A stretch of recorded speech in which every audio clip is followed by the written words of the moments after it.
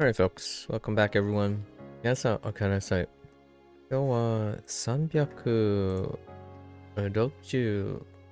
69日目です. It is day 369. This would be our business as usual, right? Yeah, business as usual. Have a few little overlapping reviews. Let's see. 21. Nope, okay. Yeah, Procol. You can choose whenever you want. It's alright. Okay. Let's get into it.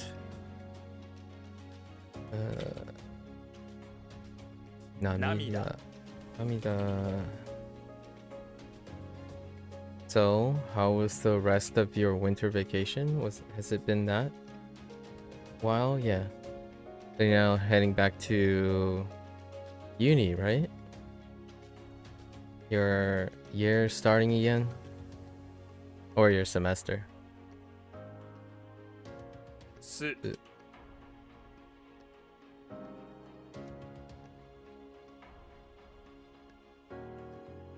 沢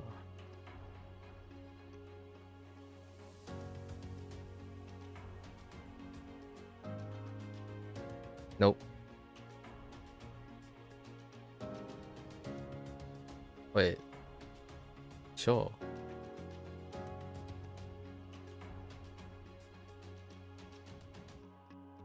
What do I think this is sure?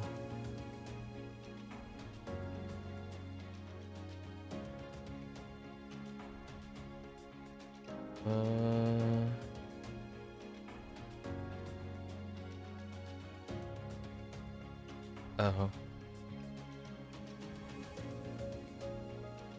Hoang.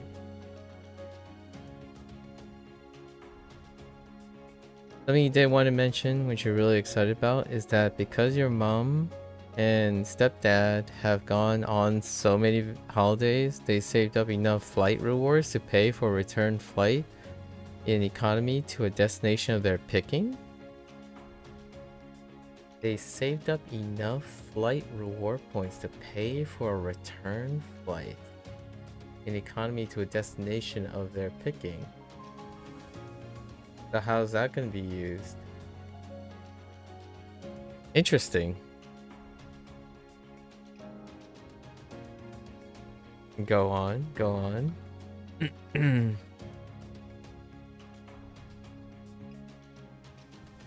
喋る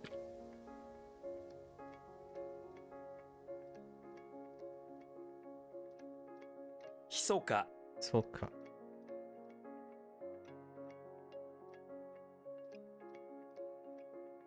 彫刻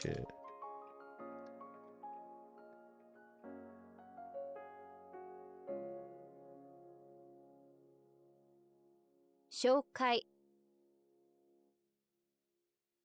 And so your mom generously said you and your two sisters could use them to go on holiday together? Oh, dang. So what are you gonna do? And so the original plan was for you and just one of your sisters to go to I was gonna say LA, Las Vegas in March. However, the flights didn't work out. So now you and both your sisters are going to Seoul in May? Oh, well, that's a change up.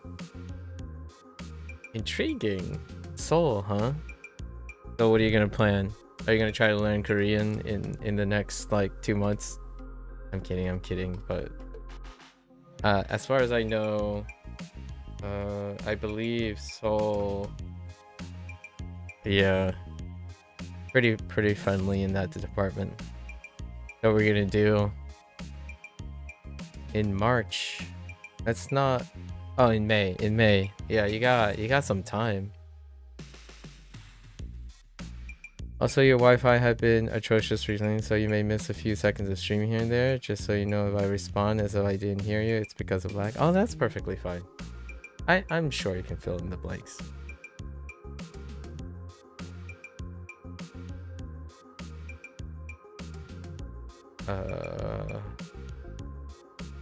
Harv.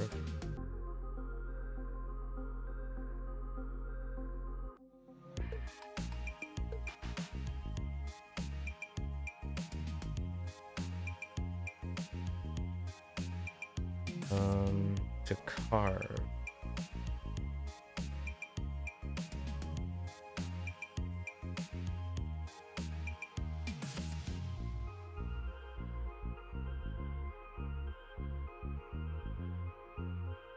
Wait, is that carve? Yes.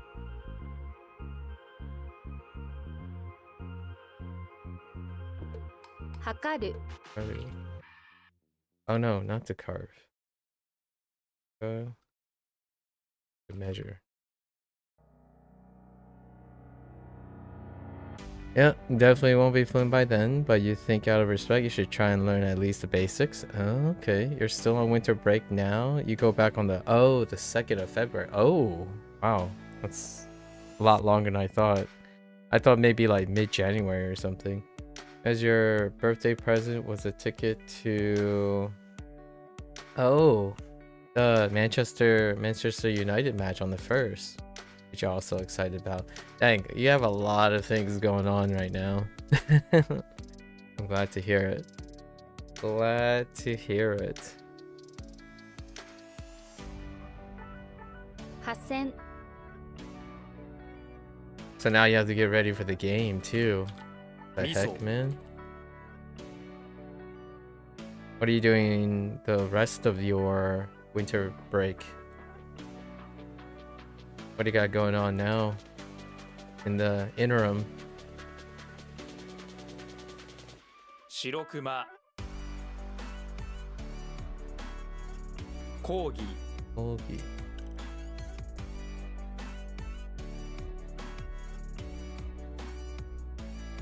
夜中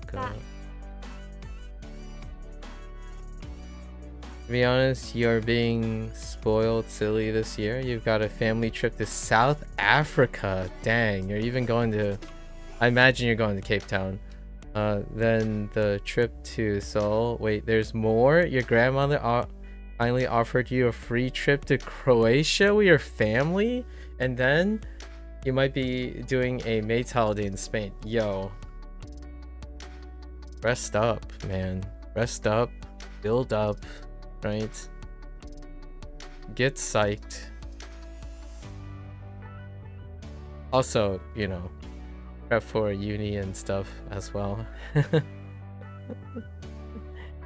Oh man. 湖 So now you just gotta get your academic stuff in order, and then the more academic stuff you get like on task, the more energy you can save for all those things. This year sounds like a super year. That's crazy. What? I thought this was... Oh no. Oh no. Oh no. What?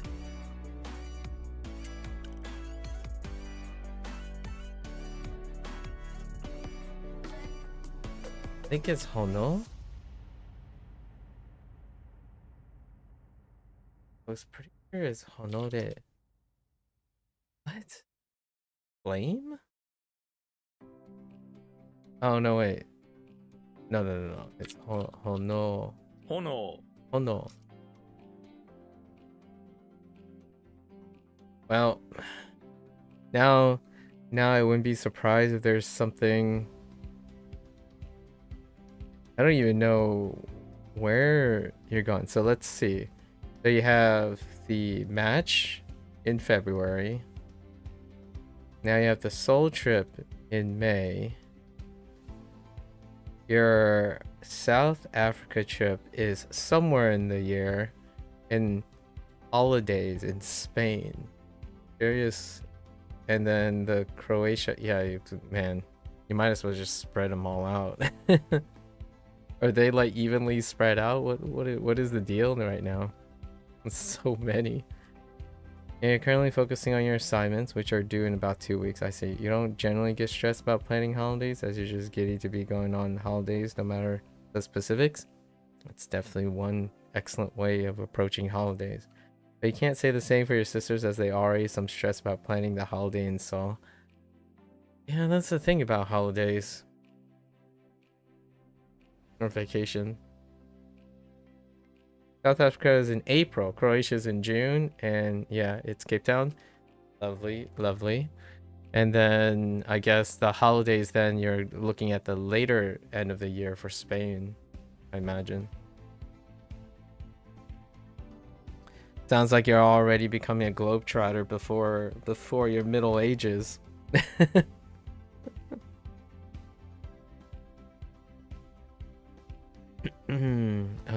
Tear.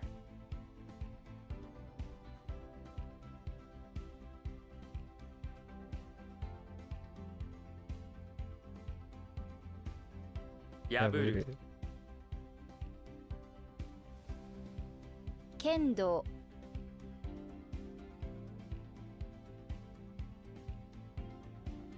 We're gonna need some pictures and stories. So what are those places' significance for all of the involved party? So I understand the Manchester United thing. That checks out with your interest. However, Seoul, Croatia, Spain, and South Africa. Those are very specific places. And I know it's Spain is a country and etc. But there are quite a lot of locations around the world, so very eclectic bunch as well.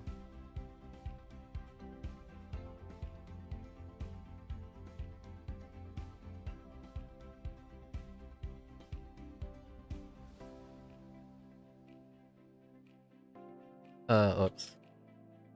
砂漠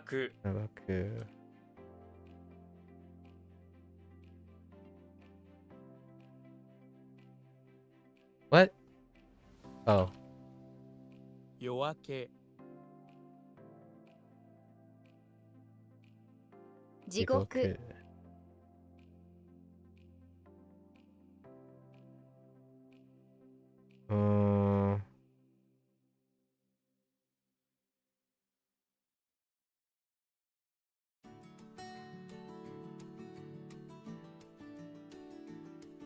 社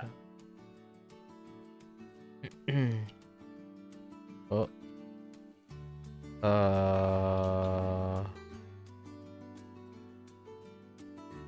田舎 Okay. –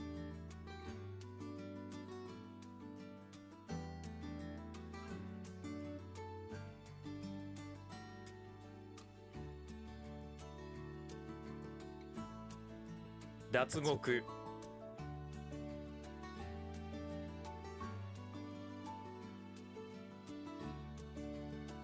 Your eldest sister was the one that seems the most interested in going to Seoul. I see. And you think South Africa is due to your mom and dad, your stepdad going there before and thinking it would be a good family trip? I see. You know about Croatia and Spain is because your friend's uncle has a villa out there. Yo. All different reasons, and that's fantastic.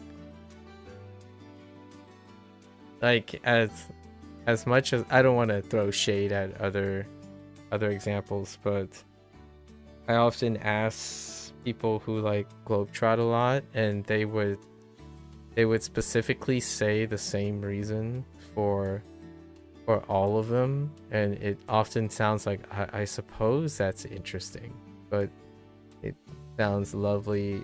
I find it a far more, like, I'm a little biased, I find it far more interesting when there's a lot of varied sentimentality involved in the trip and understanding, like, trying to come to sympathize or like grab the essence of the trip.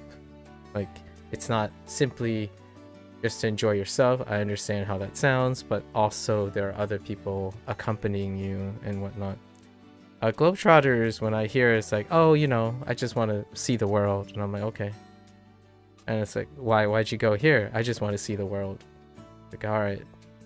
Kind of like a vibing trip. I totally understand that.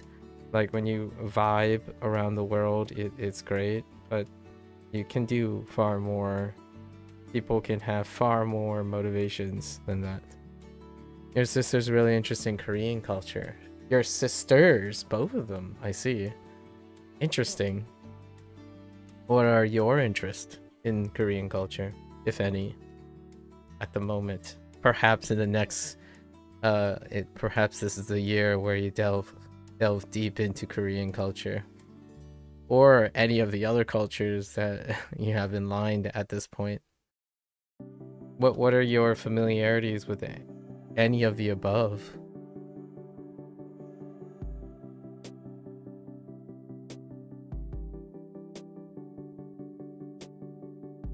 Oops. 出国 Okay. No. Oh wait, yes. 入国 Okay. Oops.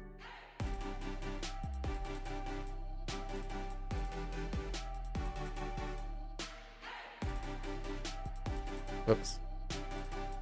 便秘 NP.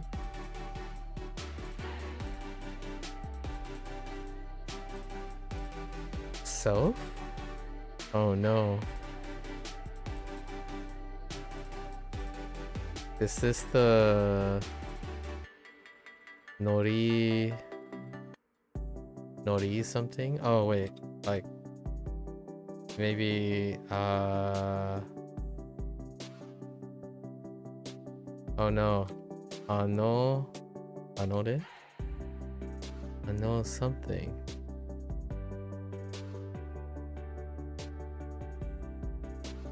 Something about a... I thought it was Anore. It might be Onore.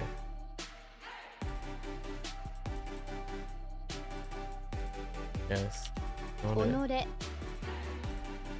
Or oneself. Don't have any particular interest in Korean culture, but you're sure it does have an amazing depth of culture, and depending on whether it's taboo or not, you like to find out more about the history of North versus South. That's kind of that's kind of a funny place you should start about North and South. North and South actually started with the involvement of a very particular conflict. Did I mention this before? I'm not sure if I mentioned this before. I watched a short led me to an essay about oh, I talked about this. Not with you though. It was brought up with when we were talking about Dogen and his like open statement about like Japan's relationship, Japanese culture, and the current state of foreigners, like that type of relationship. And it kind of tied into the background, one of the political issues that are facing Japan actually deals with its like kind of clandestine relationship with Korea. And actually the whole North and South thing dealt with the triangle of macro Asian countries. So we're talking about like China, Korea, and Japan, and how that relates to Russia, the United States, Russia and the United States in the Korean related conflicts. And that is like the whole like United Nations versus China and Russia situation, and then how the Armitage line was formed, and then the segregation between the North and South policies. South Korea is quote unquote during that conflict was propped up and reinforced by what was effectively initiated by the conflict between Japan and Korea back in like the prior days of the Japanese Empire, when they facilitated an invasion of the mainland via Korea. Or I think that area used to kind of be, I don't know how the technical political labeling, but Manchuria was the really far northeast Chinese region That's where one Korea resided. But then, Japan invaded Korea, right? And they started going up the peninsula of Korea. But because of China's proximity and Russia's proximity, they reinforced the side of Korea that shared a influence of their political views and whatnot. Since that happened, United Nations supported Japan in this stuff, and then they created eventually, like, this is very hand-wavy and generalizing, but then it created that Armitage line too for a ceasefire, and eventually there was plans to reunite them, but because of the ideology spillover, China and Russia influence the policies of North Korea nowadays. Like, then one Korea, but then because of the conflict, the ideology split along the Armitage line. So that's how you get the South Korea being associated with the, at the US and Japan and whatnot, and then North Korea being associated with China and Russia.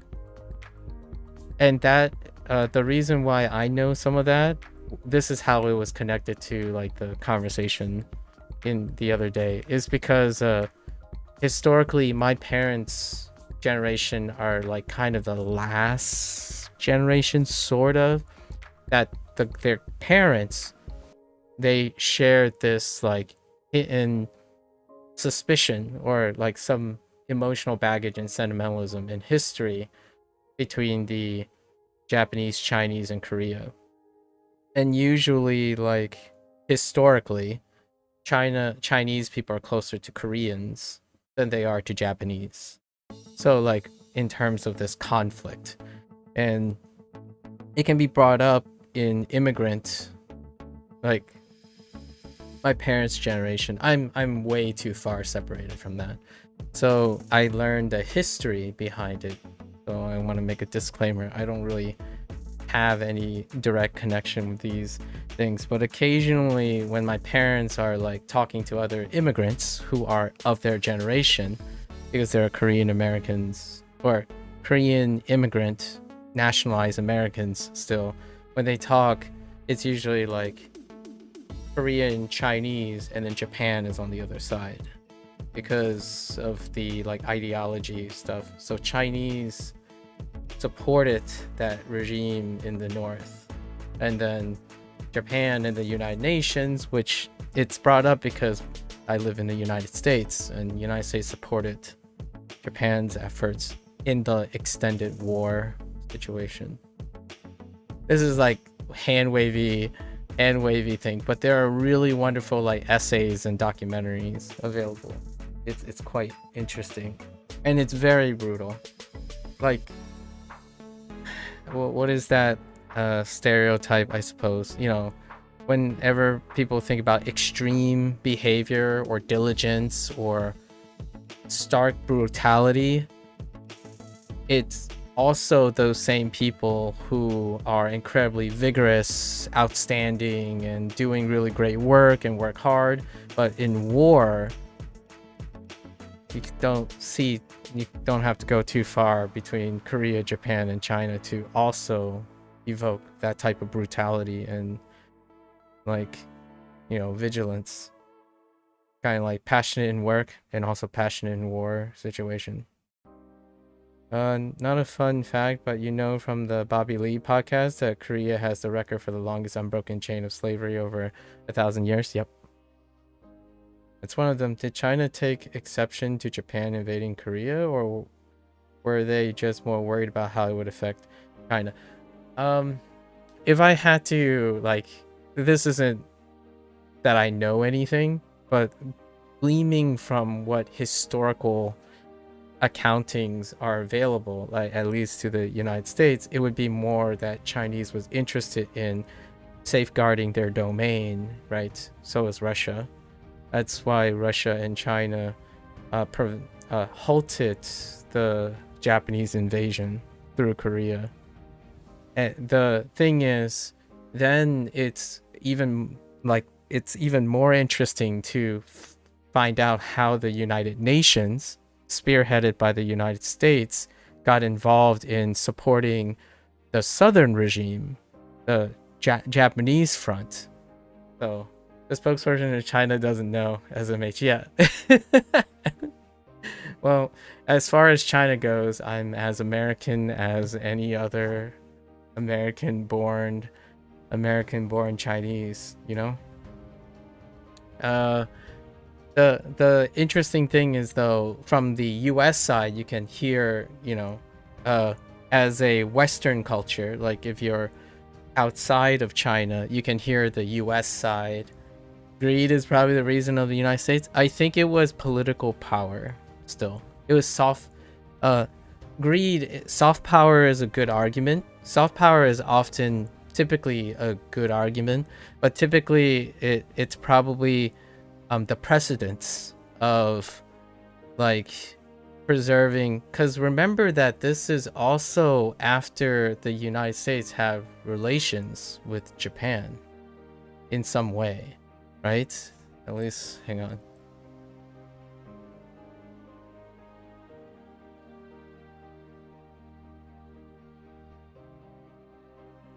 Yeah, this is after like, you know, it's not that far from World War II, but the growing relationship between the United States and Japan was when the Korean War happened. Like during, like, it's not that far from the end of World War II. So oftentimes you're going to make the argument that whenever there's a allied nation, it's more like the alliance thing happening again, but this is post World War II. So you could make an argument outside of greed, it would be political precedence, right? It's kind of like symbolic in a way. So in order to foster relationships or mandate relationships, am aware during that climate that the United Nations is a thing and China and Russia is not, right? So it might have been an ideology. You could argue that it is also forwarded by ideology. And that's interesting in my opinion from a foreigner perspective, because that's what North Korea and South Korea kind of symbolizes. It's unfortunate that that's what came to be, as opposed to a like unified Korea and whatnot. But you can see how South Korea and North Korea kind of reflect their, you know, exposed ideologies, both politically and possibly spiritually. I'm not too well versed in, well, you can't really tell too many things in the China, North Korea and Russia situation outside of, as a foreigner, right? So however, you can definitely look up motivations and whatnot of the US, but I would say outside of greed, it's more like political alliance, right? I mean, if you think about it,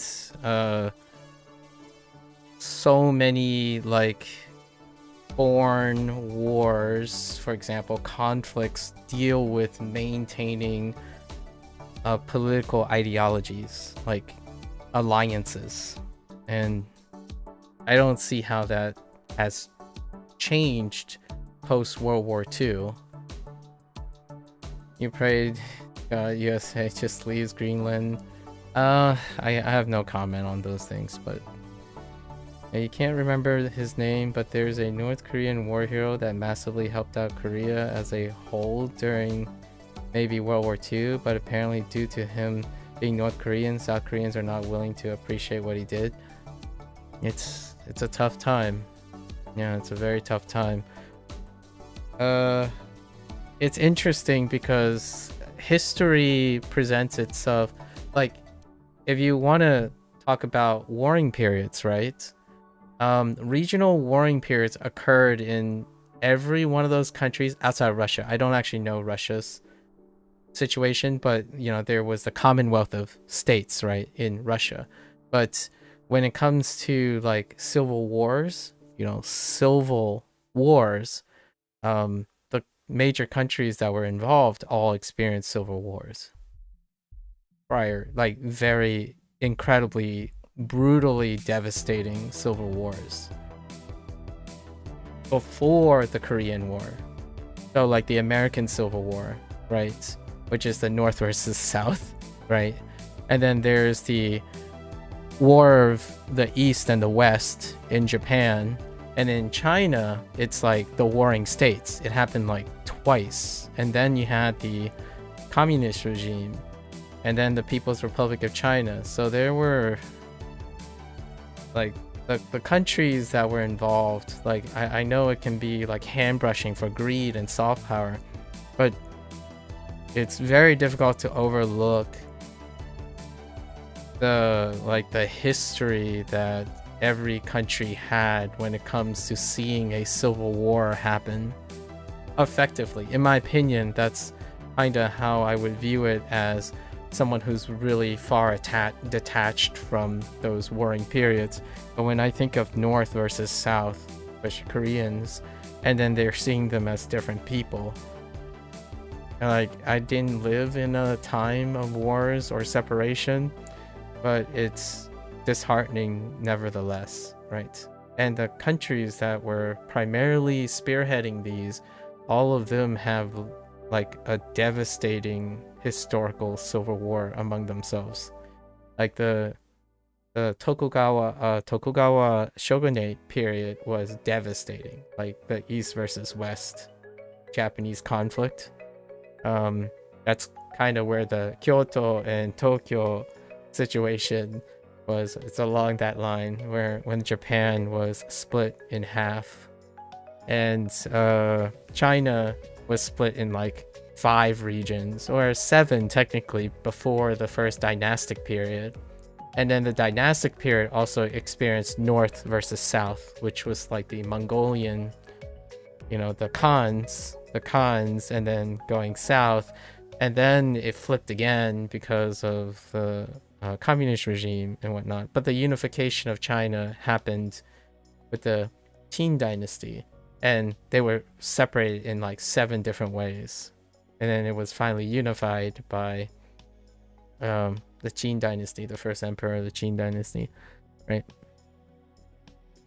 So, I don't know. And then Civil War is easily one of the most brutal, devastating wars in short American history, I suppose. But it's not even the closest thing to modern times military actions, right?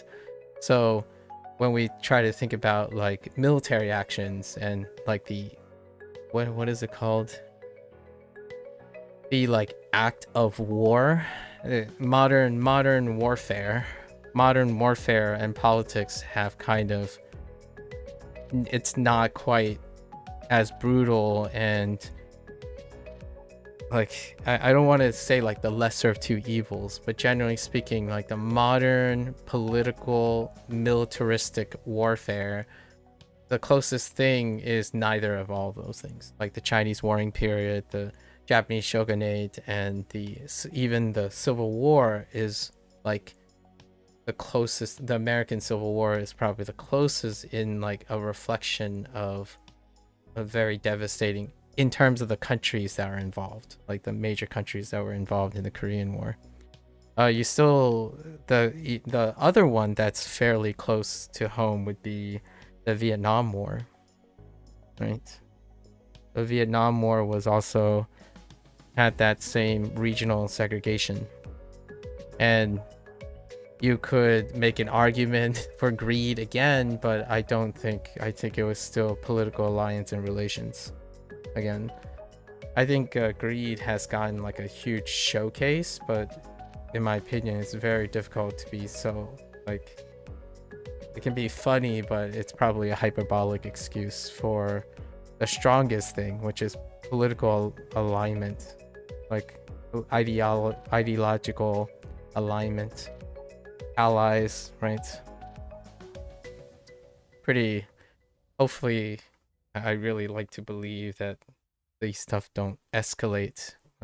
Right now, technically, like it's hard to ignore the idea of how countries are interconnected, despite being different things. The geography of countries next to each other or regions next to each other would often mean that they are related people. I understand that some people would say, no, like this divide right here on this country means that people are different, right? Like we are separate people. And I guess I could call this like a personal bias of mine, living in a country technically segregated along state lines, but somehow viewed as same people to some extent, and like a mix and back and forth. It's just the idea of the current wars that are going on. Wars happen between neighboring countries, right? Like in my opinion, like these are the things we're talking about, North Korea and South Korea and whatnot. But growing up in a country like the United States, oftentimes outside of things like the brutal civil wars that you read about as a child, like myself, oftentimes their wars are foreign soil wars. So it can be a very different perspective. You have a hypothetical for me. There's two people. The first person was walking down the street and encountered a rabid dog, so they are running for their life away from the dog, and after a while they escape with their life. The second person was in the exact same situation, ran for their lives just as the person one. However, it turns out that there was no rabid dog chasing the second person. They just imagined there was. Do you feel just as bad for both people, or do you feel more bad person one, as even though they both experienced the same fear, person one was the only one in genuine danger? Well, so you gave me a hypothetical after the fact, right? It would be both. After the fact is very objectively organized, so you can often feel yeah, the foreign word, that's always throws a hypothetical. Yeah, so the moral wrench here, right? So what you're describing is also the dissonance that happens with foreign war, like foreign soil wars, right? Where the battle and the conflict is somewhere else, then which is the kind of similar to the idea that when there's a danger, the perceived danger is there, but the danger is not actually there, versus the danger is actually there and it's perceived. So my thought is, when you presented a hypothetical, you've already presented me as though it already happened. So if you're thinking about something that's already happened, that's kind of like reading history, and that creates a calmness. It creates a delegation or objectiveness, that there is weapons of mass destruction in Iraq, yeah, for example, or weapons of mass, you don't have to say Iraq, but like weapons of mass destruction in general, right? Nuclear deterrence is the name of the game here. But the hypothetical is presented afterwards. So the answer is both. During the uncertainty of everything, fear is equated. You respond to the action as it happens, right? So yes, I would feel bad for both people. Without the clairvoyance or the foresight that one is actually in danger or not. That's how one would realistically portray human actions and decisions. However, if you're suggesting upon reflection that one has the clairvoyance or the foresight of knowing that one is not actually in danger, one could weigh objective thought on it, and that then becomes debatable. But since it's a hypothetical, you would put out all the situations first. But the real answer is, for myself, is I would feel bad for both, not knowing that the fear is real or not. Because fear can drive mass destruction, whether it's there or not. So the consequences happening in the moment are always the consequences that you're acting upon. For the idea of thinking that something will happen or may happen and operating on that when it comes to like the welfare of people in the world, that's kind of like sitting there waiting for things to happen, in my opinion. So it's easy to say upon reflection, in my opinion, to remain calm, emotionally sorted, and being able to evaluate things after the fact. But generally speaking, when it comes to feelings, it's usually the context in which it is being experienced. So if two people are running from a dog and one happens to be rapid and the other does not, fear is tenuously in that moment. So I would feel bad for both.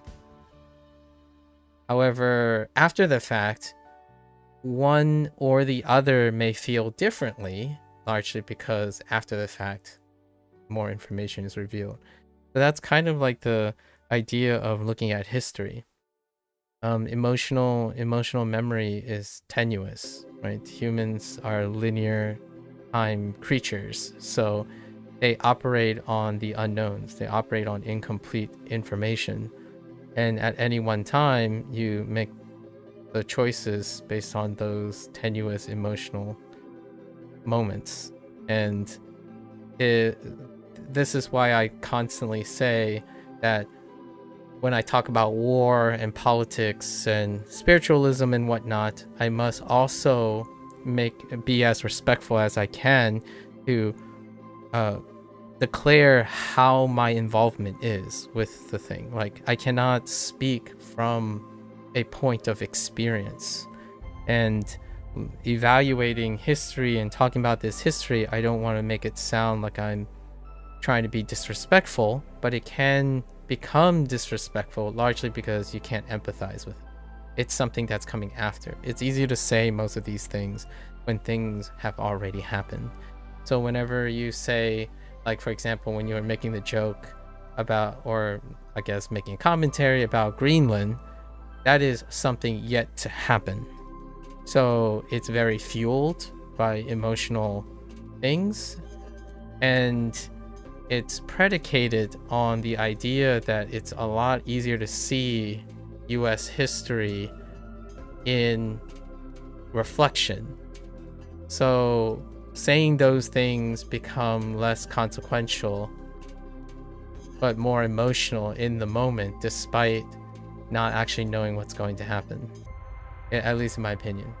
So when it comes to what makes you feel bad about someone's experiences, do you more so value the emotional impact of the situation, or do you value more the objective facts of the situation? That's an interesting question, and the answer would be both. I don't see which one as being more or less valuable. The thing that determines whether one is more or less impactful is which one is more available, right? Because to me, the most impactful thing would be the most informative thing. So whether emotional impact or objective facts, it depends on which one is most available.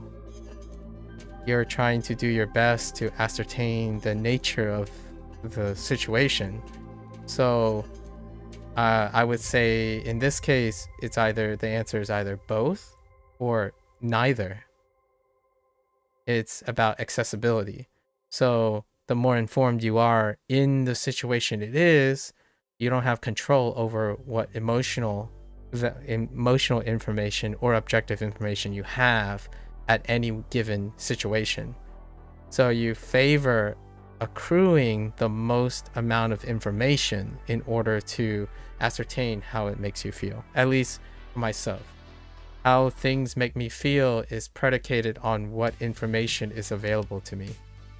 Much like history, looking back on history, how much history is available to me. And then making an action, the course of action is how much information. It's not separated on whether it is emotional or objective. Facts is how much information I have about the situation at the moment is how it will make me feel. So neither one or the other is more important. Either one would be more impactful is dependent on how available that information is. So like, for example, if 99.9%, this is rarely the case, but 99.9% of the people support this action because they feel a certain way, despite the available objective fact that it may be detrimental in the future. The thing is, I have to also accept that the emotional data is incomplete and the objective facts are also incomplete. It is only after the action has occurred that the entire information and situation will become more clear. So the idea is whichever one is available more often, or like whichever one presents itself, that's how I would feel about it. Otherwise, always assuming one is more valuable than the other, I don't think that leads to a balance of the two. Like you could pigeonhole me and say something like, well, that means that sometimes you won't value human experiences and emotions over objective facts. And I'm like, that's not how that works. I value both. The idea is whichever one presents itself is what I'm going to predicate my feelings on. Because if there's something going on and it's during a time where all objective facts has been thrown out of like reliability, then what you have is the most emotional impact of the situation, because that's the most readily available information. So, for example, like the theories and the politics and stuff behind the Manhattan Project, which is the Manhattan Project, the atomic bomb, right? And the decision by President Eisenhower, right? That's, or was it Truman? No, it's Eisenhower. Yeah, right after. That's what happens, right?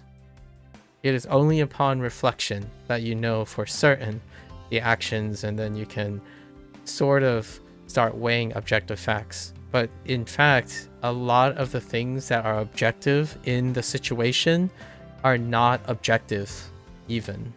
When you make like decisions in the moment when human experience is involved, however objective it may be, there is often a consideration for subjectivity. So decisions are made primarily on interpreting what is observed, which may seem objective, but the feelings and decisions made are subjective in nature because we are humans that make those decisions.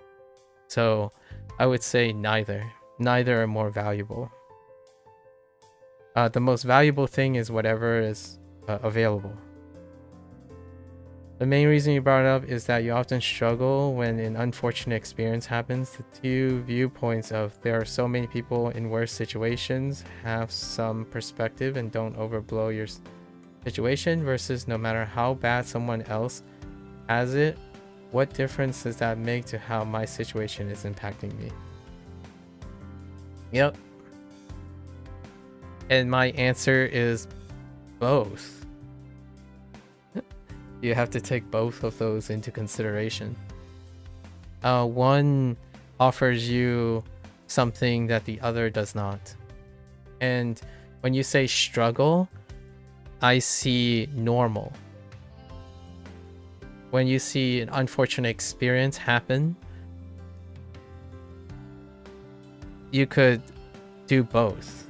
There's, like, And I can kind of see what you mean by what you value most, as in, like, if you have clarity on what you value most, then you can find clarity in this struggle.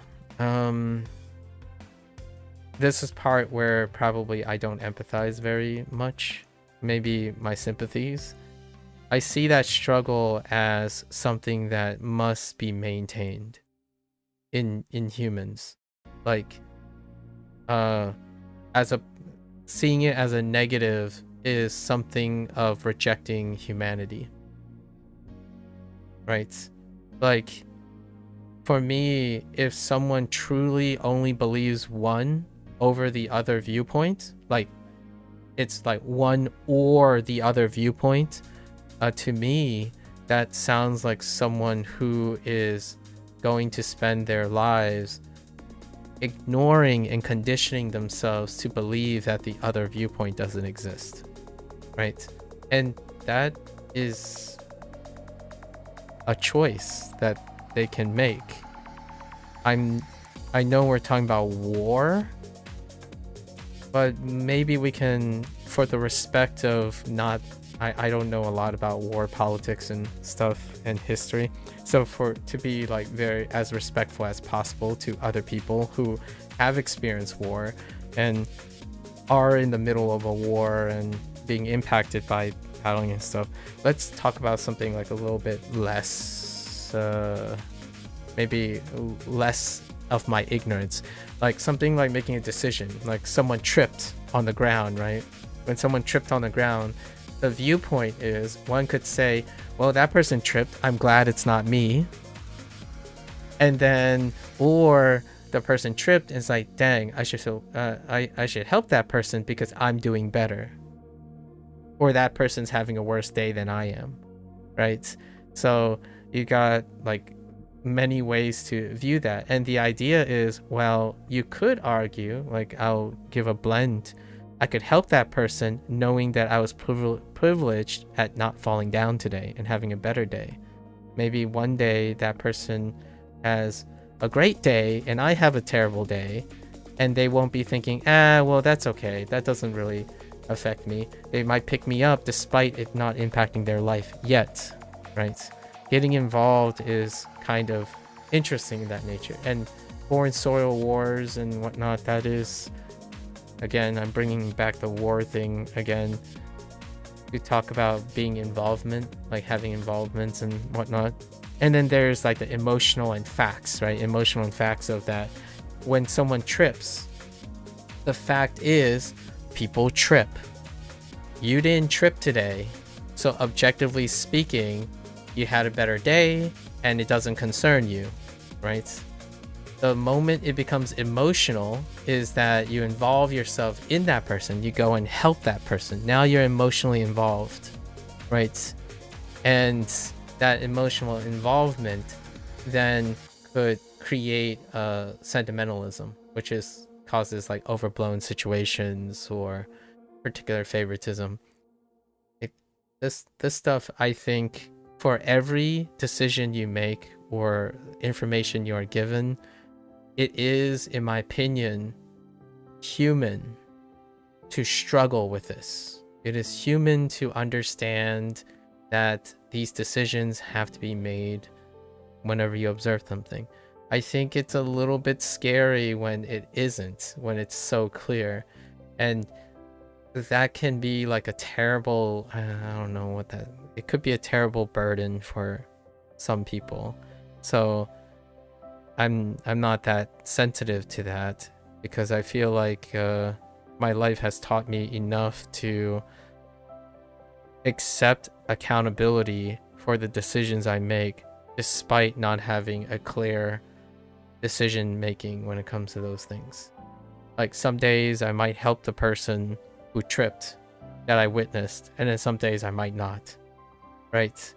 And I hold myself accountable for the decisions that I made, as opposed to trying to argue or use mental gymnastics to say that I don't ever have these problems because I reject half of or like a part of my humanity, which is to concern myself with things that don't concern me, or concern something, you know, be involved in something in order for it to give me something. Many things like that. Yeah, you think that a middle ground between those two viewpoints is obviously most logical. I think it's most logical in the manner of not the outcome or the result, but for myself, it's most logical that you would incorporate both those decisions because it's rational, as opposed to using the word logical. Rational for a human to negotiate those things. I don't think is as rational to ignore and pretend like you're not human, like you don't feel things in order to be objective, or in order to be feely, you reject what's in front of you, right? Like, oh, I only care about myself, so that person tripping, that's not my problem. That's rejecting, like trying to say, oh yeah, it's there, but it's also not there because it's not my concern, right? So I think it's most rational when you understand both and you can make a decision and accept accountability. That's like living with yourself, right? Living with your humanity. Otherwise, you can simplify humanity, obviously, and still be perfectly content. I simply do not empathize with that. Others may. Like, others are fine with that. They would go and say, oh yeah, that person tripped, I laughed, and then I walked away. That's fine. Like, I'm not saying they shouldn't do that or should do that. It's a decision they made. Also, a quick point on empathy. The political commentator Charlie Kirk died recently. Oh, I was unaware. And you keep seeing people saying that nothing... Oh, wait. Yes. Yes. That person. Yes. I was well aware of that person. Yes. Yeah, recently. When you phrase it as died recently, we know, like, I'm aware of what happened. And you keep seeing people say that nothing good was lost, and to back that view, they said he was immoral, and as he once said, I don't think empathy is a good word. We shouldn't say empathy. However, the full quote is, sympathy is a much better word as empathy requires a mutual understanding, which often isn't the case. That was just something that annoyed me, as they always cut off the second part of the clip. Yeah. Sympathy is probably... We strive for empathy. Like, for me personally, we strive for empathy, but it's like kind of trying to think about idealism. Sympathy is probably the truest and most, like, quote unquote, the truest objective potential occurrence that can happen, because empathy, the truest of empathy would require that we share telepathic links, right? We would have to be telepathically in line with each other, or coincidentally in line with each other, to reach like the epitome, the idealistic empathy. We would have to share our circumstances and our background in our lives, and we know that the longer someone lives, the highly improbable case is that empathy wanes over time as events happen and segregate and diverge, right? So sympathy is what I would say the most realistic point of reach. One would want to reach sympathy, and then you strive for empathy when it comes to decision making that impacts mutual parties, right? Like, if you're making a decision and those who you impact on that decision would reach an empathetic point, but typically that is the ideal case. You want to increase and strive for empathy, but being sympathetic is the step that I feel like logically or rationally could be achieved. So oftentimes that's what I differentiate very carefully. When I tell someone, just because I can't empathize with you does not mean I cannot conceptualize sympathy for your position, right? Like, I can think of analogous situations in which I can develop that sympathy and strive for empathy for your situation. However, emotional intelligence, right? Emotional intelligence and emotional memory are tenuous. They are temporary. They are temporally dependent. So what makes me really angry 5 years ago is no longer the same anger I feel 5 years now. So when someone is really angry about something that's happening to them, that happened to me 10 years ago, I can derive sympathy from that memory. But striving for empathy is very difficult. There are actually very rare humans in the world. I forgot how rare it is. It's like 0.01% or something like that are born with emotional salience. I'm using a fancy word, sorry. Like their emotional memory is constantly like iterated so well that they can like feel all the things again. They can like legitimately recall the moments of those emotional encoding. For an average human, like, you know, the normal human, because there is a benefit, you know, pros and cons to all these things. There's a biological selection for why emotional memory is like tenuous and consolidated and temporary. Because imagine like getting angry and you can never overcome that anger. Like that is like, imagine having trauma and unable to ever overcome that trauma. That's kind of like a great way to see the functional trade-off of emotional tenuousness. So sympathy is usually quote unquote a gold standard when it comes to like making decisions that impact other people's lives. Empathy would be very ideal, but it gets less and less the longer we live.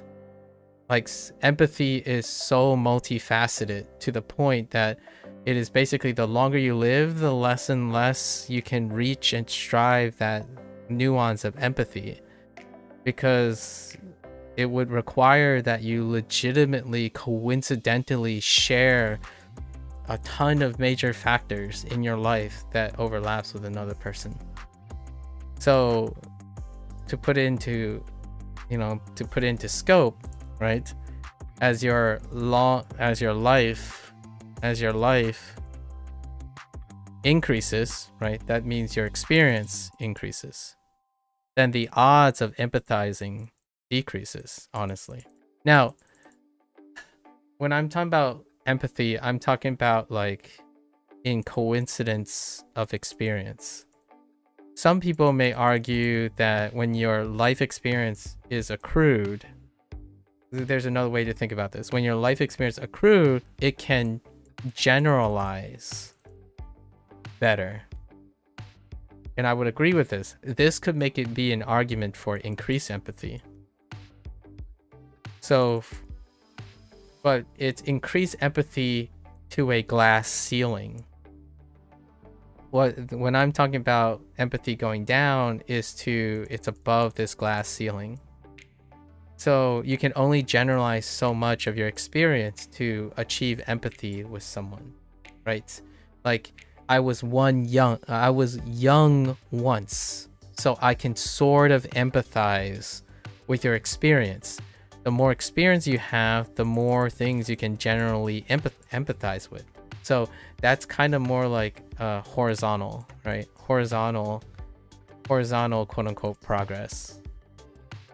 You can generalize so horizontally, but it's only up to a certain point.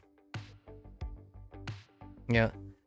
And then the empathy that I'm talking about, like we feel like brothers or we feel like family, that usually diverge. It consistently diverge over time. So what's happening is it goes down to this.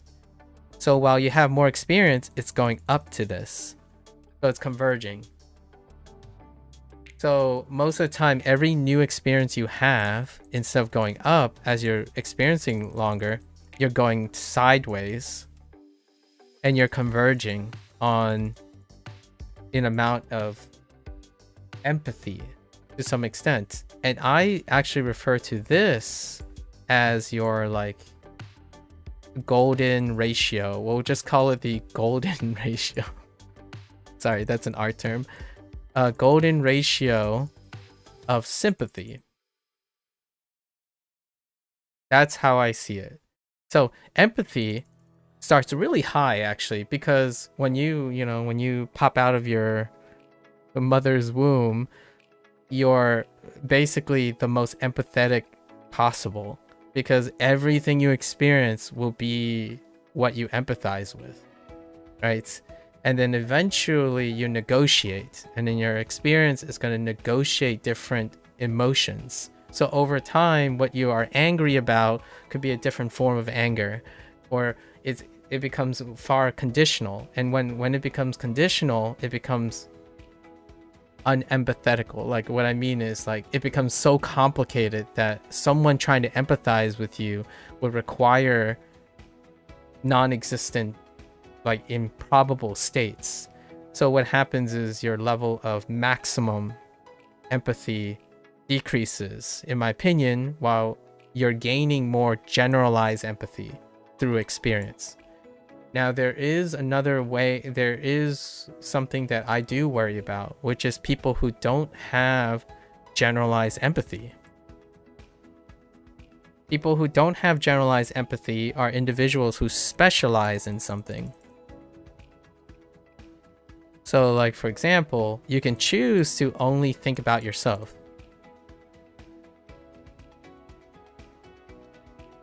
So if you only think about yourself, then your empathy, your generalized empathy would be hindered because you don't have generalizable experiences. However, it could maintain a higher level of specialized empathy. Like, for example, relationships. We'll use relationships. I know I'm being like overly complicated on this, but relationships. If you have like a colleague and then you spent like 15 years on the same career, right? Same career. Or then you get married and spend 20 years together. That's a specialized form of experience. So your empathetic link with that person is higher. It's maintained higher. With every moment you're away from that person, that empathetic link gets lower because the experiences are not together, right? So it's ebb and flow. So across many disciplines, like if you're making a military strategy, we rely on empathetic recruitment. But empathetic recruitment is not what that is technically called, in my opinion. It's experience. So reliable experience then becomes the decision maker. And then that's where like the meritocracy and all that stuff comes in. But then you can argue, well, there are non-sympathetic and non-empathetic modes of measure, and that's objectivity. And objectivity then brings in like things like, in my opinion, ideology, nepotism, I don't know, utilitarianism, like the other things that allow objectivity to weigh in. So yes, it ends up being both. The idea is that sympathy is the social norm, at least in my opinion, while people strive for empathy. And I do tend to try to strive for empathy, and the way I strive for empathy is literally partaking. There's no substitute. You partake in the action, in the event of that person. So like, how would you want to strive to improve your empathy? You literally do the things with them, right? You can sympathize with them by finding analogies. So I could say something like, oh, when I was a teenager, I'm speaking to a teenager. When I was a teenager, these were my circumstances. I can describe the circumstances as well as I can in order for them to develop a potential empathetic link to my sympathetic portrayal of my younger self. That is as close as you can get. So the onus on someone who has more generalizable empathy is to be able to detail those accounts. This goes back to your hypothetical, right? Do I feel bad for the person who's running from the dog that is rabid versus running from a dog who's not actually rabid, but they have the fear of it? I would have to go back and say, during that moment, if like I was an onlooker and I saw a dog chasing two people, and there was great suspicion that at least one of them was rabid, and both of them was for certain experiencing fear. How do you empathize with that? Well, for those people running away, that is the closest thing that I can form a sympathy to. Like, as an onlooker, I would sympathize after the fact with them, that I was there witnessing them both empathetically experiencing the same fear. So both of them could be empathetic to each other because they were both running from a known foreseeable rabid dog. Like, they don't know which one. Either of them could have been running from a dog that isn't rabid, or both of them could have been rabid. You know. So the idea is those guys share empathetic links, or closer empathetic links. But as an onlooker who was not there, I can only demonstrate my sympathies by illustrating what happened in the past, or in a situation that was in the past. Or I could even elicit a memory in which, oh, I was running from a dog and this is how I felt, I think. But the feeling is not felt immediately. Like, you don't rekindle all of it. Feelings are not like encoded in that way. For the record, memory is not either. Like, most form of memory, if you're human, right? Hopefully none of you are robots, I suppose. I mean, some of you are robots, you know, ChatGPT is something like that. Memory is the same too. When you elicit a memory, it's modified, it's consolidated. So when you like try to remember, say you're trying to tell a story about your past, it interacts with all your existing present knowledge, or the delta that existed before the past and your present. So when you're thinking about your memory, right, it's not just emotional, it's everything. So when you're trying to think of your past, every existing experience that you have since that time that you're trying to recall may or may not interact with your perception of the past. It is through recording and history, writing, and things that are static that one can form an objective reflection on the past. Speaking to someone about what they think about the past is constantly modified by the delta of past and present. So whenever you say, oh, you know, I remember like it was yesterday. No, you don't. You don't. Unless you're 0.01% of those people. And you know what's funny about that? That 0.01% would not say that. Like, human behavior has a really wonderful way of creating emotional and behavioral responses that when you actually have that capacity, they typically do not respond in the way that is. Like when someone says, oh yeah, I remember everything like it was yesterday. That's not what someone who actually could remember everything since yesterday would behave like. They would be unlikely to behave like that. Because we, as a human, you would not know what it's like to be in that response. And then when you observe it, it's something you can't empathize with. Right? So it kind of like, and for the record, there's also this scientific fallacy where when you're observing something, you're observing the system that you're participating in. you're always going to have an incomplete certainty, right? So the things I'm saying, it's unlikely to happen. It's very unlikely to happen that someone who says, oh, I remember everything like it was yesterday, to have actual eidetic memory or empathetic. I don't know what it's called. There's something called for people who are able to not necessarily remember.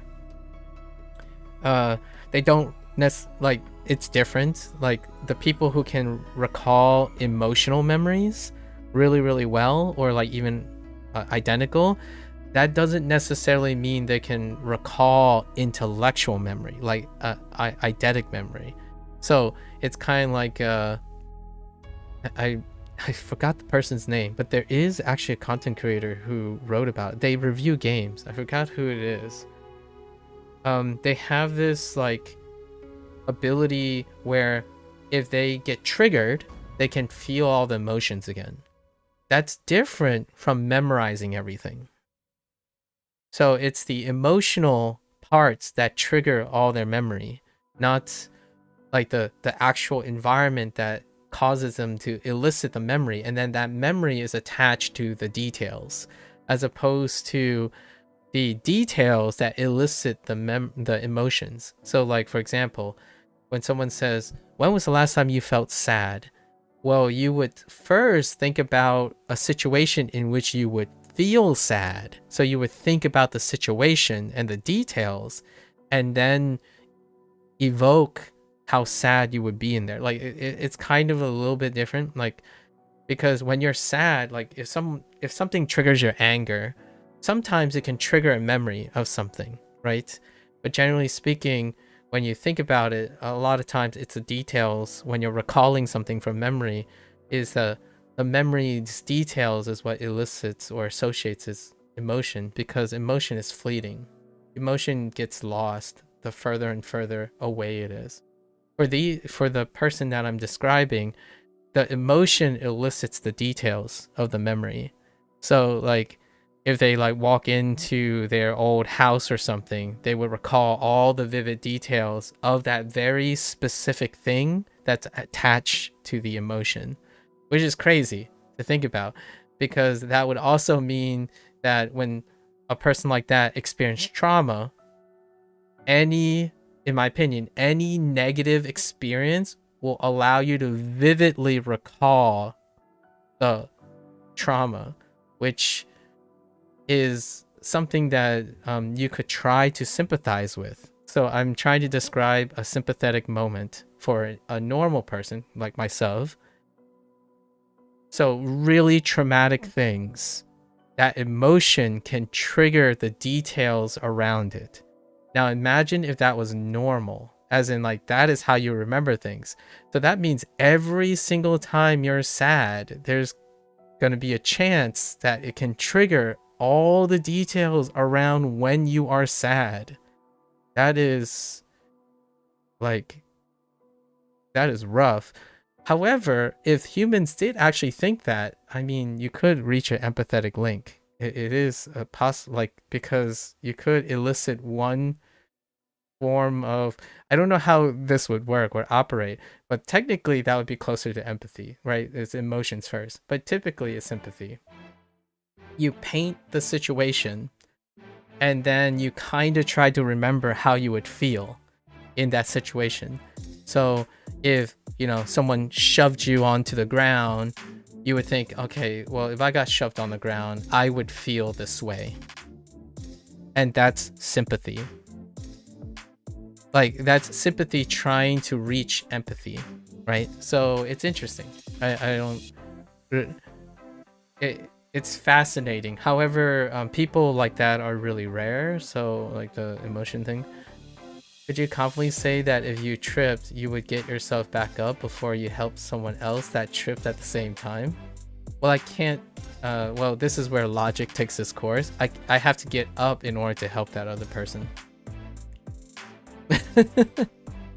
That question, maybe there's something missing there when you ask, could I confidently say that if I tripped, would you get yourself back up before you help someone else? I would have to get up before I can help that other person. Like what I mean is, like maybe we would think of this. How about, I know what you're trying to ask in that question. Say I'm having a bad day. So I am having a bad day. I am having a bad day. It still translates. So I'm having a bad day, and I see someone else, right? Other having a bad day, for example. So the question is, would I help myself first? Right? Myself first before helping the other person, right? And it will still be the same for me personally. So like if I tripped, right? And then the other person tripped at the same time, would I help the other person before helping myself? This is how I would rationalize. My rationalization is, if I can't help myself, I am not, like, if I can't help myself out of my particular bad day, what are the chances that I could help this person out of their bad day? And that's how I would go about it. So the tripping thing is already answering its own question. If I can't get back up, right, like tripping, say these tripping, it's assuming one thing. The tripping are equal to each other, right? If they're equal to each other, that means if I can get up, I can help that person get up. That's empathy. Like in ideal cases, if I can do something and we share an empathetic link, the success is fairly high. There's a high chance of success, right? However, if I can't get up, then I could try to sympathize with the person. I'm like trying to tie all the themes that we were talking about together. So I can only sympathize with the person. So then the percentage of success would go down. That doesn't mean I might not do it sometimes.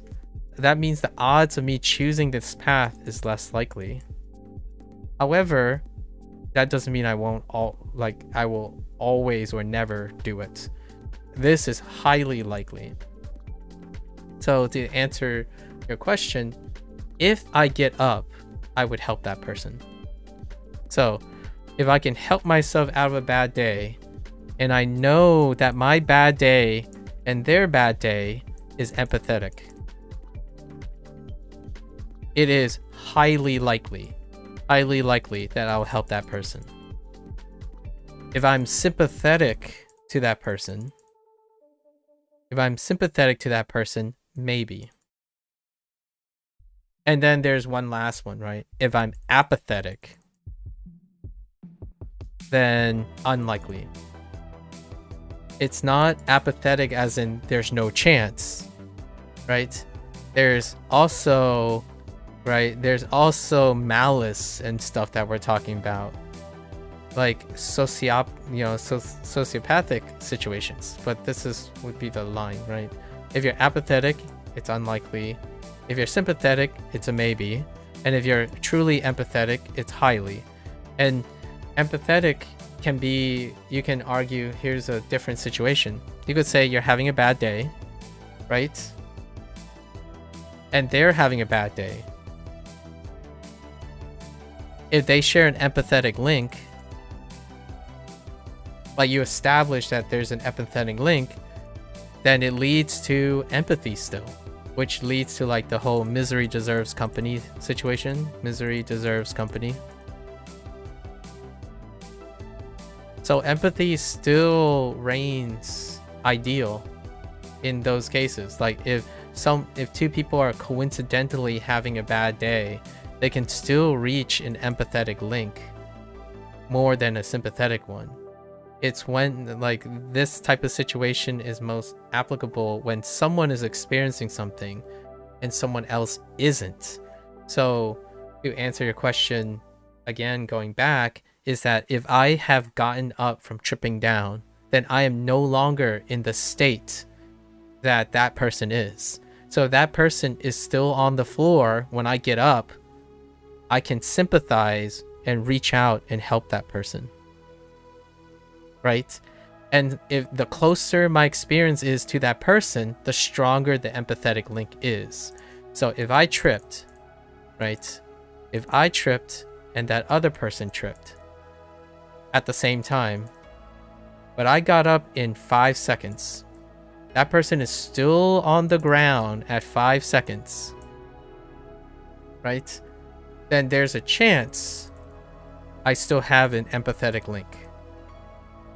With every passing moment, it goes down to sympathy, right? So the odds are, if we both tripped at the same time and I got up, I would help this person. Because the empathy is still there. The memory is not fleeting. The emotional impact is not so far away that you have to rely on sympathy to want to help them. How does this work when you are normal? Like, say you didn't trip. You didn't trip. Now you're going to go back into your memory and say, how long ago did you last trip? How long ago did you have this memory? Because that would dictate how much you can empathize and sympathize with the person, right? If you trip like 50 minutes ago, for example, then there's a higher, in my opinion, there's a higher chance you may help this person. If it was like 5 years ago, then you have all of that time to create interference. Like any form of things. Like you could even laugh at the person. Because the last time you remember something tripping was like a comedy act or something. For gags. Or how something, whatever your memory, you have all this time to form new memories in between the time you recall and elicit the experience. So that's actually kind of how I think about it a lot of times, like emotional memory. So hear me out. How do I like get better at, or try to raise my success at being quote unquote in touch with people's problems? You engage in those problems. You remind yourself, but you're not like trying to embrace it with true empathy. Like, for example, if someone has a problem, they present it, you're trying to engage in that problem with a different set of skills and emotions, so you would have a different outcome. So it's often a balance between empathy and sympathy, like somewhere in between, that allows you to create like a balance between how can you change the subject's situation without being in that situation, because you kind of don't want to be in that situation. Like if you're helping someone with a problem, so you create that problem for yourself, but you go about it empathetically. That means you create the problem and also have the same problem at the same time. That means like now it's not one person having the problem, it's two people having the same problem, right? So there is a give or take. Like you don't want, there are situations, in order to induce change, you're not trying to maintain the same thing. So I'm not saying that empathy is the goated, like goated or like an answer to everything. It really isn't. With it, if you have empathy 100% of the time, how do you have objectivity? Like if you're constantly empathizing 100% to everyone, you know, telepathically, right? If you're telepathic, if humans are by the way, Sense8, the show Sense8, it didn't go into this, but it would have been really fun to see the showrunners. The show got ended early and then some other things happened, but it would be really fun if they wrote something about that, where like if you share a telepathic link with someone, then you are one person, as in your actions and stuff cannot change outside yourself. So what happens is if you're miserable, then and you don't have a solution to it, then you stay miserable. It is through sympathy, right? It is through sympathy that you're able to contradict or like change the situation. So hear me out. It would be great if sometimes humans can truly empathize with another person, but at the same time, let's take it all the way back to South Korea and North Korea. The reason why, in my opinion, conflicts of interest exist is because it also has benefits. When something is inherently malicious, it can change through sympathy. It often cannot change through true empathy, because when you truly empathize with someone and their actions become reasonable. We can talk about, like, you know, kidnappers, for example. Sorry, this might be a little bit sensitive. Kidnapping or addiction or abuse, right? These are all tough situations. If you end up truly empathizing with someone who is in these situations, then you will start to you would embody them. And that's not really that's one of the nice things about also not being able to completely empathize, because you can sympathize with someone and be able to suggest something different, right? Like, if you sympathize with addiction, you don't end up being unintentionally the enabler for that addiction. You sympathize for all the things that they're struggling with, but you also know all the things that person doesn't experience at the same time, like a life without addiction. So there is a give or take. Empathy often is most golden when people want to share lives with each other, like a partnership, for example, love, right? Family, friends, the good stuff. Sympathy keeps you rational, injects objectivity and rationality to compare and contrast, because sometimes when you sympathize with someone, that is what you need to do in order to help them. Because if you can't, so when I say, oh, if I trip and I would definitely pick this person up, that might not always work for helping someone with like a greater thing, right? If someone is experiencing that and your goal is to create that same trauma for yourself so that you both can be traumatized together, that will generate empathy, but it will also obfuscate all of your other things. What's a great example? And I'm gonna say this very like with respect to all the people struggling.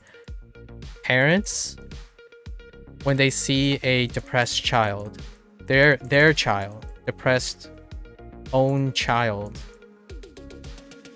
So if there's a very strong empathetic link, right? Then you might not see it. If the child doesn't see the depression and the parents are empathizing with the child, then there's no depression. Right? This is what happens when you get a therapist who doesn't share an empathetic link. They're not empathetic, but they can be sympathetic. So they are sympathetic because they have experience with other patients. They can be something that can help. So the answer most of the time is both. Again, which goes back to the war thing. When someone asks, like, what is more important, objective facts or emotional subjectivity? You can't exclude both. You're human. So the idea is you have more information. More information. That means more types of people. Right? More types of people. And that's, in my opinion, how you would logically balance things. So when you have more types of people, what do you have? More views. More viewpoints. Which is technically more information. So you're currently sorting out generalizations for your assignment. Oh, interesting. Funny that you say that just now. You argue it's a math term over an art term? Interesting. Fair enough. Fair enough. Also, with your assignment, generalization is very applicable as you want to generalize to avoid overfitting. Exactly. Which is also something you want to avoid when being empathetic. Exactly. So you're doing both. And you know, I know Procol that this isn't a great, to go back to like one of the first questions that you asked when you were sharing about, or not the first question, but the first statement you were talking about the struggle between multiple viewpoints. I sympathize with it. Okay? And if you want to empathize with me, the point of empathy is that you build your life around understanding that that will always be the case. The more you learn, the more worldly you become, the more cultured you become, the more viewpoints you're juggling. That is one of the burdens of human experience. So for me, if you want to reach an empathetic link with me, I don't see it as a burden. I see it as the very thing that makes me human. So the very thing that I'm not worried about, like for example, when someone asks, oh, what are you going to do when machine learning is going to replace you? Or what are you going to do when your job gets replaced?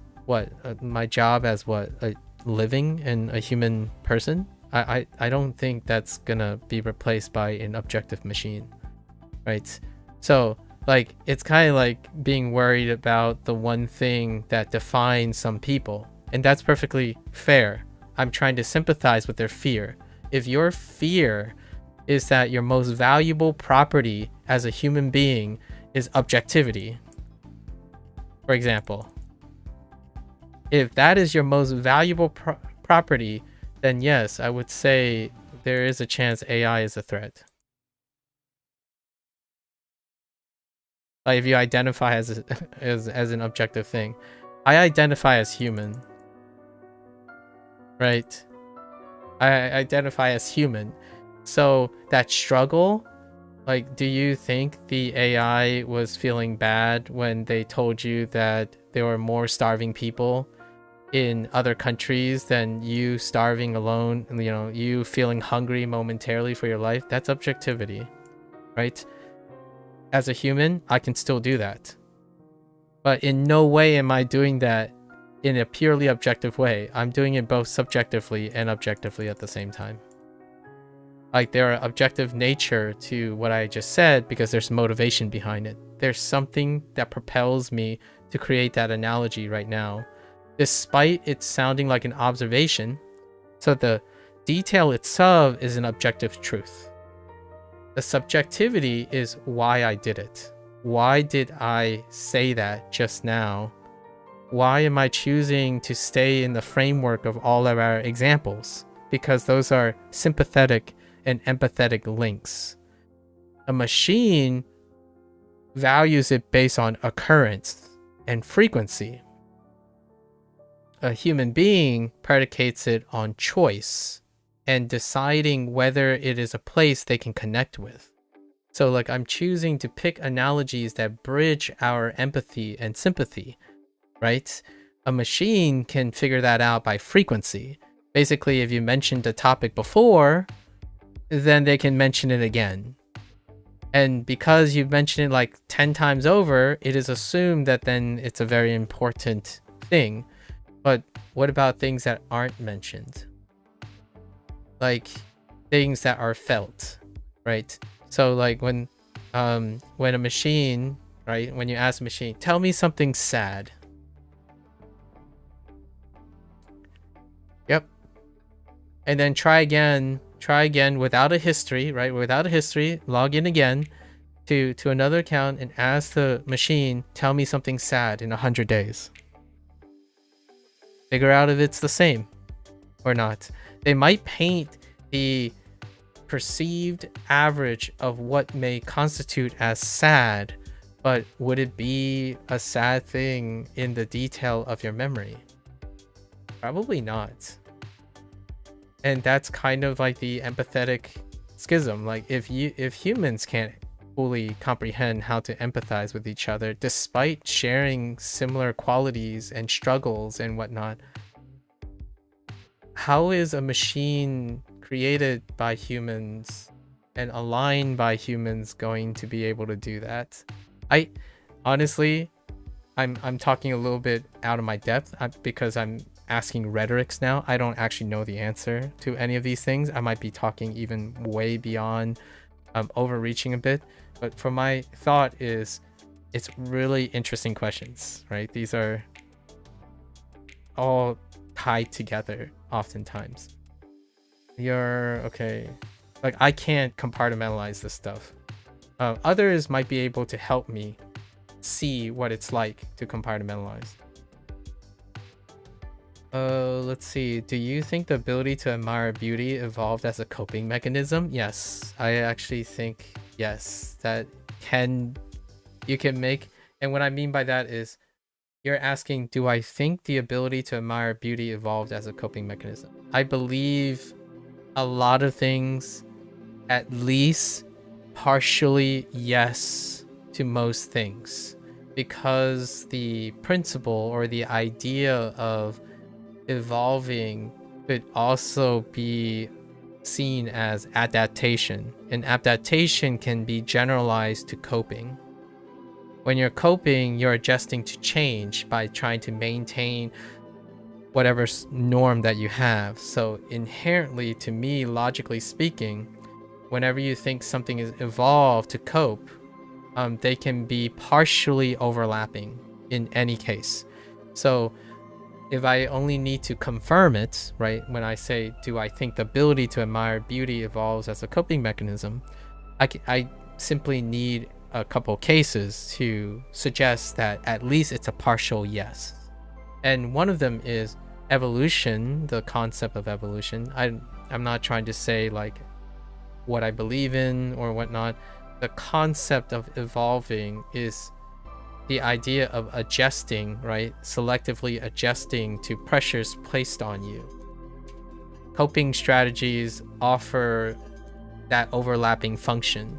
When a stressor is placed on you, you are developing a strategy or mechanism to cope with it. So evolution, when you evolve to do something, you could also say you evolved a coping strategy because a stressor is presented, right? I think you can then go and say, well, do you think they're different, right? Do you think they're not the same? And it's like, well, yes, you can also make arguments in which they are not the same, and then therefore make an argument that the ability to admire beauty was not evolved as a coping mechanism. The answer generally is yes and no, and I can say yes to that because at least part of it is true. So when you admire beauty, you can also qualify that beauty is subjective, right? The beauty that I'm thinking about is subjective, but there's also arguments for objective beauty. And what is that? And you could say evolutionarily depicting, like somehow picking out more robust indicators of, I don't know, fertility or something as a argument for, oh yeah, that is strictly an evolutionary process, etc. Alternatively, like for example, when you see quote unquote like an ugly thing and someone sees it as a cute thing, like cute ugly. I'm using terms. You can use your imagination for all the image, whatever imagery you're talking about. I'm not specifically referring to any imagery, but just the concept of whatever you find unattractive, like an ugly thing, right? But you can also make a coping strategy of cute ugly. So you could make an argument that this is an evolved strategy, right? It's an emergent thing that happens. You can find ugly things cute. It's interesting to think about. This stuff happens actually quite often. Have I watched oh, did it end yet? I haven't started watching One Punch Man season 3. Anyways, that's good questions. It's always nice to catch up. Are those your recent thoughts? Protocol, are those recent thoughts? I guess the TLDR, right? TLDR. What is the TLDR for some of the stuff? I guess for the questions that you actually asked and then the sharing, like the center core of the thing, I think oftentimes it's very awesome to be able to be empathetic, to form close relationships. And then sympathy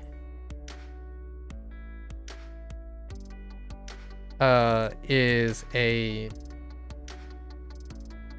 kind of a measure of one's shared experience. So what I'm saying is, oftentimes it's not about this, because it's about a balance between empathy and sympathy. So to bring everything together, including about you sharing your family trips and whatnot, whenever you tell me about your experiences, I also am curious about your empathetic link or your sympathetic link with other people. So that's how I like to enrich for people's experience.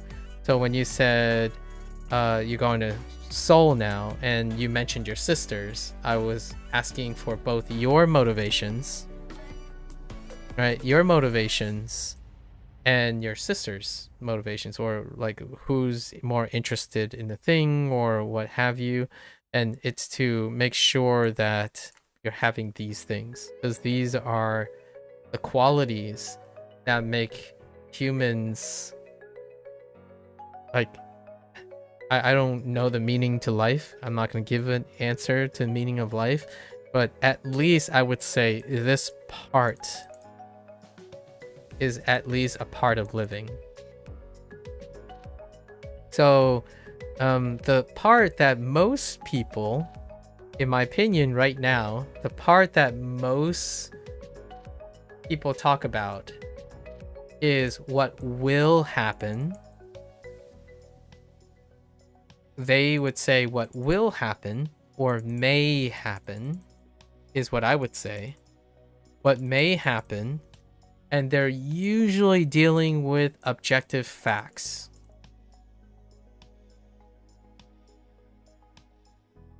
And I'm not here for that nitspeak. Like for me, when I want someone to care about themselves and they want me to relate to them and sympathize with them, it's not about what will happen or may happen, and it's not predicated on objective facts to create a link between humans. So for example, like I'll give you something like, oh hey, what are your motivations to going to Japan? Like right now, how do you feel? Like what do you have in mind right now? When I ask like maybe 100 people, I would say at least 80 to 90% of the people would say, oh, well, I'm gonna go to Osaka, for example. When they go to Japan, I'm gonna go to Osaka. Osaka has these things there, and these things are known for these things. I'm like, okay, I got nothing. I like, there's no like sympathy or empathy there at all. Like there's like, are you excited that these things are there? Like right now, are you happy that they are there and you can imagine things? Like, why did you bring these things up? Like, what do they mean to you right now, knowing that those things are there? That's what I mean by being aware, like being empathetic to yourself even, and sympathetic to another person. When you go and explain something and you're like, oh yeah, well, I like this game is super popular. Like, oh, I'm gonna play this game. It's the game of the year. It's super popular. That's why I will go to play it, or I may play it, right? I may play it. And my first thought is, I got nothing. Like, I got very little from that. Like, you told me what it is, like what it is now, and it is going to still be later, probably. And you may or may not do something. So how do you feel now? Do you want to start now, knowing that it's Game of the Year? Like, why is Game of the Year important? Have you explained Game of the Year is important to me? Because what I'm trying to do is at least minimally trying to sympathize with you, but maybe we can reach an empathetic point. So the reason I'm bringing this up is net speak. When people net speak, right? Net speak and communicate, there's legitimately barely any empathetic or sympathetic link to converse, like the social norm. So the reason why and on top of that, why am I saying that, is because somehow it has become so normal to feel lonely while saying more.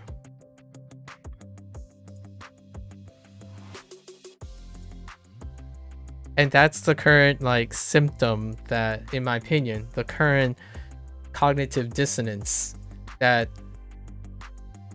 I engage with quite frequently when someone's feeling sad or depressed.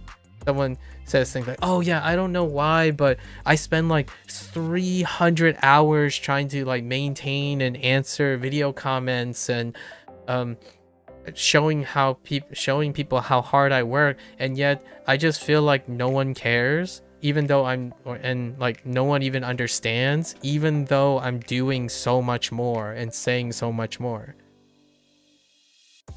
Because most of it is predicated on objective facts, and even facts that don't have much feelings at all, or facts that you're communicating that other people can see, but there's no communication of sympathy or empathy. Like there's like nothing to attach yourself to, right? So how do you might be saying, like, one might argue, well, that's not the, you could see why this is important. Yes, I do. I can give you examples why having objective facts without any attachment is very important, like therapy or teaching or mathematics or physics. You know, there are quite a lot of things that would be clouded by sympathy and empathy. Loneliness is not what objectivity solves. Like, you do not get closer to someone or feel like you're making a connection with someone and talking to a person if you're talking to ChatGPT, for example. This is what you get. ChatGPT gives you this. And that's functionally good. It's like, unfortunately, like, you could argue, well, that's not what they're trying to do. It's like, I know. They're trying to humanize or give the appearance of humanized conversation in ChatGPT and stuff. I totally get it. And if you're wondering, is this going to make people more empathetic and sympathetic? It will be interesting in the future. But that ties everything together. So the whole idea of why I why I asked about, hopefully you can answer those questions as you go through the vacation. Like when you get closer to your Mannheim, gotta love when people don't fact check ChatGPT. So here, you know what's ironic about that, Petitious? You need subjectivity. Like, you need subjectivity to want to fact check ChatGPT to make sure that it's objectively correct. Like, that's what I mean by even loneliness, to the extent, like, when people talk to ChatGPT, they don't even care if they can either empathize or sympathize with whatever the information is. They're not even in tune with whether it is right or wrong, or suspicious or not suspicious. There aren't any, like, so how do you solve that? You could use an objective process like the scientific method. You could, like, I'm like sure, go right ahead. You can use the scientific method. That's one way. The other way is also being empathetic and sympathetic. You've had to correct so many people because of ChatGPT and the blueprints Reddit. Yeah. I got one for you for the ChatGPT thing. And I think I already told Procall that I haven't watched OPM yet, season 3. I will soon if it ended. I'm pretty sure it ended. So we'll go check the situation about OPM, like One Punch Man. Like, I'm really curious about the controversy, like the whole thing. So do you think the ability? Okay. Here's one recently. I don't know if you heard this one, guys, the gaming one. The new James Bond game, I forgot what it's called, 007 like New Light or something. We'll just call it 007 New Light, sorry. I don't know what it's called, but a new light, something like that. And the spec sheet came out. You know, the recommended and stuff. And what happened was it had specs that didn't exist. It had a beautiful chart that was very suspiciously void of personality. You know, those standard PowerPoint charts with bars and lists, and like, you know, you have this spec sheet and then you have like bullet points. And then on closer scrutiny, and I legitimately looked at it closer because someone brought it up, and I pulled up the official sketch sheet and I like perused through it word for word. Yeah, there are things like the funniest one is, this is really topical, so we'll use this one. A 16, I think it's the 16 GB. I'm gonna say 50. What was it? See, I don't even remember these things anymore. 50, 60? It might actually be a 50. Not a 50, sorry. Like, oh man. I think it's like a 50, 70 or something. What happened was, I'm really terrible with NVIDIA cards, but what I noticed was I had to double check. I'm like, wait a minute. I'm not sure if all of these models have a 16 gigabyte variant. It's, yeah, and I'm pretty sure like the 70 series did not, like a lot of them did not have a 16 gigabyte variant. Or like what was it, another one, like an Intel, oh my gosh, it deals with numbers, which is something that AI can misconstrue a lot, because they mix and match separate neighboring things. So it was like an Intel, I don't know what the Intel thing is, like 14300, like I remember one. It was like 14300K model or something.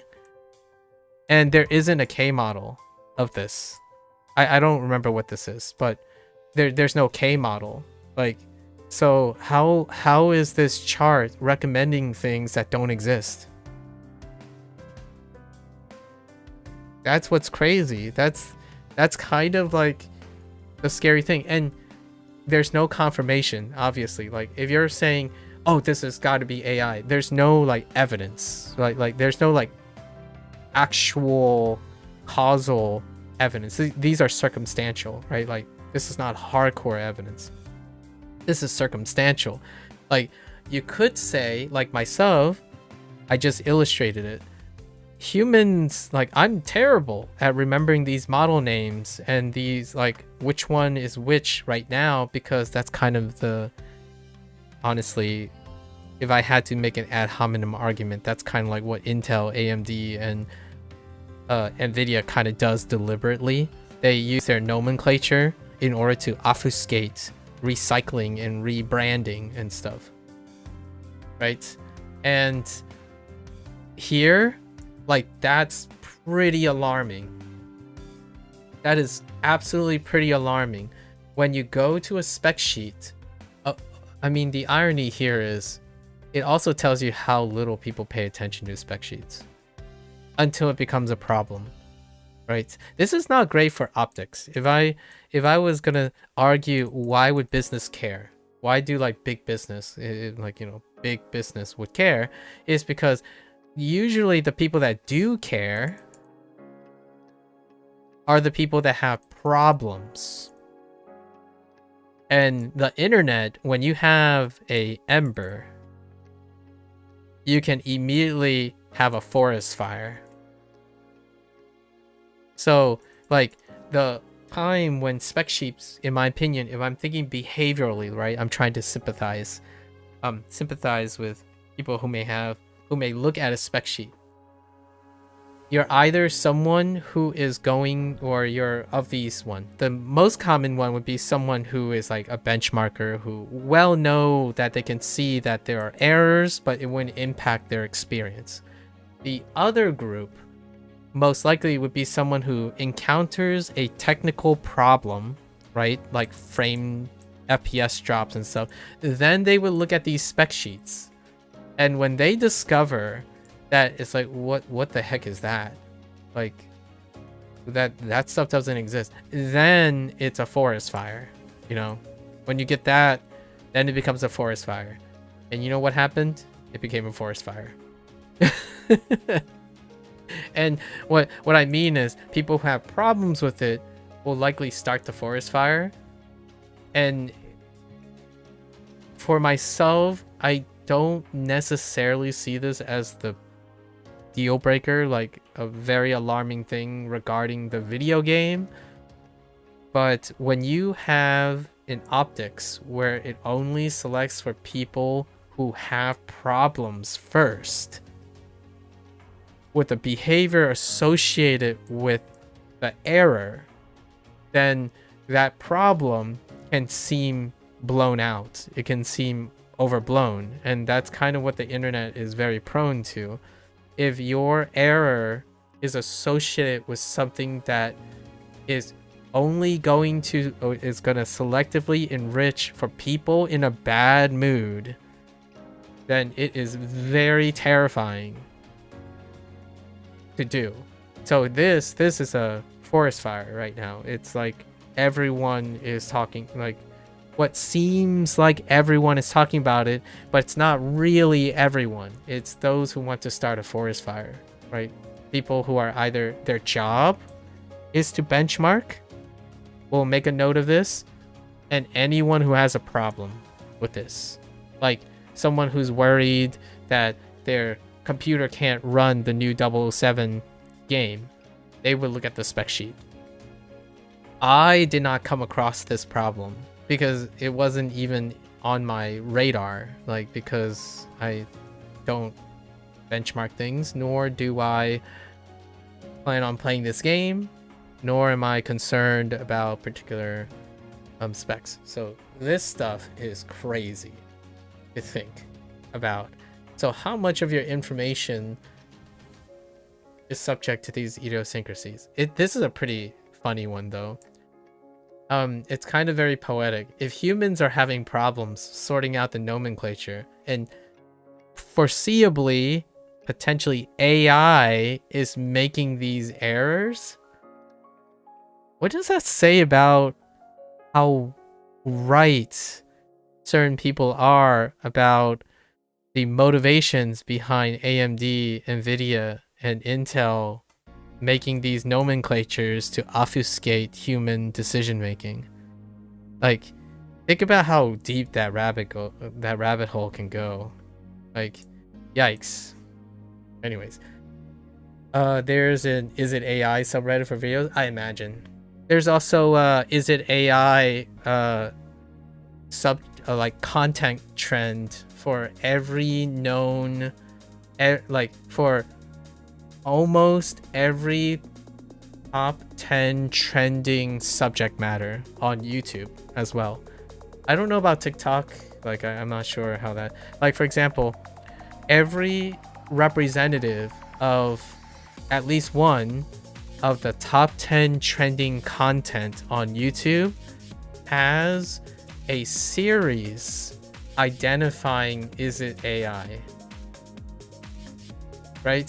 So like go on the artist channel, like the artist place, like look up an artist, and they will probably have a like either a budding or trending upward series on them looking at AI and determining if it's AI, right? Off of their experience.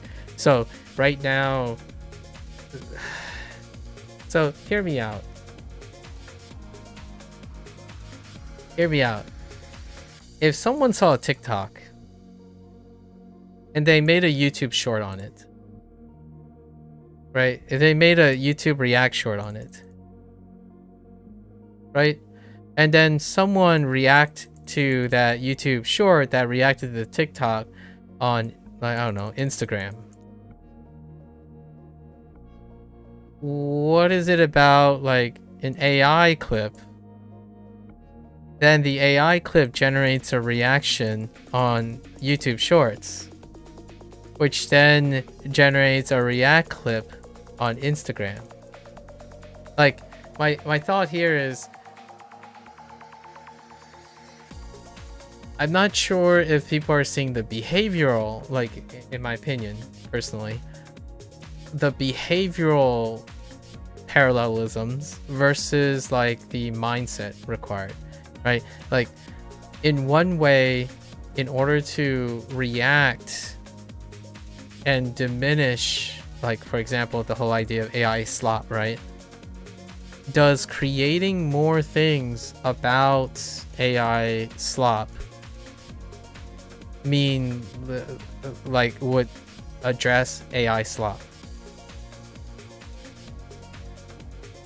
Because before AI slop, there's TikTok taking 20-year-old ideas, right? Resurrecting them.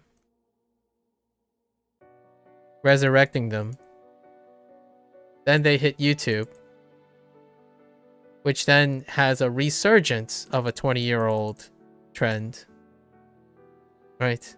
Or take a classic video game, right? OG video game, and then resurrect it in a 20-year period, and then continue to do that. I don't know. There's something really interesting about all of this, like the cyclic nature of how humans interact with each other. I don't know where I'm going with this, other than there are really funny coincidences that are happening. And I'm not sure if I would constitute like AI slop, for example, as something that it wasn't going to happen, or technically surrogately hadn't happened before.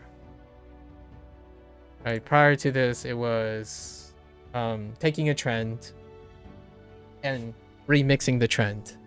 Now we remix it more efficiently, and it's a consequence. I don't know if it's a consequence. Like, here's an compelling rhetoric. What can we do? For example, like if someone asks, "Oh yeah, AI slop, what do you think is a cycle?" It's definitely not reacting to AI slop, in my opinion. When you react to AI slop, I got one for you. Psychology. Let's talk about psychology for a moment. This is hand wavy, Psychology 101. There are certain types of reinforcement.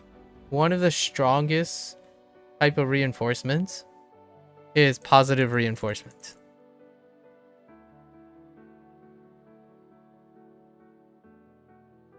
Okay. And then there's also negative reinforcement. There's also positive punishment. Sort of. Yeah. Positive punishment and negative punishment. Now, one of the strongest forms is positive reinforcement, right? That's kind of like habit formation. We're talking about habit formation, or on the way to habit formation. So this, when you take AI slop and you react to AI slop, right? It generates more AI slop. So in this process, you also get rewarded for reacting to AI slop. So if you get rewarded for reacting to AI slop, you'll be encouraged to generate more AI slop in order to react to it. It's one of the greatest like motivators to create a habit, right? If you substitute this for TikTok and YouTube Shorts, it's positive reinforcement loop, right? So there's also negative reinforcement loop, like negative reinforcement. So when AI slop is generated and you react to it, right? When you react to it, bad things happen.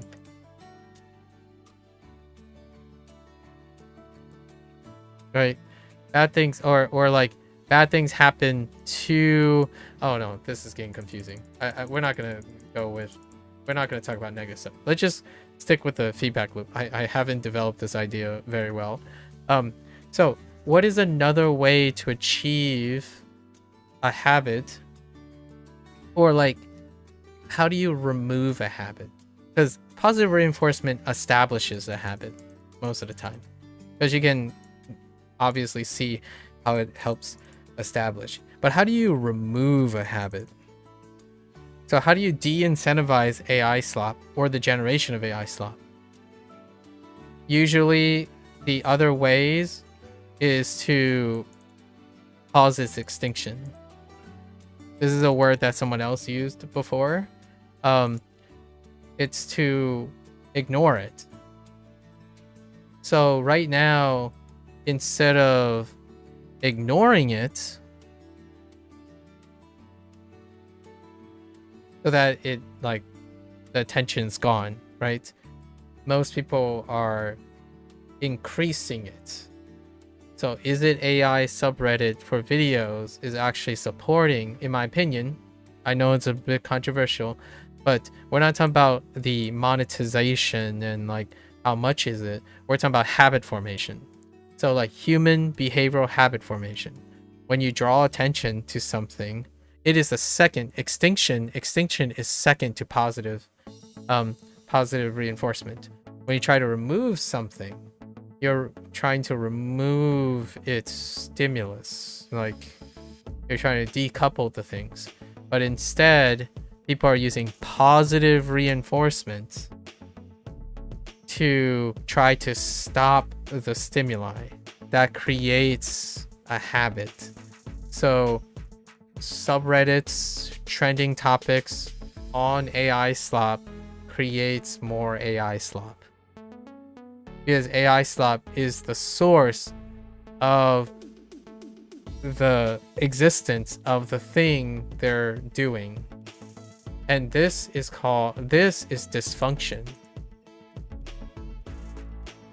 It's a dysfunctional habit because it's producing a result that in itself requires to have the habit continue. That's like kind of saying here's a more here's a better euphemism. You are a player, you're player A, and your opponent is player B. You need to beat your opponent to win, right? To win. But if you lose, it makes you want to try again to win. This is negative reinforcement. I was trying to give a better negative reinforcement. This is negative reinforcement. And if you win, you'll still try to beat your opponent again. This is positive reinforcement.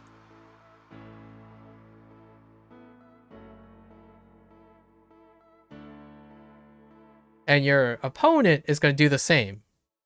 So then it creates the competitive loop. Like your opponent, this would be what we typically refer to as a rivalry, right? And these are very strong loops. How do you get player A to not care about player B anymore? You remove this part.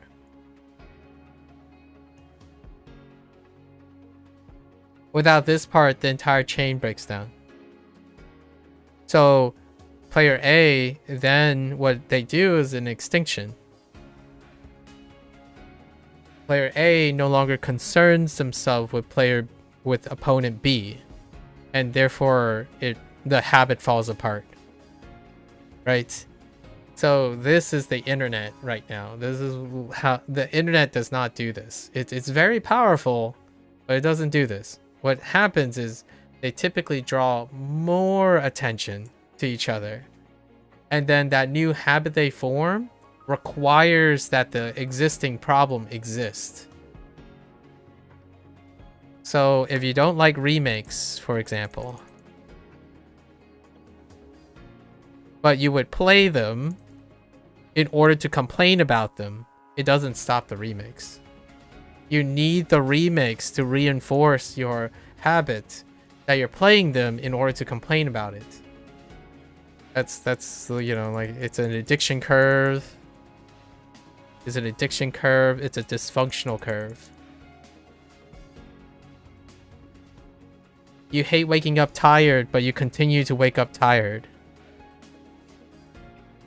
Right? That's kind of the thing. Like, you like to drink alcohol because it makes you feel good, but it also makes you feel crummy. But it still feels good. We had the problem, and the problem is tied to the alcohol. Then the consequence is tied to the alcohol that fuels the problem again. That's positive and negative reinforcement. Those are the strongest things that form a loop. In order to segregate yourself or split yourself from a habit, you actually, like, one way to do this, to break this loop, is to deviate to another opponent. So you associate a new habit and compete against the habit, opponent C. So when you start approaching opponent C, it would immediately form a positive and negative feedback loop, reinforcement feedback loop on C. So B would be forgotten right away. So what would be the goal? What would be an antagonist to AI slap? Reinforce human slop. I know I'm calling it human slop, but we got to make it a little bit more like apples and apples as opposed to orange and oranges. So oftentimes you fight positive reinforcement and negative reinforcement with positive reinforcement and negative reinforcement. They are higher in the hierarchy. What does the internet use? They use the other type of thing. Negative punishment and positive punishment. What is negative punishment and positive punishment? If you watch AI slop, right? If you watch AI slop, then you say you feel bad, and then you make yourself like do more work, so you have to filter it. That's positive punishment. So in the future, what is your habit of doing so?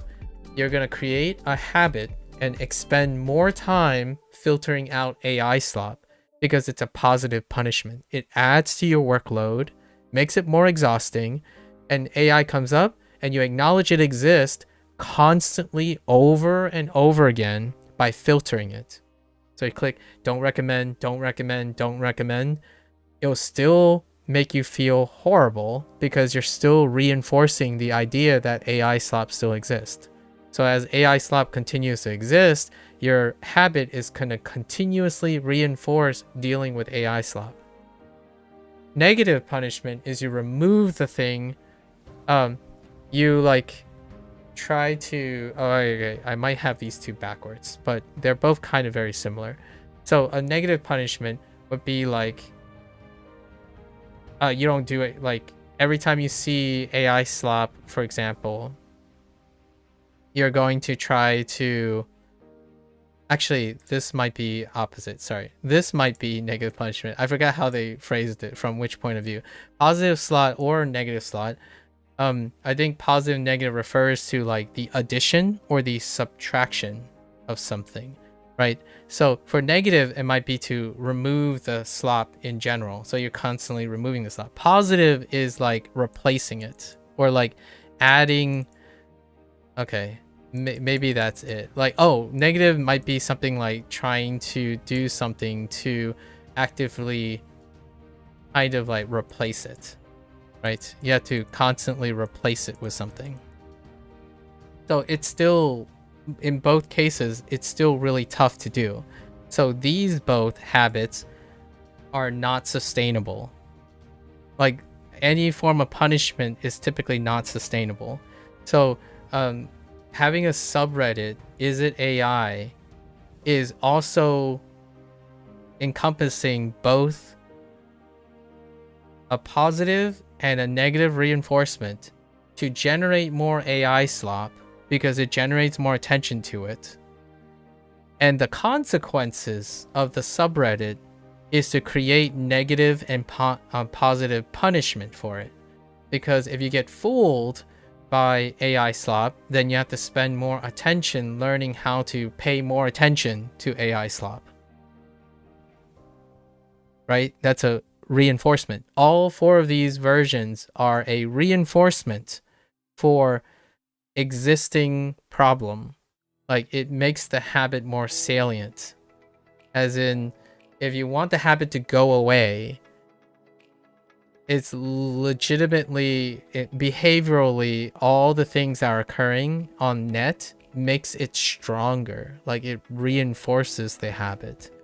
And that's kind of one of those things that are really weird about the AI thing at the moment. Yeah, I don't have all of this like mapped out really well because I forgot what.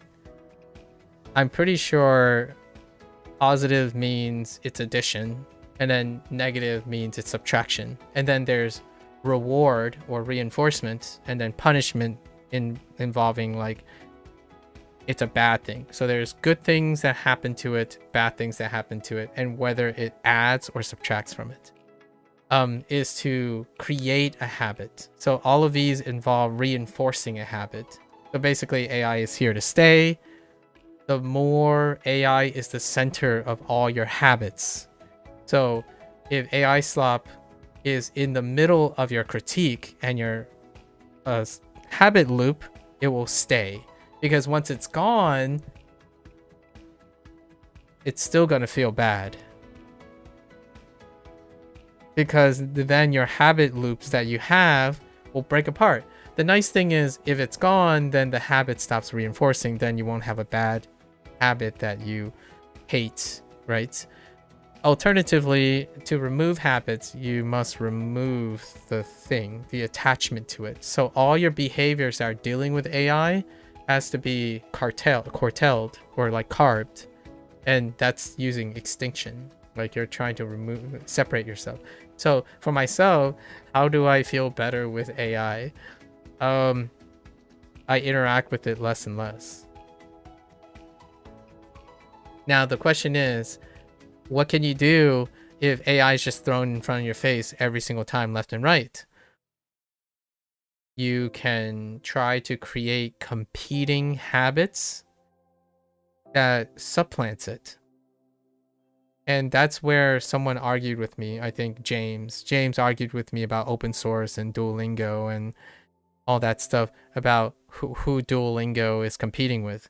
When I'm talking about habit formation, like especially for language learning, it's a competition. It's like a way to compete with positive reinforcing things is to create an even more stronger competing positive reinforcing habit. And one of them is, how do you go against like fact checking, for example, right? Emphasize how important human fact checking and rewarding it is, and reward human fact checking, not draw more attention to the lack of fact checking. I know, fictitious, that it's still concerning to be aware of how people don't check ChatGPT's like facts and whatnot. When we're concerning people who don't fact check, positive reinforcement, however super rare, like it's hard to form a positive reinforcement loop. Negative reinforcement is a little bit better, like more accessible, as in like you can tell them, oh, like what happens when you get something wrong, like then you'll predicate all your decisions on that. It's like, but if you do fact check, that won't happen. Negative reinforcement. Positive reinforcement would be something like, wouldn't you be impressed if you can catch machine learning, like ChatGPT making an error? And that's what like the fun people are doing, right? They're trying to like test and challenge ChatGPT, and those are positive reinforcements. So whenever there's like something that shows up, like what is stronger against AI? What is the strongest impression against AI?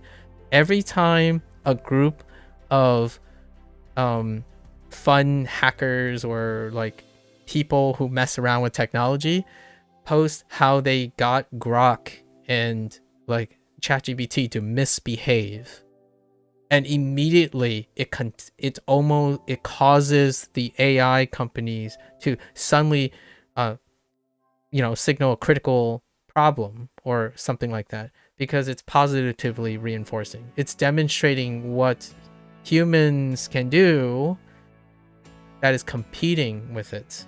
And it's a positive feedback loop because most people can relate to it. It's another habit that they already can relate. When you're criticizing and trying to negate something by drawing more attention to it, it's usually going to give you awareness of the problem, which is great, by the way. You still need to do this loop to create the awareness. Like right now, we're in the awareness loop.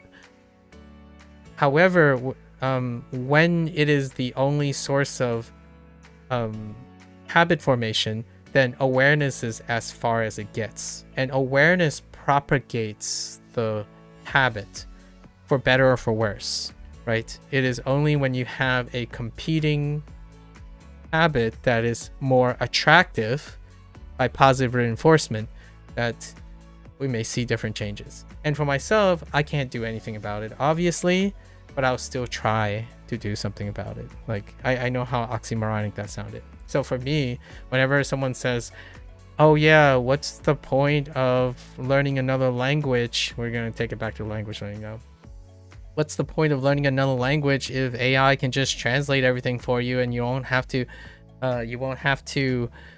talk to someone else by making wrong language things? And my first thought is, I find it incredibly satisfying when someone talks to me in their own voice, and I think it's very beautiful that they can also show that they're doing something very difficult. So I expect that they might make errors here and there, but it is far from feeling like that person is compensating for their lack of knowledge using an AI translation model. Right? So what happens then is that person will associate the habit with a great reinforcement tool. And that great reinforcement tool means that they can embody both the negative reinforcement. The negative reinforcement is making errors and then wanting to improve on your language. That's a negative reinforcement. And then positive reinforcement is coupled with the negative reinforcement. Not only do I tell that person that I expect that someone who's learning a language will get negative reinforcement, as in they will make errors and they'll stutter and stuff, which prompts them to learn even more about the language. They are also expected and honored and rewarded for doing such a difficult task in which it would produce negative reinforcement.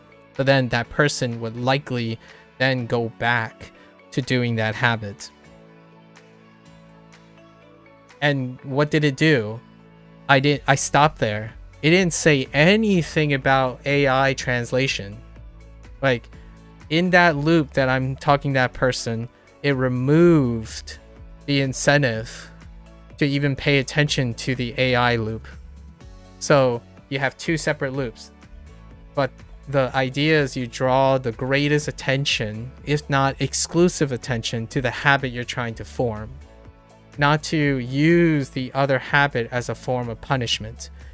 Like, I'll give you one last example about language learning, right? And this happens a lot, and it deals with the whole AI thing, like synthetic voices. Synthetic voices versus like native voices, which is AI related. I don't have a problem with this. However, there is a dysfunctional loop that exists in language learning. And technically, people can accuse me of reinforcing it, right? Because I don't necessarily have a problem with it. A lot of times, people think of these things as two separate loops. So they loop back around on itself, right? If you listen to native voices, it'll prompt you to learn something, which would produce a reward, right? And then it would feed back and cause you to learn more from native things. But this reward also exists here.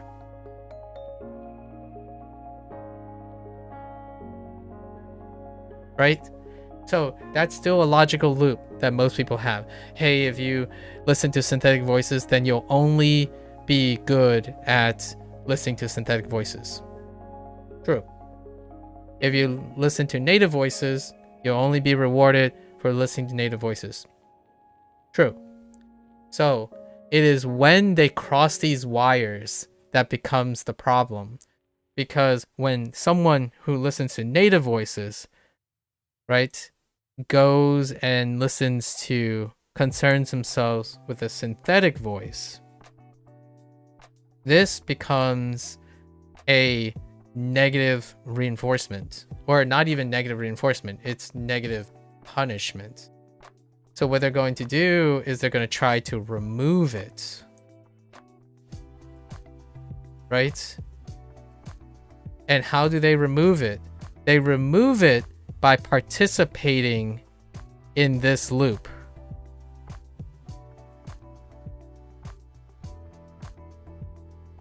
Now, what has happened here?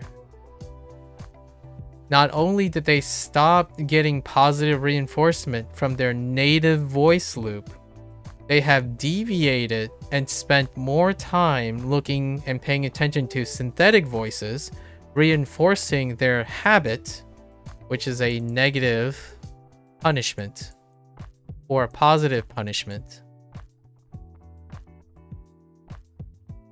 For this. So not only did they abandon, so the extinction is happening with their native content, they spend more time reinforcing a habit attacking synthetic voices. This is the stuff that I typically encounter on like people who spend ample time attacking this in order to demonstrate that native voices is good. Like they analyze, process, criticize, critique synthetic voices a majority of their time. It becomes a majority of their time, and whatever they used to do is a minority amount of time. So they know more. In order to criticize this, they spend more time stooping in the cycle that they have, using a negative and positive punishment loop. And if I were to demonstrate how I go about this, I see this is my loop. So this is a different loop. My loop is, if I have a synthetic voice, I go to a native voice and come back. If I start a native voice, it goes to a synthetic voice and comes back. So my loop includes both of those things. And then the reward is attached to when I go through the entire process. So yes, someone would say, well, this is less efficient. I agree, because now I'm learning about this and this at the same time. I'm devoting time to this. But what I'm not doing is that last loop. which is a person who says this is less efficient and it's useless, it's a waste of time, is also the person who's spending more time using negative and positive punishment for interacting with the synthetic loop. So that's kind of a really like dirty TLDR about habit formation, but it's more like the reinforcement stage to leading to a habit. So when I go back to what you said, Fictitious, about is it AI, that subreddit will create in my opinion, will likely contribute to a whole generation of people who incentivize creating more AI content in order for it to be scrutinized so that they can get the reward and benefits of having a subreddit revolving around it. So in order for that subreddit to be sustainable and entertaining and habit forming, there must be AI slop for it to critique, for better or for worse, right? Like it can end up becoming a game. It might even improve, hear me out, it might even accelerate and improve AI slop into AI meh or AI good.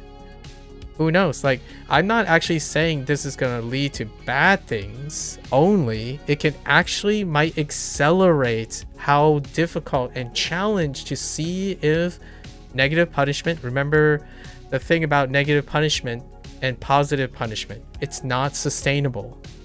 Like in habit formation, this applies to companies. So it can still work, but not in the way that will make the people who run the subreddit any happier, in my opinion. It will be at the cost of them. So now it's a chicken game. It's a who's going to give up first, right? It's a sustainability game. So I am not saying it might not, like it may or may not work. Or I am saying it may or may not work. I'm not saying it's not going to work. Now the question is the company going to constantly respond to positive and negative punishment in order to make AI even harder and harder to detect, right? Which improves the bottom line and base level of AI content. It accelerates how good AI content, quote unquote, good it can become, while the subreddit people will also use the positive and negative punishment to get better and better at detecting AI. So on my outside, when I'm outside of this, right, I have a loop that would include AI or include the thing. My first thought is, well, whatever they do against each other, I benefit from it. My loop gets more efficient. The better the synthetic voice gets, the better the native voice gets. So in a way, when someone asks me how am I not upset about this? How am I not upset that, you know, there's better things and worse things and whatnot? Like, well, I'm not creating a habit loop which doesn't take advantage of both of those things. My goal is to take advantage of as many things as I can and then have whatever internet competition it is to make all of these things more efficient. So in a way, it's cool to me, Fictitious, that there is a Is It AI subreddit. It may be a little selfish of me to know that if you're upset, right? If you're upset about these things, like I'm genuinely more concerned about like how you feel about constantly having to correct people because of ChatGPT, like on the Blueprints Reddit thing. The idea is that if you're not upset about it and you can do these things, sustainability as a great like challenge to yourself, like positive reinforcement, like if it brings you reward, if you're able to get rewarded in your mind of developing a habit of scrutinizing people's facts about blueprints, it can be really cathartic and reinforcing for you. It doesn't have to be like a negative, dysfunctional loop. I think that's kind of one of the great things about understanding reinforcement and habits. sometimes things happen for what they are, but it doesn't have to make you feel terrible about it or having a habit of seeing things when you don't want to see them. And this is one of the big ones. The other one is like if you replace synthetic voice with like Duolingo and I don't know, Anki. Happens all the time. I'm kind of like giving away somewhat of my secrets, my trade secrets for like mindset or something like that. And this is how I address people's habits most of the time. So when I see someone who's like really upset, what I'm trying to do is I'm trying to connect. So someone tells me like the facts, right? Their observations. I'm trying to connect their observations with what the consequences that they think they have on like a session or something, or when they're sharing with me randomly. And I'm trying to connect these, and connecting these things, I'm looking at the habits, the habit loops that they have. And then the consequences, like the nature of the consequences. Is it positive, negative? Is it a reinforcement? Or is it a punishment, right? So then when you have collected enough information, you can kind of look at where you can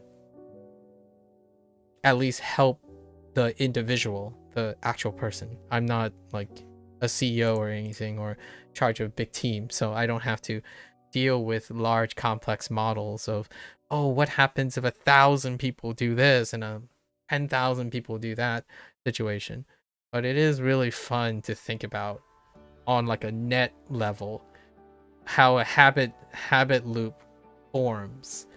And one of them is when someone says, oh yeah, what do you think of AI? Is AI the future? Right? I've been asked this question in 10 or 20 different ways, maybe 10. I'm going to say 10 different ways. Like, oh, do you think there's a place for AI in AI art or like in art or something like that? Usually my tentative answer is yes, AI is the future. But it's not because of the reasons most people are thinking. Or at least I wasn't given the impression the people I interacted with think of it the same way. Why is AI the future? It's because it's positively reinforcing. AI is the future because the vast majority of sources are positive reinforcement and negative reinforcement.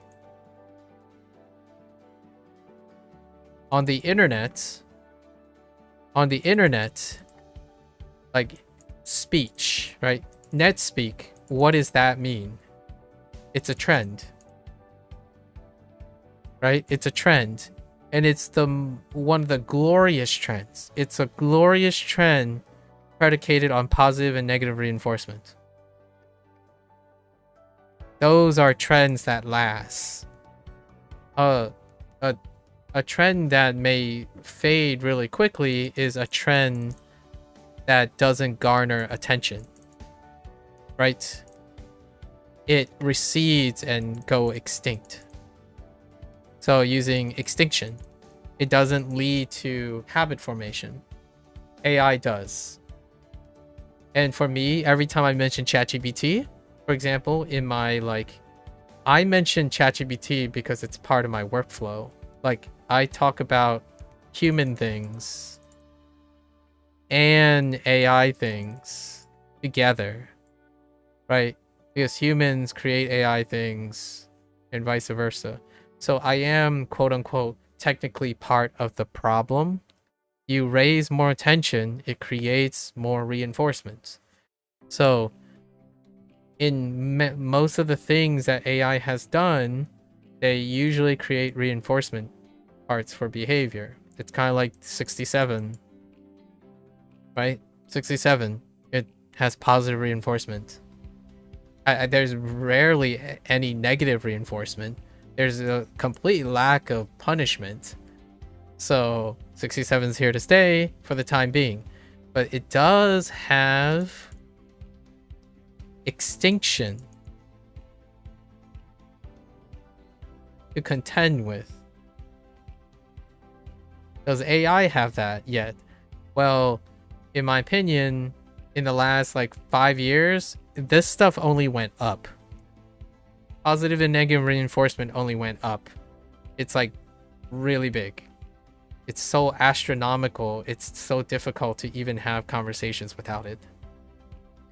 So yeah, like I can't even learn. I can't even have language learning without encountering AI. I can't do art without encountering AI. So for myself, instead of making it a punishment, I use it. I use it. And then I become part of the problem too. So I'm sorry everyone, but that's kind of one of those things. I prefer to not spend the vast majority of my time focusing on efforts on negating things that other people already spend most of their time negating. Right. Anyways. Alright, now we're gonna go back. I am going to be, you know what? I'll probably finish the Persona 5 like thing tomorrow. I don't know if I'm gonna get to Persona 5. But we're gonna finish the third palace recording. It's probably gonna be optional for today. What time is it? 10:20 p.m. Nope. We'll push Persona 5X till the following day, right? It's not like people will watch those things anyways. Okay. Haji. Hanzi.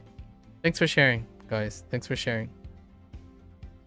Wait. And then there's one last thing. Is sympathy ever unavailable apart from sociopathic situations? I missed one comment. Is sympathy ever unavailable? I have no idea. Oh, here's one. Oh, no. I can make an argument for that if Prokal, if you're still around. If you're asking, so here's an interesting, man, I should have been using my pen because I wrote so much with my mouse. Why am I using it?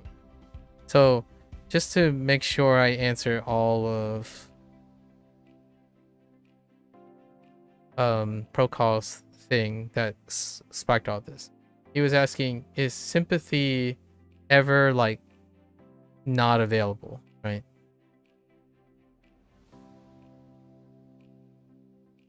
And I kind of think about it like this personally. Humans, when it comes to like emotional things, there's somewhat of a hierarchy. And I would say sometimes you may make an argument to make it like consistent with what I said earlier. Empathy could make sympathy unavailable. If I had to like really scratch my brain, is sympathy ever unavailable?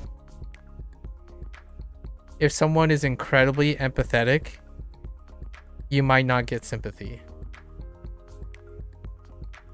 And my argument here is, if I had an example, would be something like, the reason why I'm saying this is sometimes I talked about how sympathy has an injection of objectivity. How I defined it, so not how other people defined it. Sympathy is often, as empathy fades, objectivity complements sympathy in order to, you know, make it available, right? In order to make it available. So sympathy, well, when empathy is there, you usually aren't incentivized to be sympathetic. As in, there's no need to be objective, which is part of combining these two. Like, sympathy is often a balance between objectivity and sympathy, where like objectivity and subjectivity, because in order to sympathize with someone without true empathy, you need some sort of objectivity to fill in the blanks, right? So empathy, when you're like, you know, you went on a roller coaster. Let's say you went on a roller coaster with two people. So those two people are probably going to be able to strongly empathize to some extent. Right? If they empathize so strongly, you could get 3 people who have fear responses and believe roller coasters are dangerous.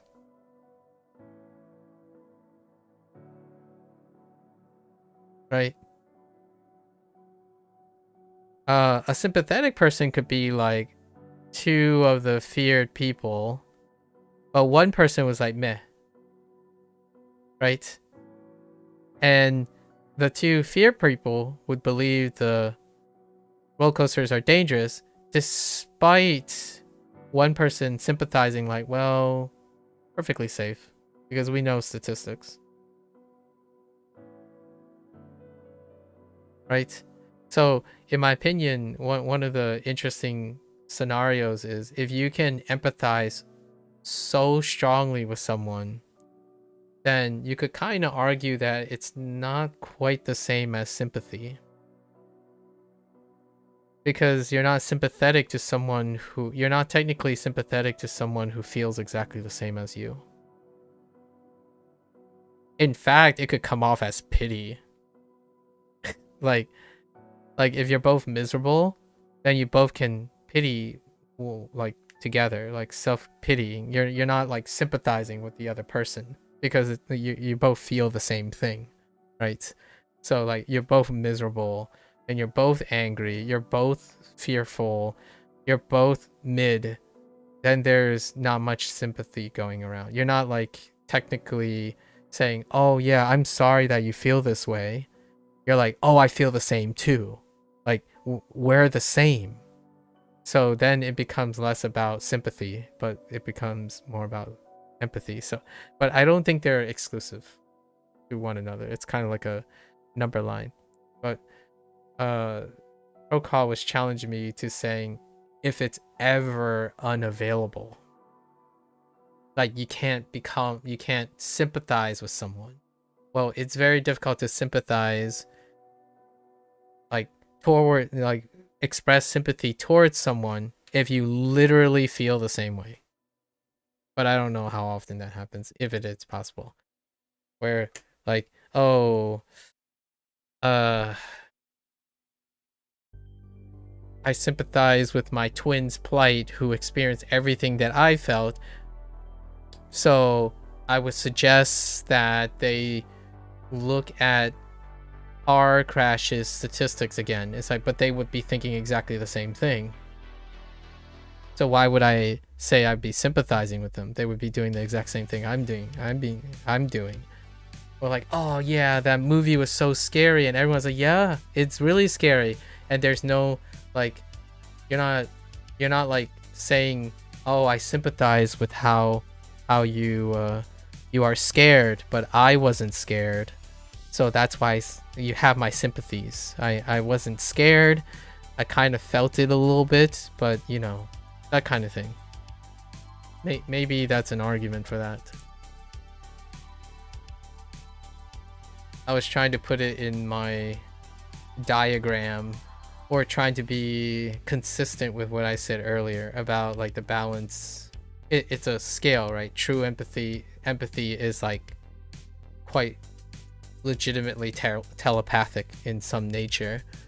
I didn't separate empathy and sympathy from intellectual knowledge though, so that's something people could weave in. Like if you empathize with someone but have different realities,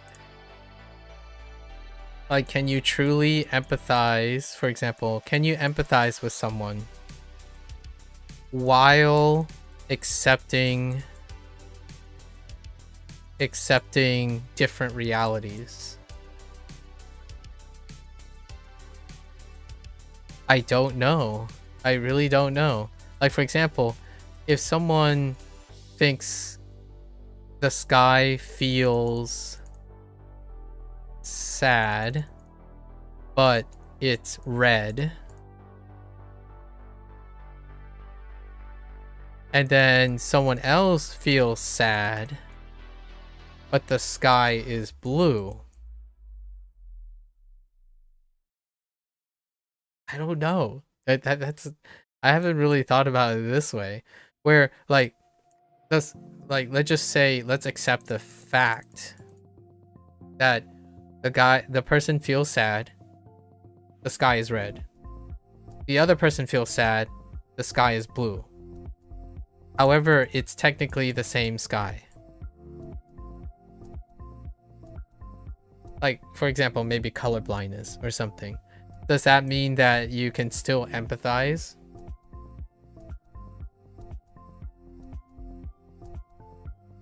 Or are you sympathizing?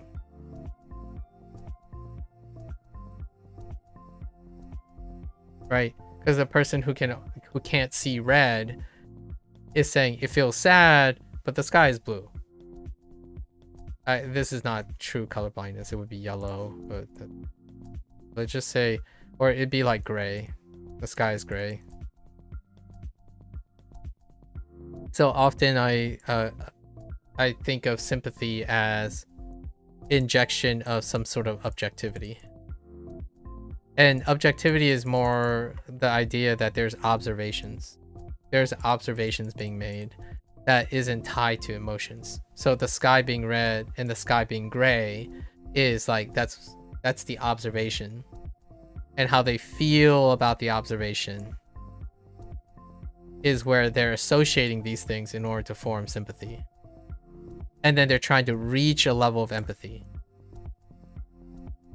So this is when both sympathy and empathy are having roles at the same time.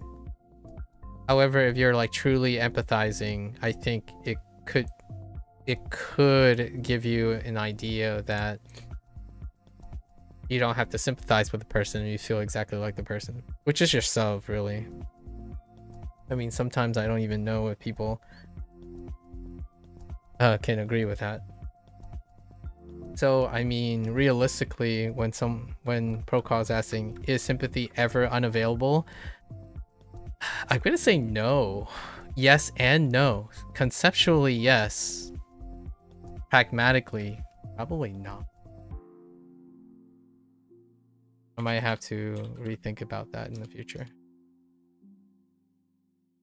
Yeah, I think conceptually, yes.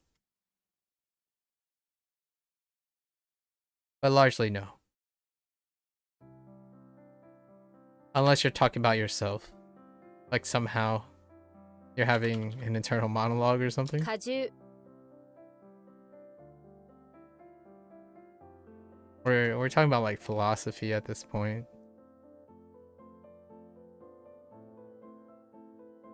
Anyways, alright, let's refocus. Yeah, I'm probably gonna push off doing the persona stuff until tomorrow. 聴者 There's absolutely no way I'm gonna be able to finish before a specific time.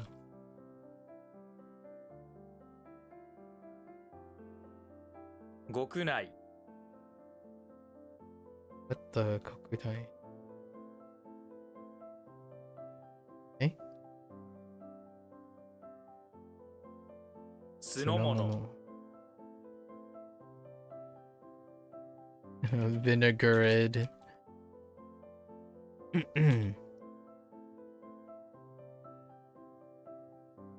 Just stuff, things, vinegarid things. I usually think about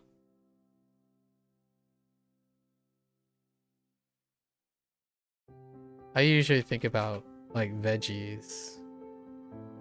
It's vinegar thing. Food is fine, but thing is good. Food is very I mean, it's not even an English word.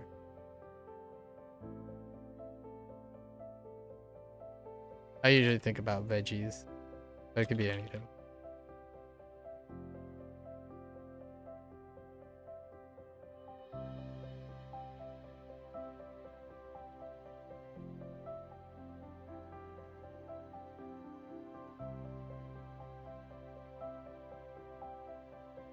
Drunk?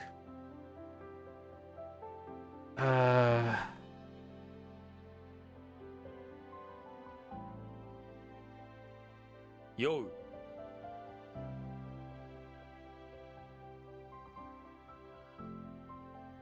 Oh no.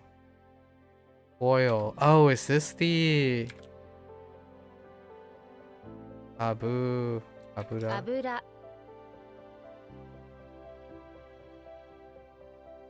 事故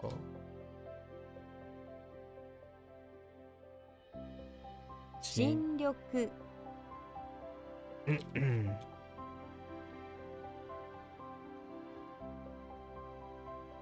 No. Sorry, I'm reflecting on today. We went from vacation to South Korea to history about war and like politics and ideology stuff, then to so oh man.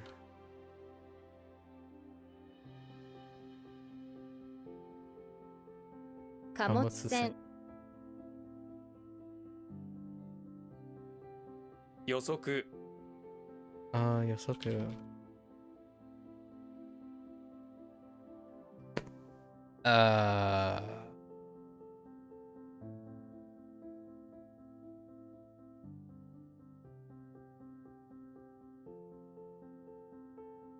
Heck. Slow? How does this work?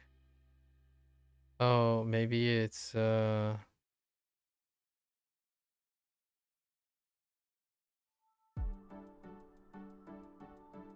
Okureru. Okureru. Why do I think it's okureru? Oh, because it's to be late.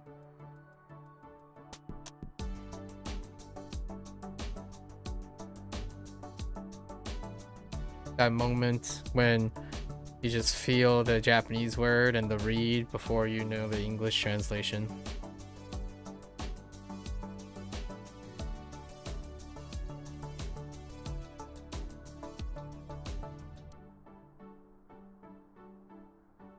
Fukeru.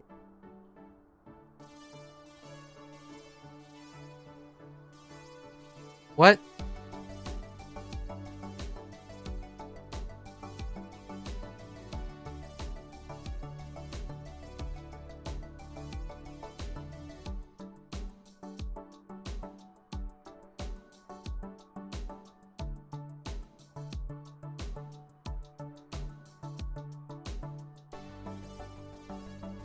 Oh, what am I doing?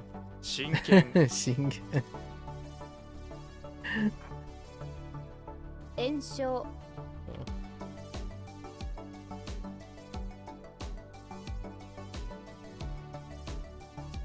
迎える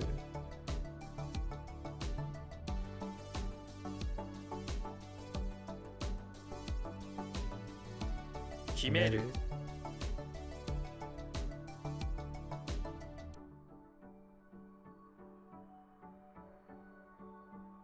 熊本県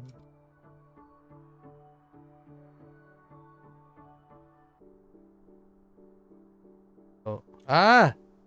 Ah! 銅山 Ozan.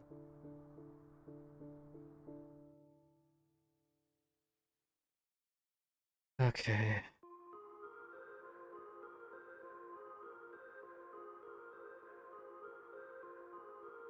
遅延 Heck.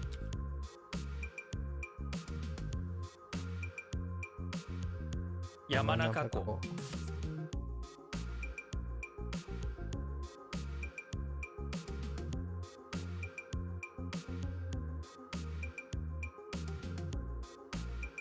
破産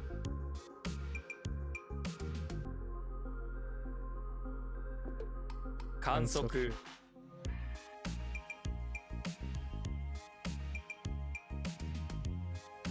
Onko.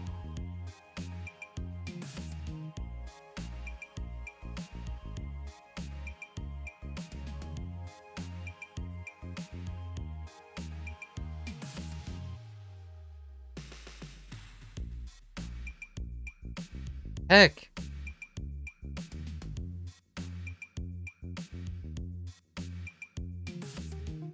Say what?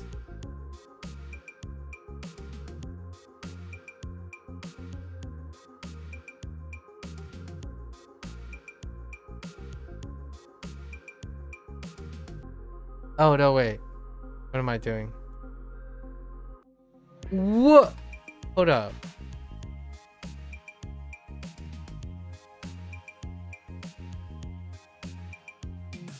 Oh. 遅刻 Shikoku. Oh no, I think I'm getting Koku and Ken a little mixed up. That's weird. That's weird. I'll keep that in mind though.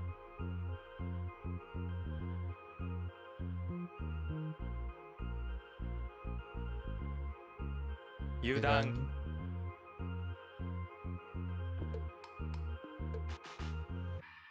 That one's a problem. What the? Okay, sorry. Total?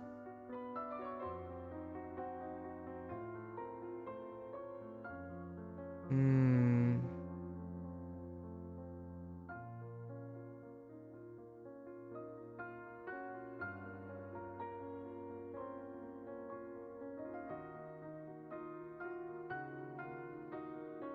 No. I think it's like... Yeah. Right? Yeah. 泥酔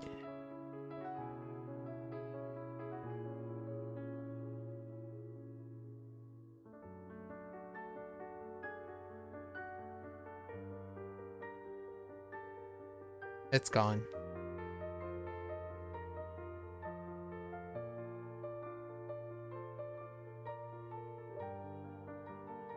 Uh...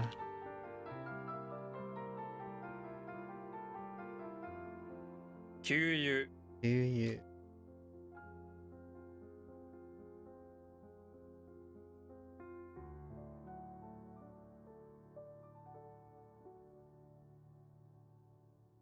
剣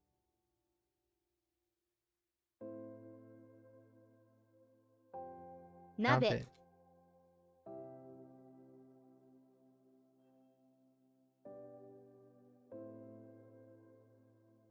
Okay. 聖堂推測 Oh, I'm getting Soku, Koku, and Ken. Oh, they all have sabers on the right, I see. Or knives on the right.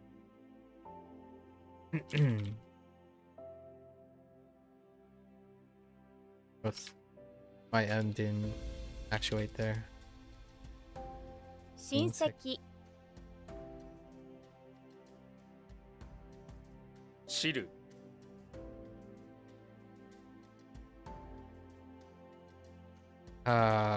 Wait.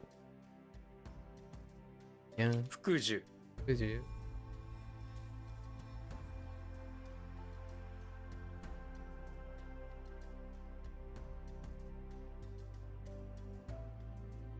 杉 Thingy.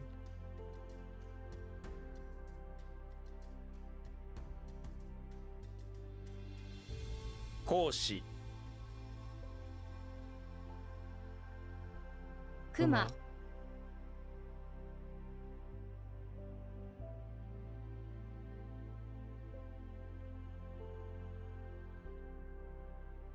ぬぐ Goo. Okay. 漠然 What? Okay. That one's kind of rough. 長寿 Told you.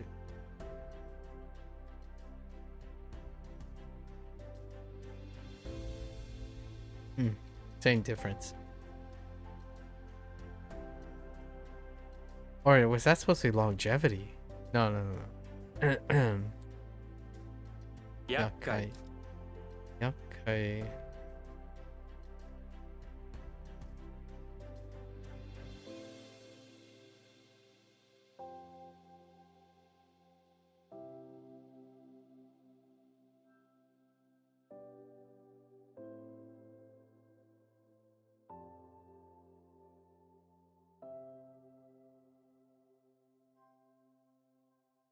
Genyu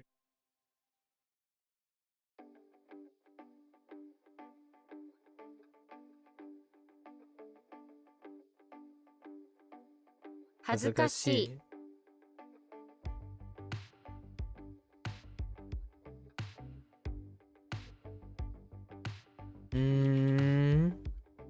寿命。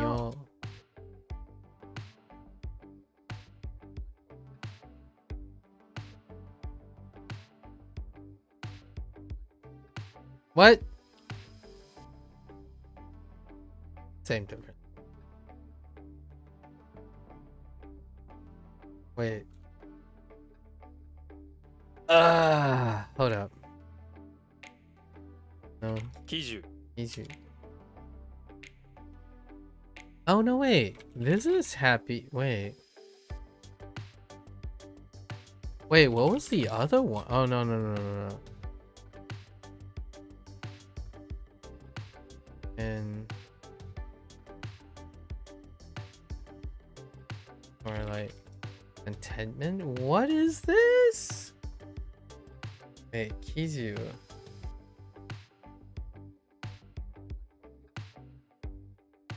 What the Kizu? Oh wait.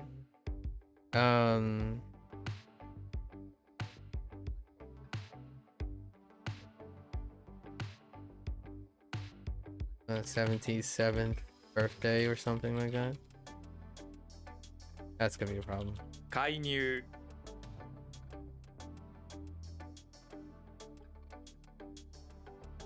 Oh wait. I feel like yeah, there's something about this too, right? Or isn't it? 油田。 Oh no, just kidding.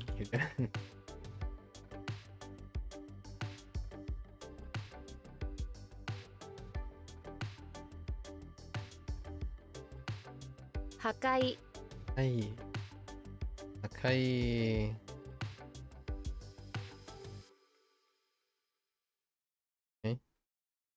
剣。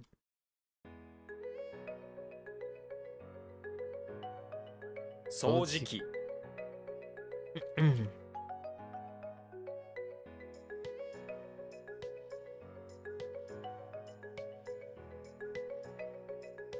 石油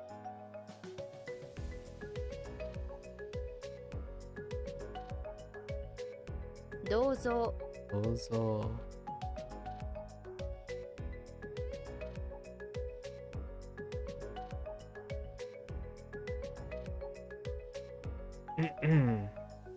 I can. 寿司。 Alright, and then we're getting the rest because we already passed all that time. So let's go and grab the rest. See if we remember the rest.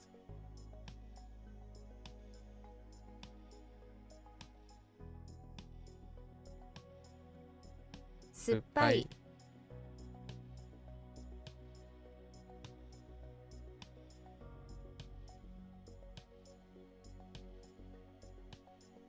編集者。泥棒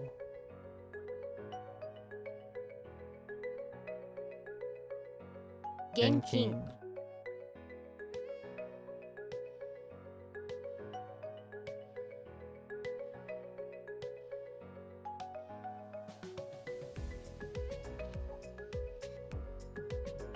What? Oh no, wait. Just kidding. 秘密。 Got them backwards. 泥沼。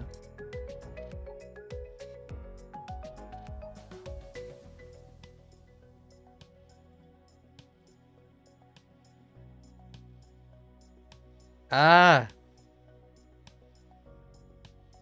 厳しい。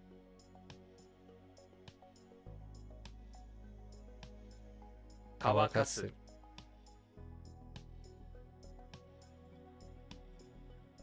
掃除する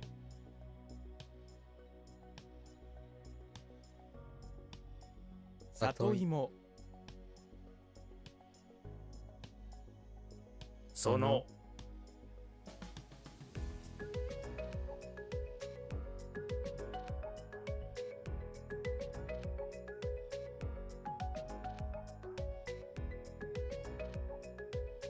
Baku. Oh no. 墓場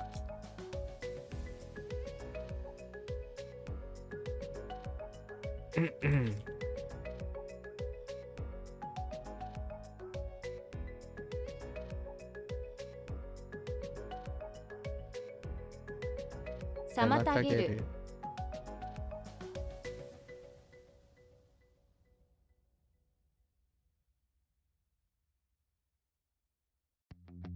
密告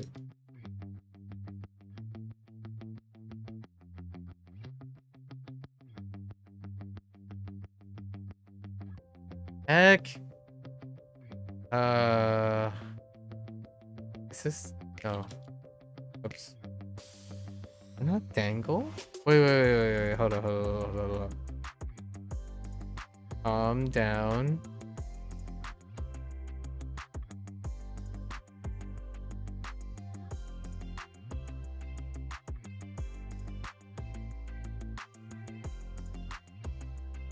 Yeah, it's dangle, right? Okay.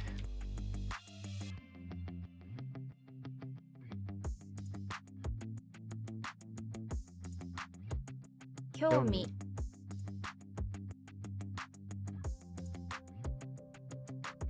散らかす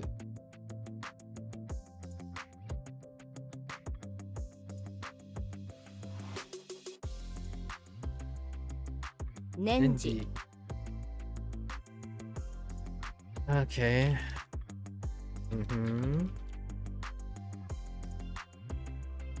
天然 華々しい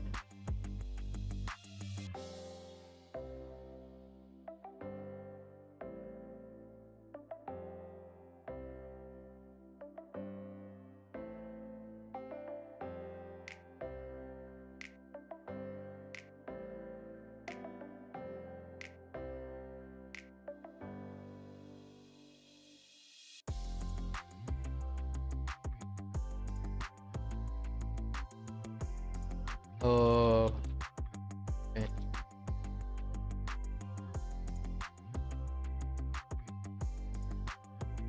小麦粉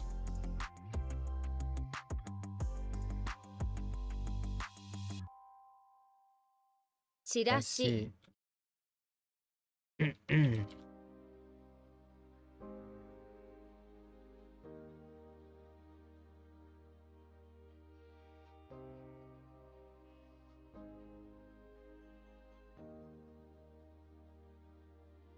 覗いて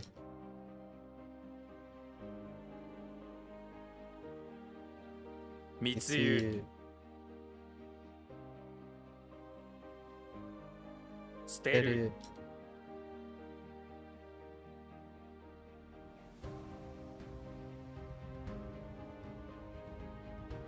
Oops.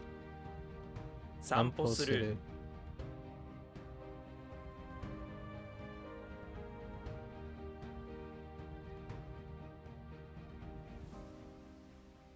密会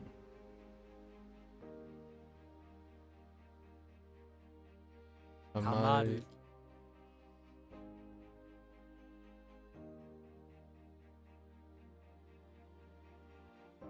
居候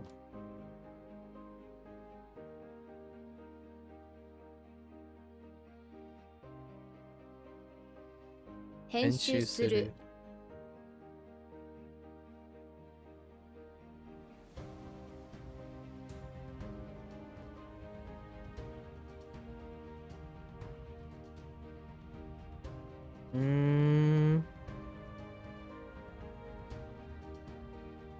驚かす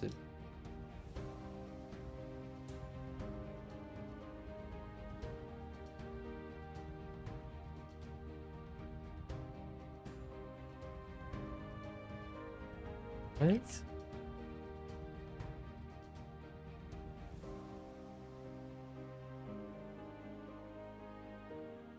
Wait. Oh, it's just to surprise. It's to surprise something or someone. But they don't have a some. Interesting. This is a direct object. They don't have a direct object.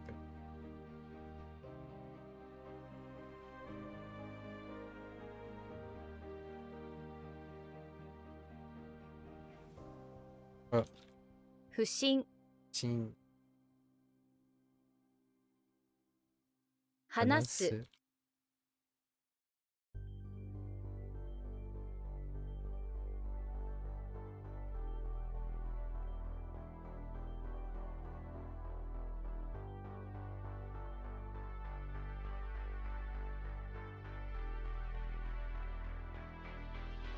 酸素 Pencil.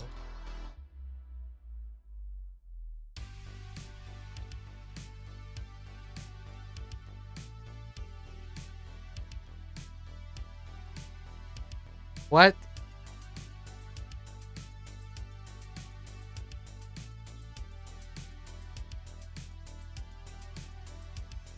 Mane. Alright. At least we got all the other stuff in. Is tomorrow gonna be a loose day? Ooh. Oh man. I really need to catch up on some R&R, man. Alright. Yeah, I'm not going to make it to the Persona, the Phantom Man. Gives me more time. Alright. Oh, we're on day 3 already. Nice. Let's go to our reads and our definitions.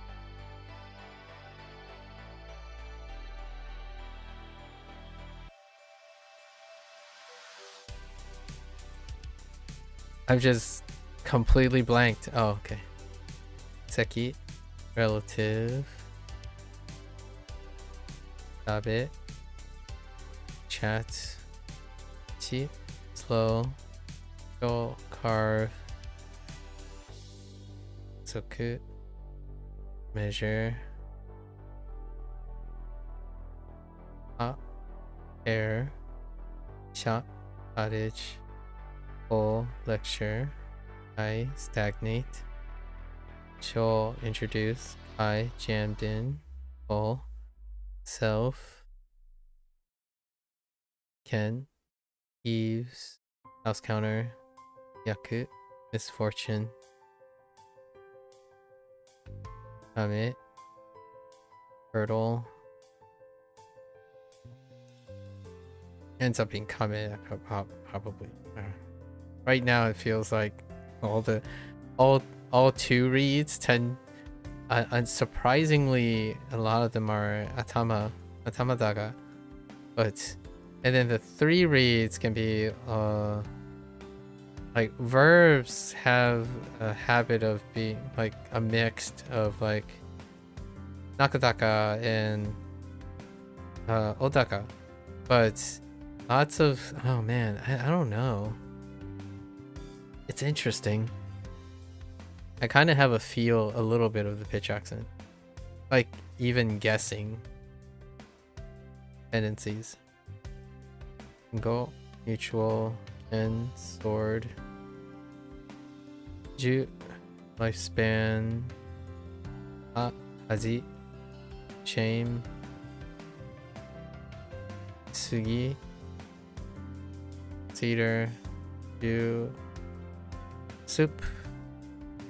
So, and flame, e, sake, kuma, air, namida, airdrop,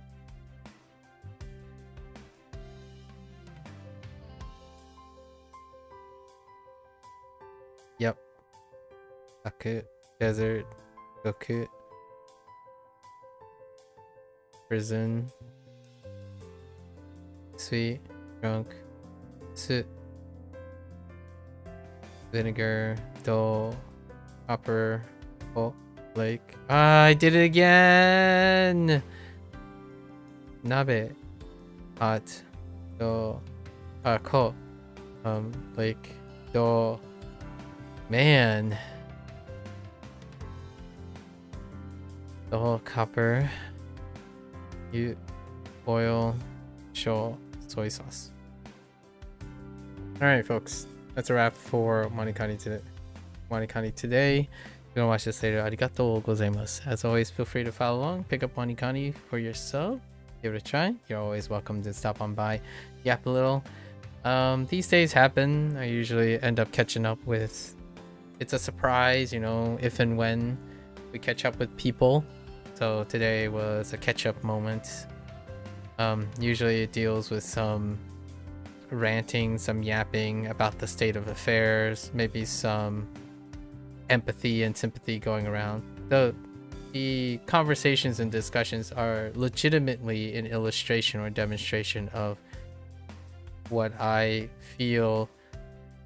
There are people, you know, if you're really wondering to have a quote-unquote genuine connection, or the beginning or start of a genuine connection deals with the balance of striving for empathy, but largely trying to establish some sort of sympathy, right?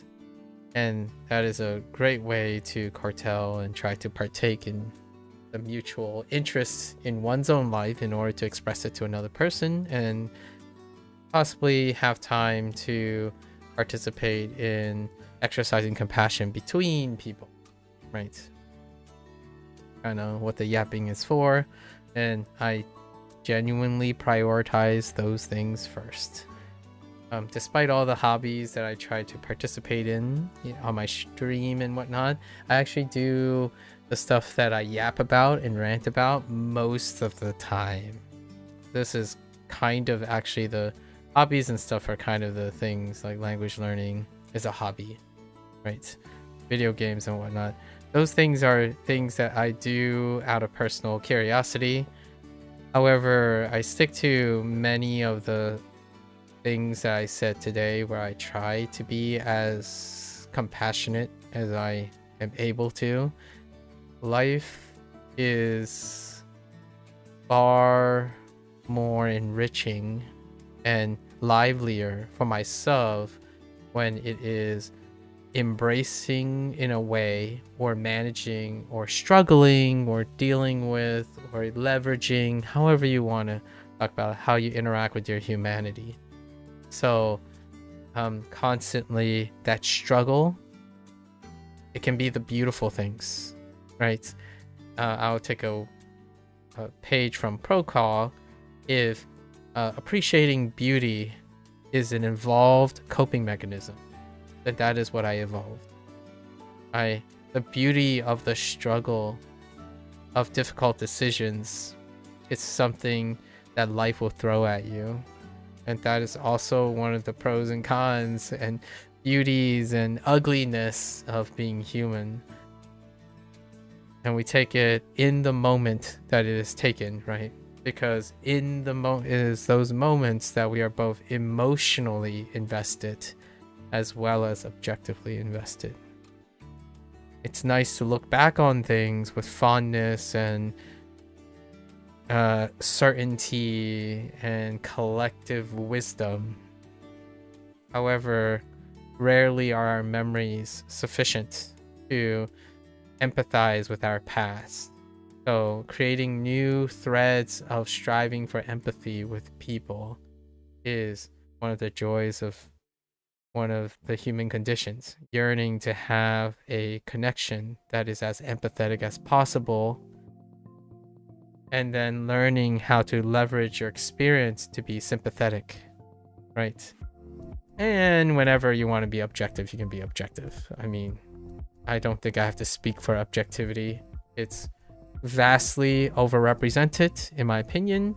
And when I mean overrepresented, I mean it is far more focused and demonstrated than sympathy and empathy or any form of subjectivity, honestly.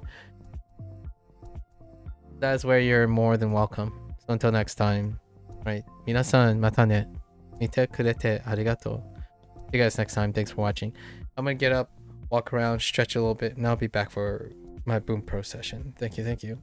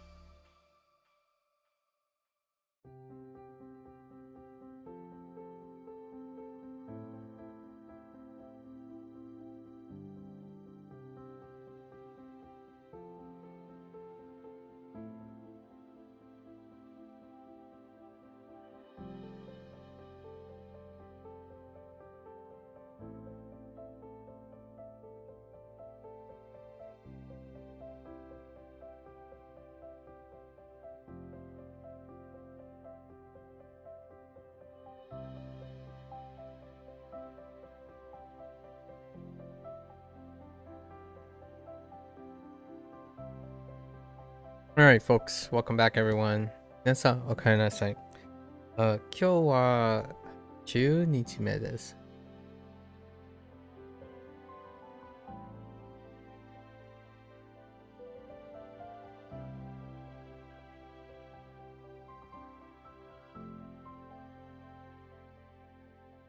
Alright, day 9. Day 9. Okay. Ooh, look at that. Alright, let's go get into our grammar stuff. Nominative plus noun. Alright, so this is where we add our na stuff. Right. In Japanese, almost any type of word can be attached to the beginning of a noun to modify the meaning or describe the qualities of that noun. However, depending on type of the word used, conjugation rules will differ slightly. For non-adjectives, they will always need to be followed by na when used before a noun. This means that adjective A is describing quality features of noun B, right? これは綺麗なカーテンです。 Oh, they didn't say the other thing. That's interesting. 元気な赤ちゃん。 Many words can take either na or no when describing a noun. The difference is meaning is usually clear. Let's take a look at both nuances. Is a type or purpose of. Okay. So we have happy day. So 幸せな日. Quality of this day is that it is happy, and then 幸せの匂い. The smell of happiness, the type of smell is interesting.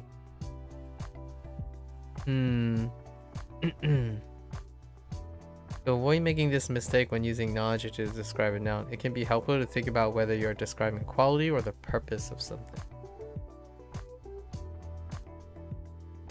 But they chose happiness.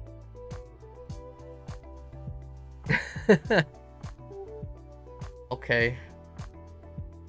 Alright. Okay. Well, we'll fill that out. Okay, yeah, the path, like to head towards. With plus iku. Or ni. Interesting. They have a addendum for ni. About eiku is a common construction used when describing a place that something is heading.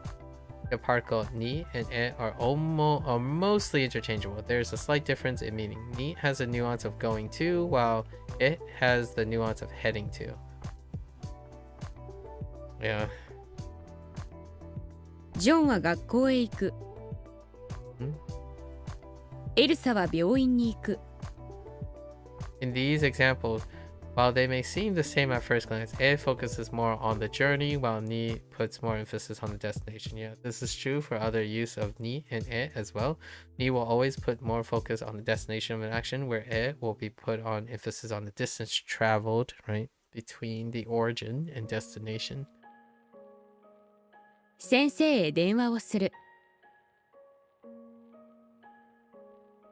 Right? 先生に電話をする。 Very nice. I like that example quite a lot.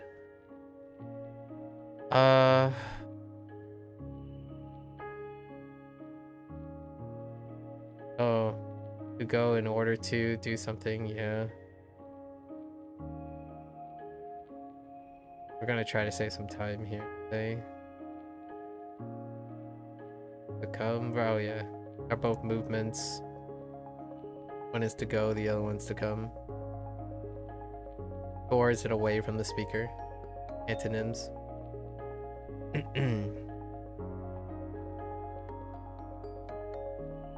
There's a relationship to irasharu.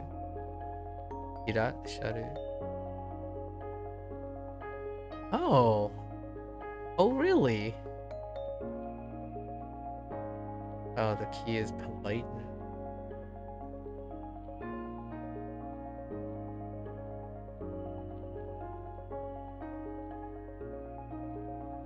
And then we have take. The verb iku, right? Literally or figuratively. Eiku is used after a noun to indicate moving toward a place.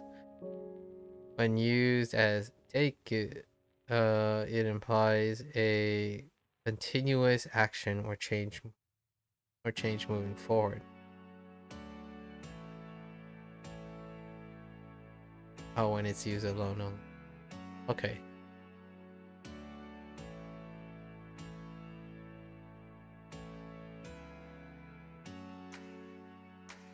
In both patterns is the same directional particle, while commonly used with iku to indicate going somewhere or moving in a direction. It can also be used with other verbs. Yep.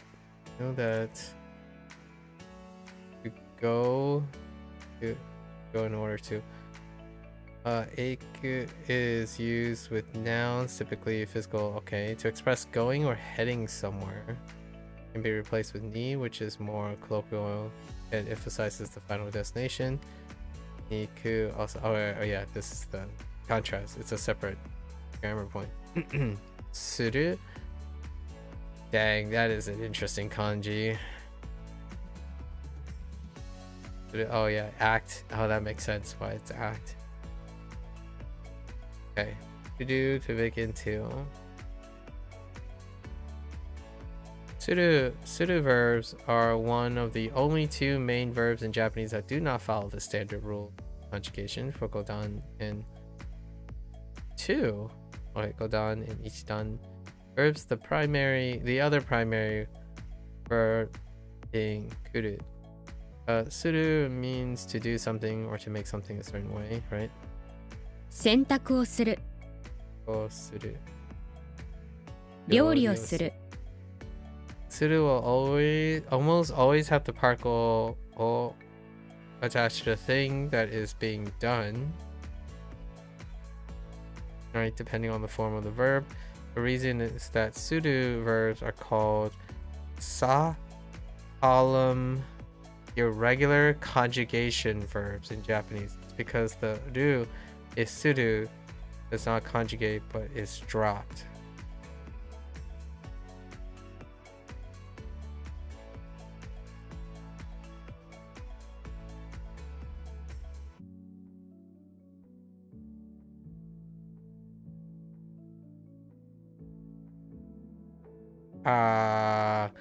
This will leave su to be the part of the conjugation because of this. Suru has qualities of both do verbs, the ru being dropped, and u verbs, the remaining su changing depending on the conjugation. Here are some of the examples. Oh, I see what they mean. I see.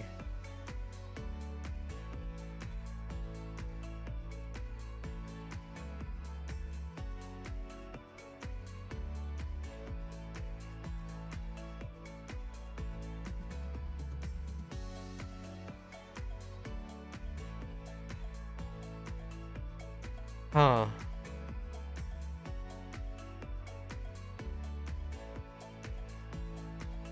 Okay.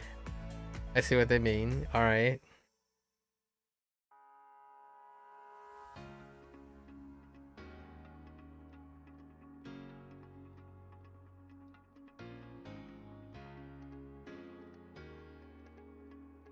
We'll learn more about each of these conjugations of suru and their individual meanings at a later stage. For now, let's take a look at the polite. Okay. Right, shimasu. Or that's interesting. I didn't think of it that way, but it takes a little bit. 電話をします勉強をします Right. In a broader sense, suru can be thought of as meaning to do something that has an external effect. I see. Asu. to do, but humbly. Both itasu and suru express performing, right? The key difference is politeness. Okay, so we have the politeness of that. That explains that particular vocabulary word. Nasaru. Both nasaru and suru express performing actions similar to English do. The difference is politeness again. Suru is a standard neutral, right? While nasaru is a used to elevate someone's wait. But then is a humbling used to show respect by lowering your action.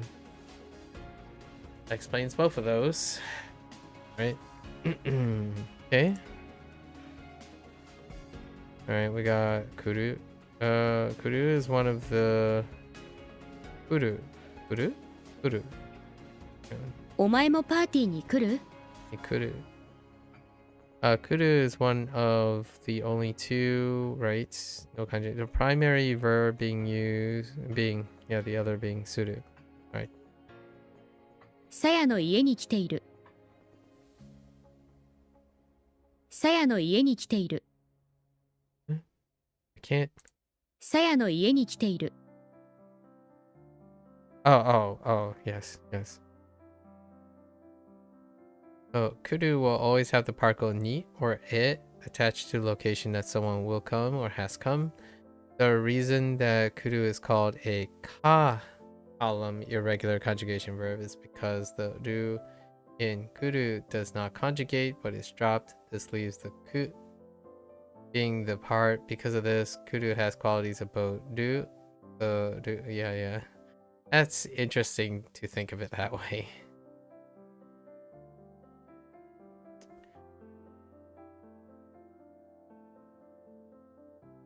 Okay.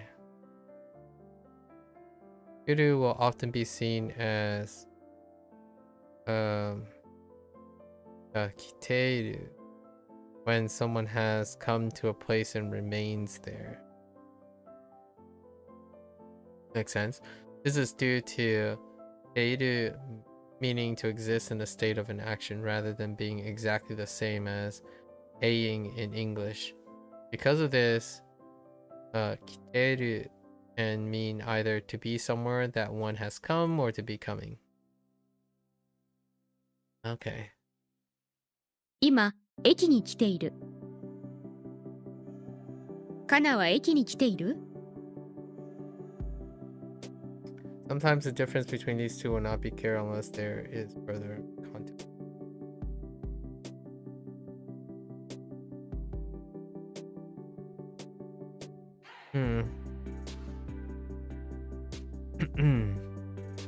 Kiteru for existing at a place is only used for places that people temporarily go. So it will not be used when you're at home, yeah.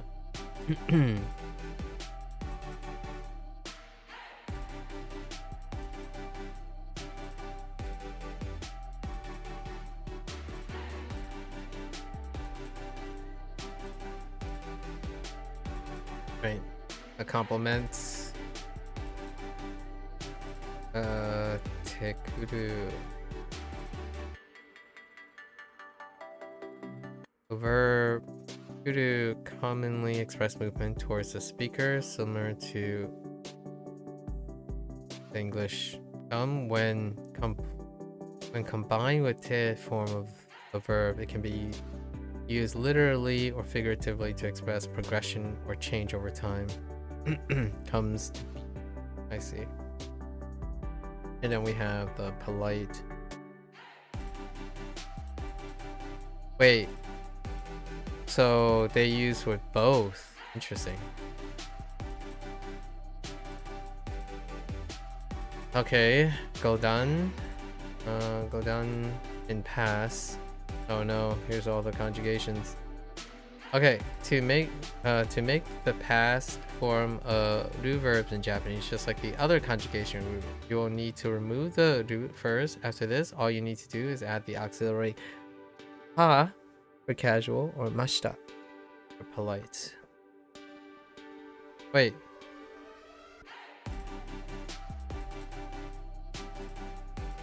Oh no, wait. Ichiran. Wait. Which one is do verb and which one's not? Oh, these are no. This is ichidan. Do verbs are ichidan. Godan is u verbs. ドアを開ける。ドアを開けた。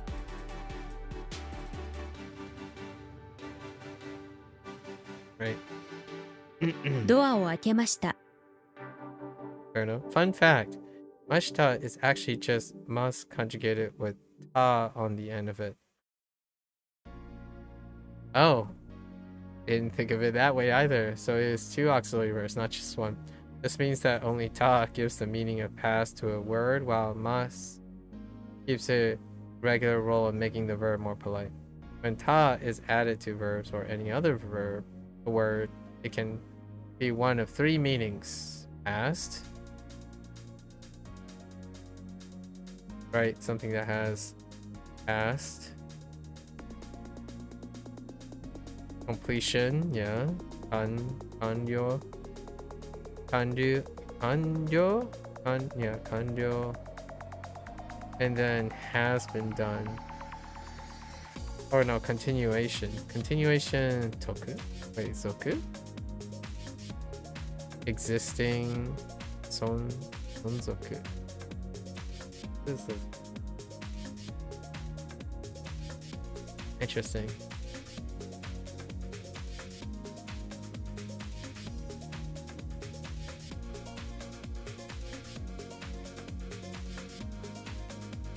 I'm trying to figure out what the right character is.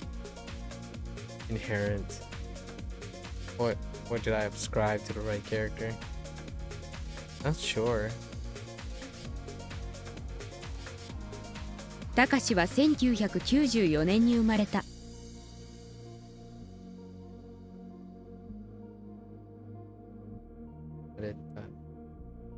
今朝テストを受けた。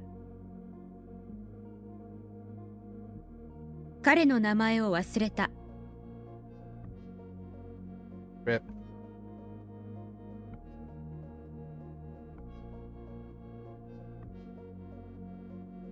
I see. Okay.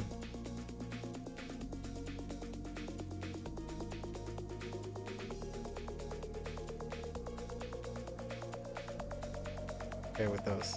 All right. Wait, what's going on?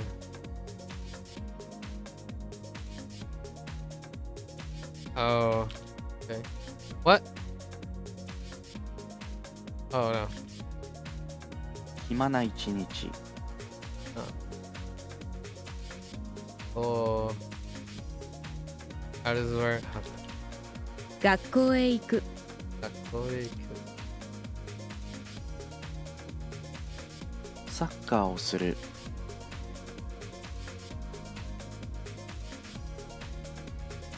トムはここに来る。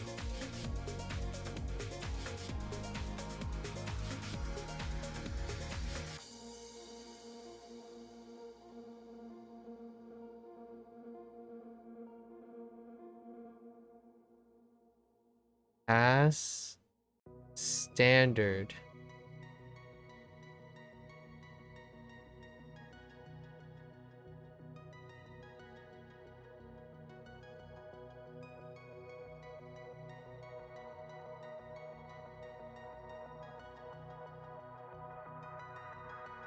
As standard? I thought that's supposed to be...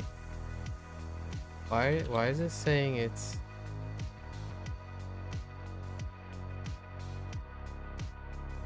Wait. What? Oh, whoops. I'm typing the wrong thing. 疲れた。疲れました。 Oh, this is just showing the other, the polite form. I was typing smart instead of Scott.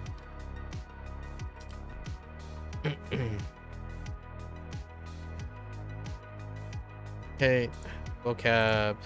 Let's kind of keep this. Anasu. Anasu, narrate, describe. Fair enough. Oruku. Aruku, not oruku. Aruku. Fair enough. Shinu. To lose spirit. To look dead. To cease or stop, yeah. Hairu.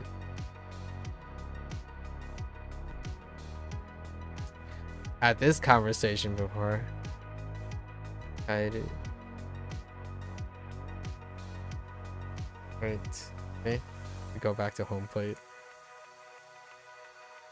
Kanji.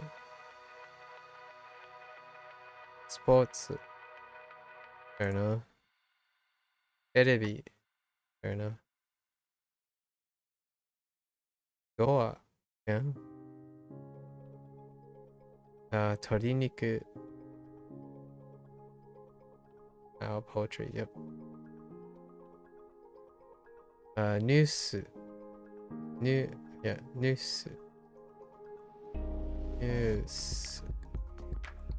Deru. Heckin' Deru. Oh man, that is the Deru. Okay, we're okay with leave on a journey to move forward. Interesting. To come, to get to lead to reach. Oh yes. To appear, to come out, to emerge, to surface, to come forth. Oh, I see what that means. Yeah, I can think of an example. To appear in print. Oh yeah, to publish. That's right. To attend, yeah. To participate, to take part. That's kind of a this one takes a little getting used to. To attend, to participate. Despite this says to exit, but it's also like to come to a place or to get to a place, and then like to attend a meeting or to go to the company or go to work. To be stated, to be expressed, to come out, to come up. To sell, yep. Push out. Dang. To exceed. Oh yeah. To the extent of. To go over, yep. To stick out, to protrude. Not sure which one that combines with. To break out, to occur, to start, to originate. Oh, kind of like, yes, like sprouting situations. To occur. To produce. Oh, yes. Yep. To come from? Be derived from.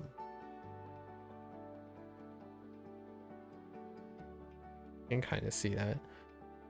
To be given, to get, to receive, to be offered, to be provided. I'm not sure about this one.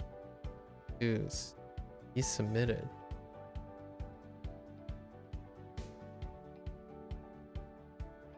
Not sure about that one. To answer, to get. Not sure to assume an attitude, to act, to behave. Don't know if I got to that one either. To pick up, to gain. Oh, to speed. Not sure about that one either. To flow, to run, to bleed. Oh, that one's good. To graduate. Yep. And then, of course, the vulgar expression.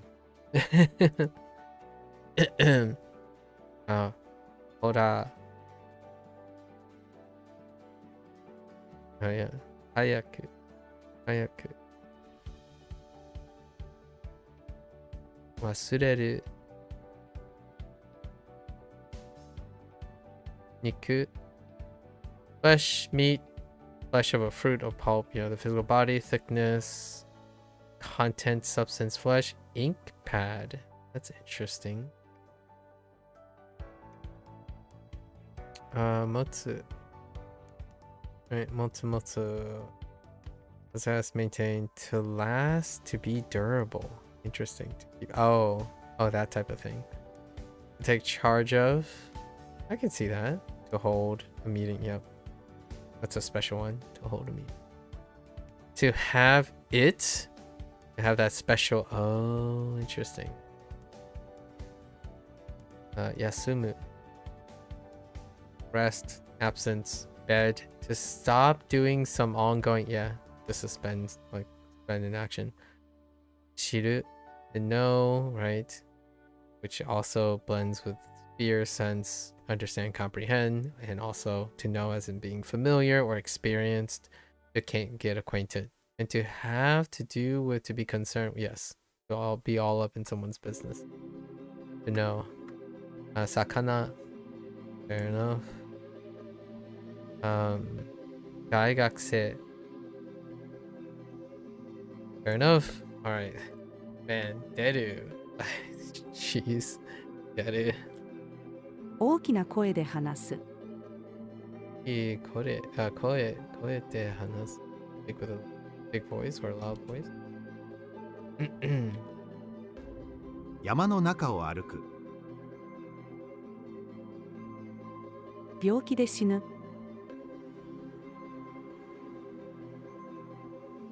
家に帰ろう。Oh, they accepted me writing Kairu there, even though it's technically a different form. Kairo.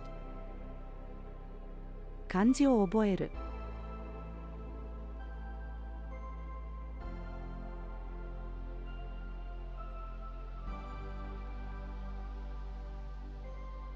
Ah, Supo. Oh, wait. あなたは何のスポーツが好きですか？ I don't know why I decided to drop a beat there. このテレビはとても大きいです。ドアを開けてください。僕は鶏肉が大好きです。朝はテレビでニュースを見ます。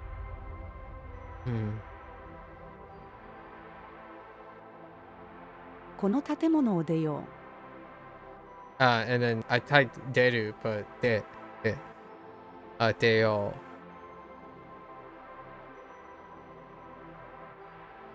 ホラー映画を見る。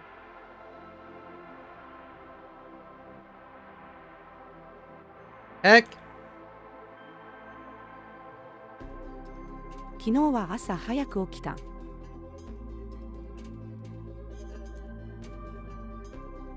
単語を忘れる。単語. Oh. That 単語. 腹に肉がたくさんつく。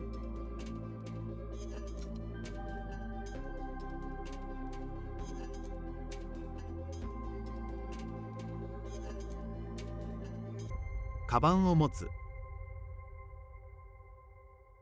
明日は学校を休む予定だ。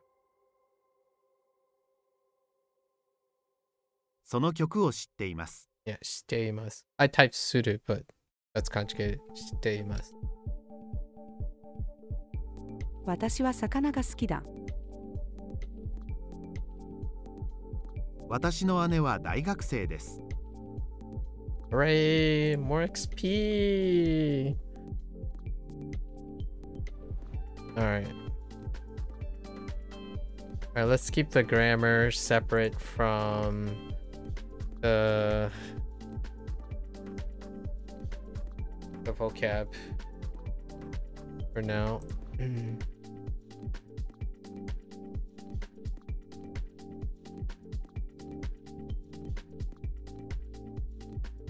Oh yeah, and then we're doing the full sentences for the grammar portion because there's some weird things that I'm not connecting the dots at the moment.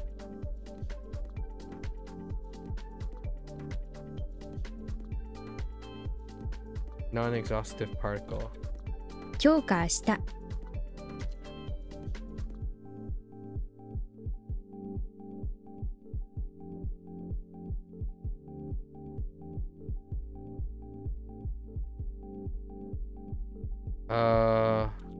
Oh, oops. Standard.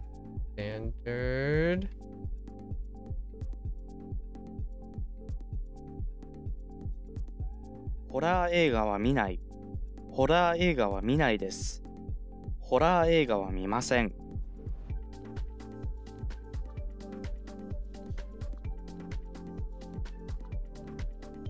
あの犬が可愛いです。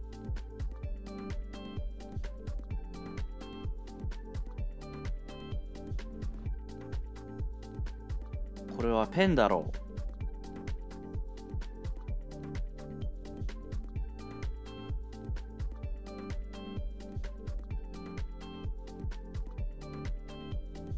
かわいい女の子がいる。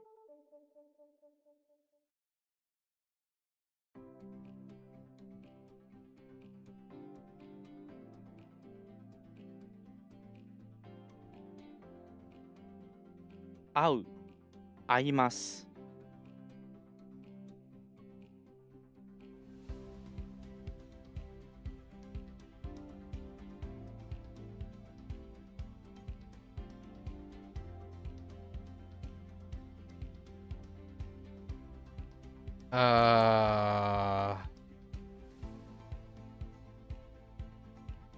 Assertive?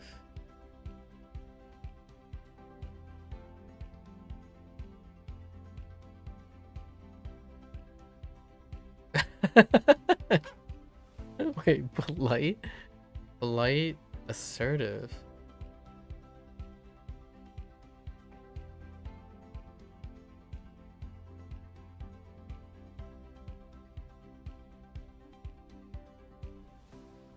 Alright. Official is good あな enough. たはトムでしょ？ Gosh. Okay.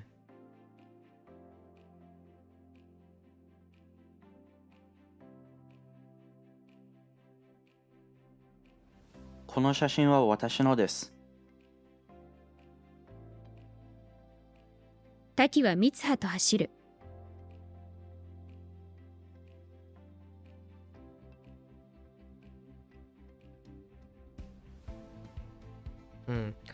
彼は行きます。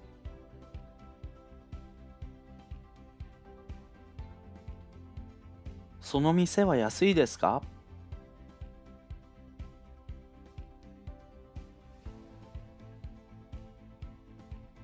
浴びる。浴びます。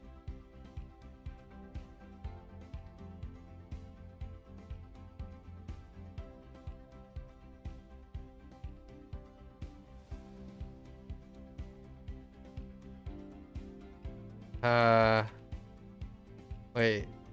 As standard.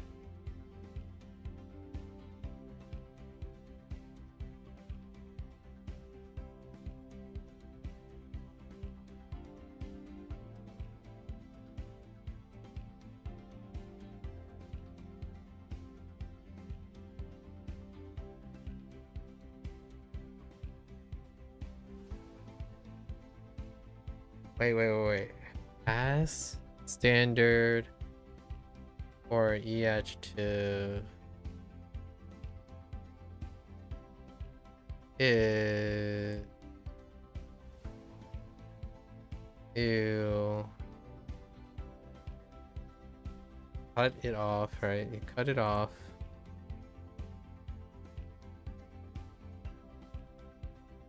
それは高かった」。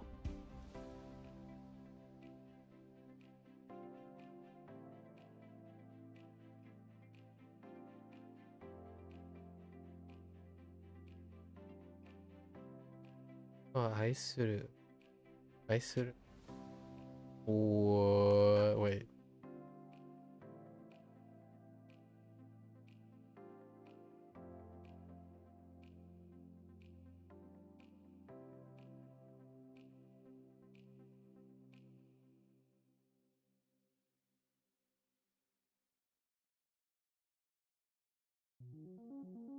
I want to type know that for whatever reason.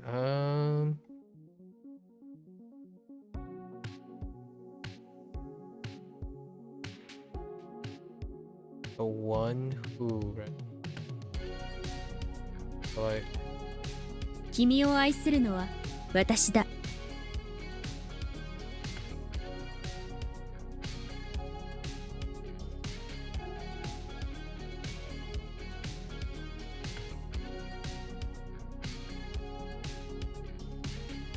light, emphatic.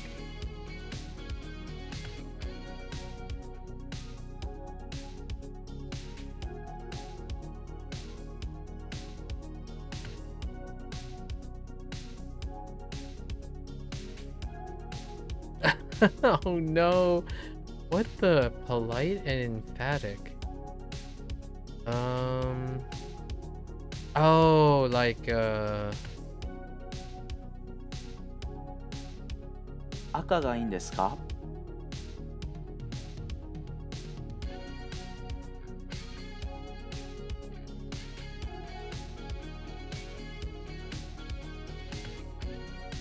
what am we're doing? Oh, we're playing soccer. 私はここでサッカーをする。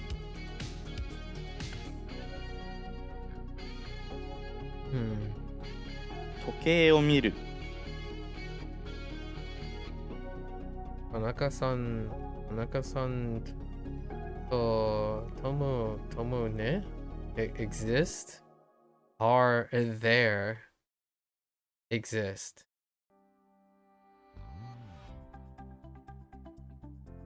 Oh, whoops. Can you include? Oh, yeah, right.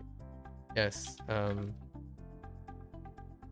田中さんとトムがいます。 Fair enough.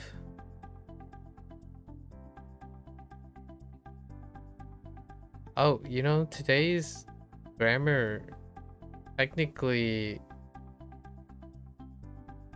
駅に行く。 technically you could also oh wait, how do they differentiate? Maybe they different. Yeah, I remember they use a different fine. Oops. What? How about that grammar parent that it's a bit polite. 時間があります。 Oh, that was a little concerning. Okay, so what was the biggest trigger? It was okay. I'll be able to. I think I'll remember it. So we'll come back and review at the end. We have to do active recall now because things are kind of starting to pile up. We gotta do some active recall of ones that stick out. I should start writing the notes as we're going. I think the notes are written at free. I think the note like this whole page is written as one page, so I think I can write on it and then it'll still flip through. We'll have to test it. Actually, let's test it now. Let's draw a smiley face right here. And then we'll come back to it. Right. Just gonna exit now and see if it shows up later when I 僕は暇じゃないよ。宿題とバイトがたくさんあるから。You know what? We're also gonna stick to the default. I think their default is good. It allows me to do one-to-one to see. I still go back to the whole like if you don't want to see this, you can not want to see it. It's fine. And this part's fine. Because I'm gonna probably in the 30-day period or something, I'm gonna start doing correlations. Like for example, this to this, like I'm gonna start drawing arrows and stuff.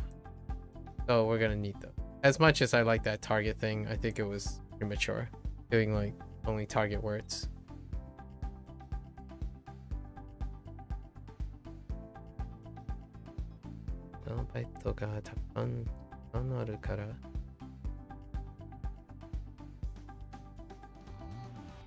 Because yeah, this is a grammar point. Kata down here.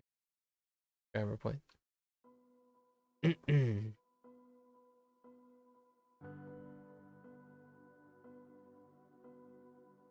Oh, that's conjugated.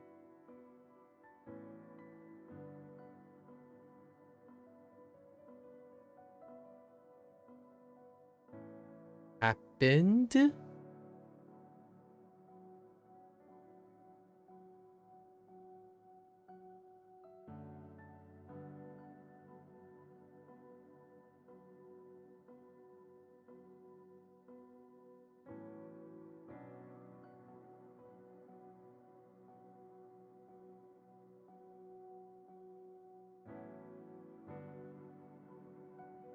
How would I happen something?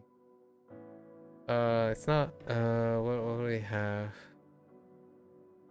Occurred, right? Or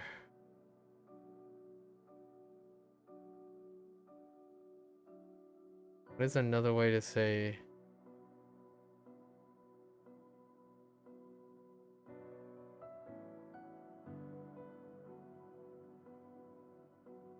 happened?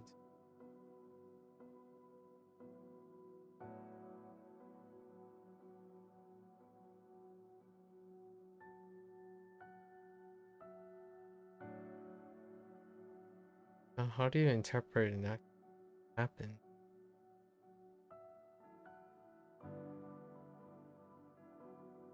I don't think it's like talk to converse. Uh, could be. That doesn't. That would be direction. Good. Haji? No. De? It could be deru.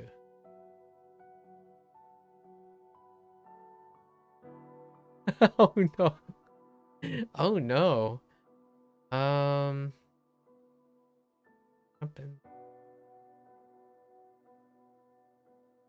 Oh, maybe they're talking about like witnessing it.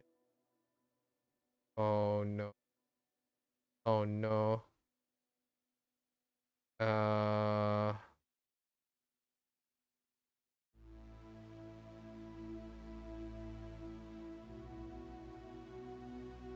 Not to memorize.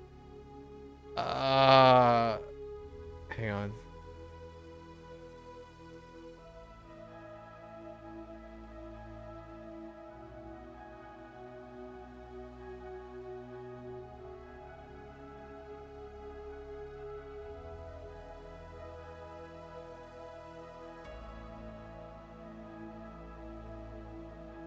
It stopped.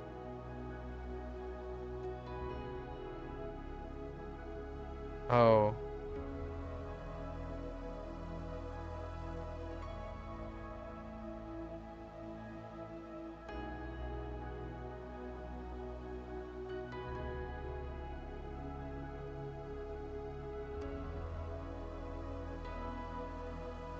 What else could be stopped?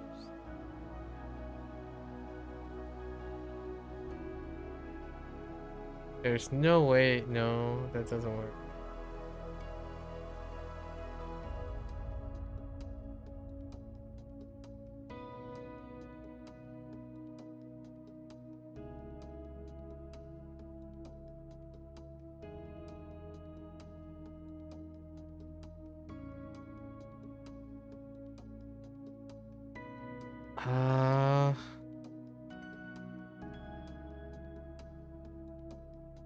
Not hold. What? I really thought it was like that they would use like shiru or something. Oh, would they? Or even suru.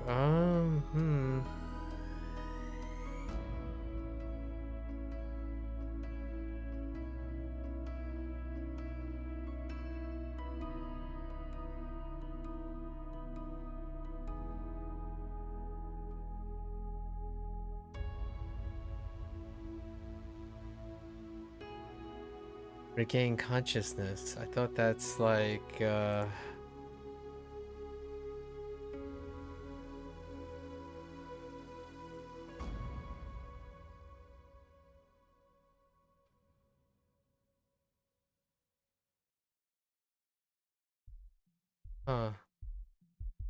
I really thought it was she.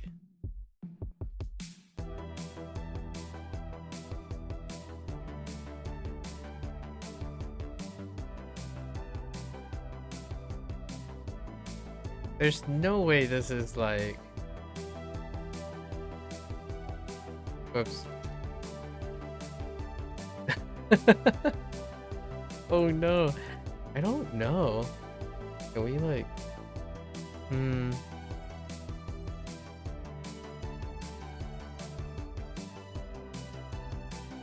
Game.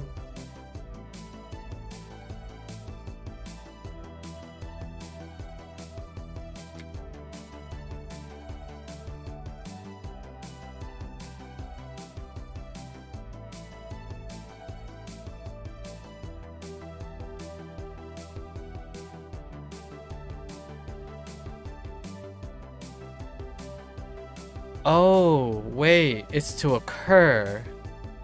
There is an occur. What is occur? Wait, is it? 事故が起きました。 Dude. Wait, I need the information on. Yeah, to play, to take place, to occur. Oh my goodness.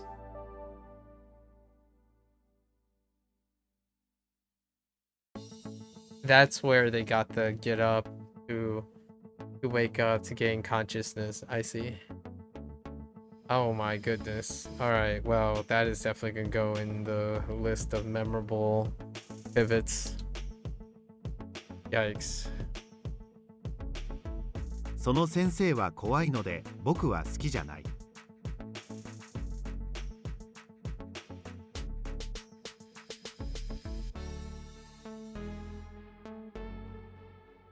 Trying to read all of them now. 美味しいお茶を飲みたいです。 Yep, that translates right.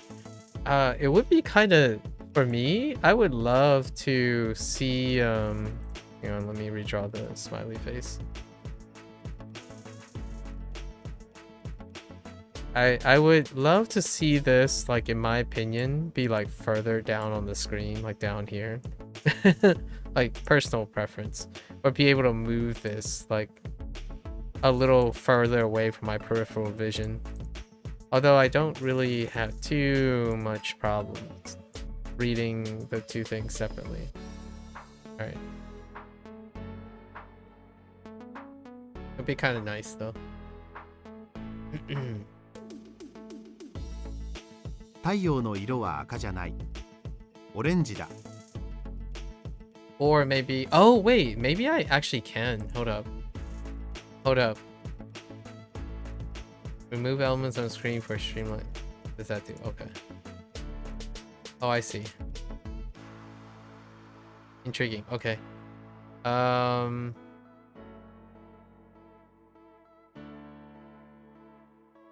was thinking there was a way to increase the font size of this top thing and then decrease the font size of this. What's the board? Oh, that's for bugs. Okay. I'll look it through later.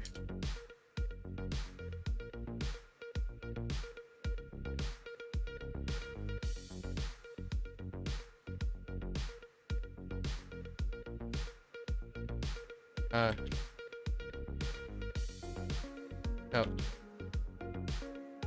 Wait.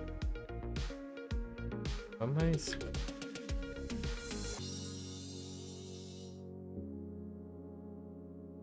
教授、授業の間にスマホをいじるな。 Interesting. Oh yeah, that's right.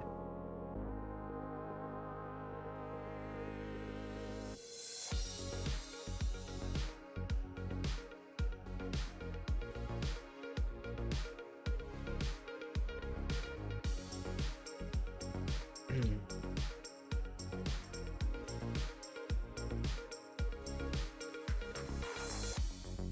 店を閉める。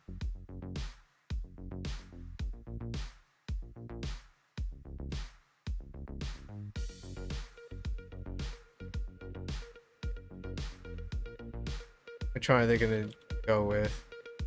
私はこの学校の生徒です。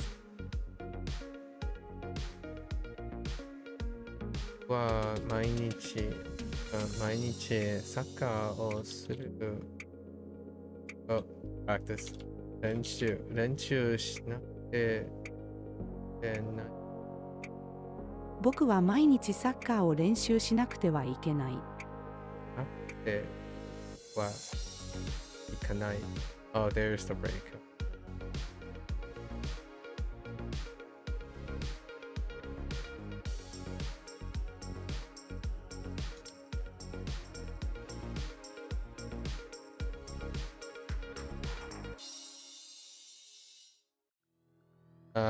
Borrow?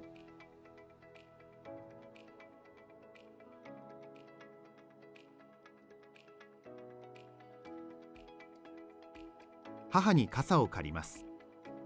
Oh, right. Conjugate. I should start conjugating them. Or just writing that portion.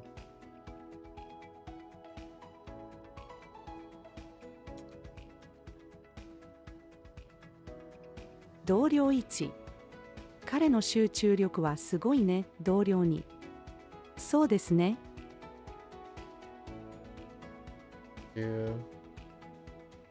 集中力。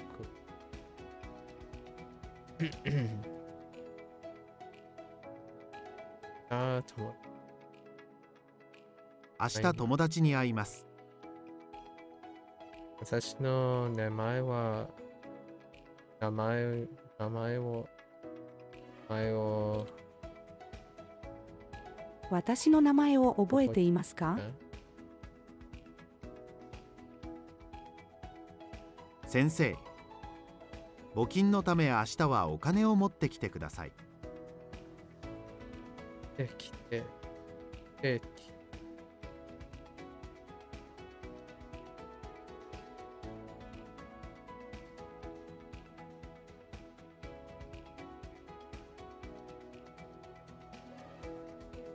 This bowl? Yeah,募金. 傘を閉じる。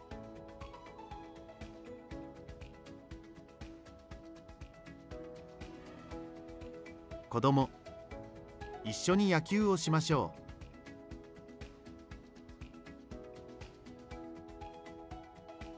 う。I like how they're doing the objects, professor, like a dialogue situation, because it kind of gives you another reason to, like another context reason to, and then also use additional vocabulary. It's a fine points. That's nice. 看板。気にもたれないでください。So もたれないで。Yeah, do not, or please do not ないでください。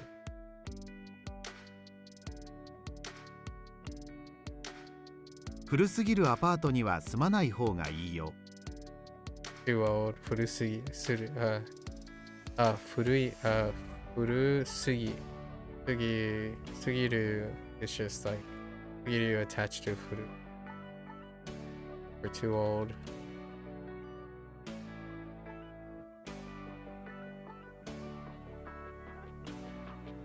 Interesting.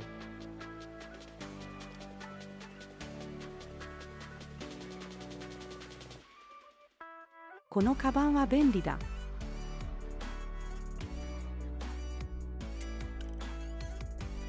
木曜日から。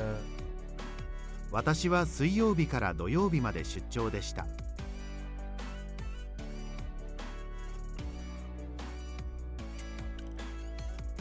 今日は何も食べられません。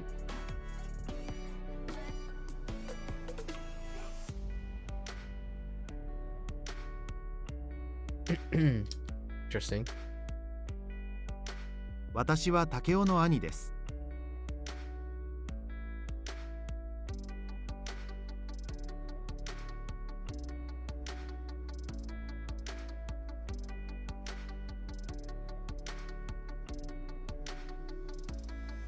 この民族料理は美味しくない。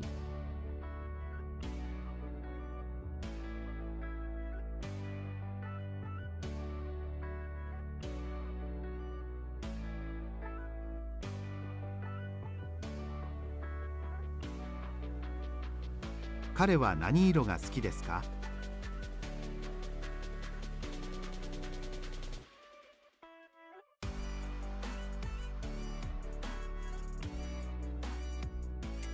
部長。体調が悪いときは仕事を休んでもいいよ。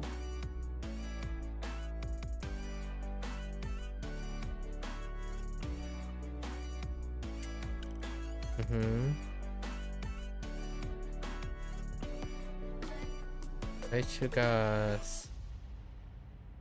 いいと、時は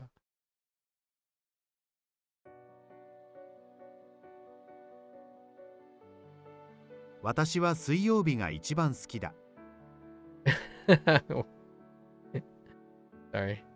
That sentence though. この時計は彼のものです。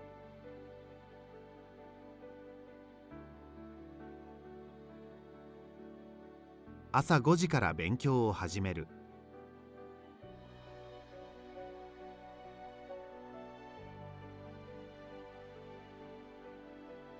土ぼこりを浴びる。What? 土ぼこり。Okay, see?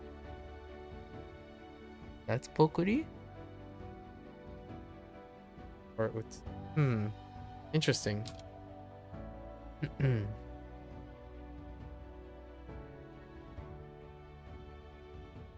その人は女の人ではなかった。男の人だった。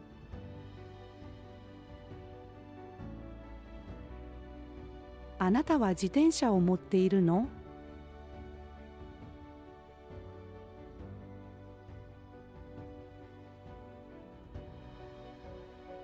朝に散歩をする。僕の家族の中で父が一番背がないです。no。僕の家族の中で父が一番背が高いです。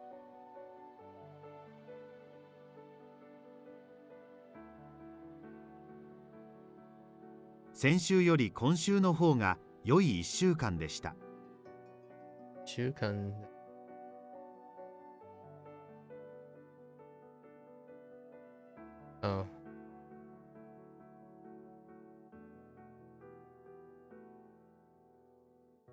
私は政治や経済の話は難しいと思います。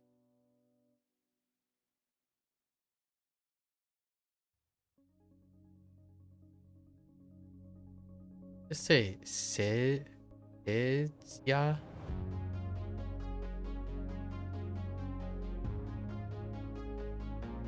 経済 is okay. Oh, yeah. 政治や政治 and yeah. Thought that was part of the thing for a moment there. Nowadays? 何これ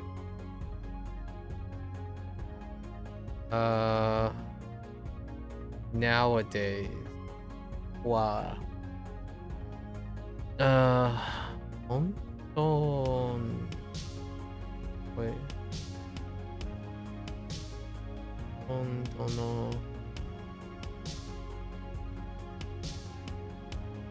本当の人がスムートフォンスマートフォンを持っている nowadays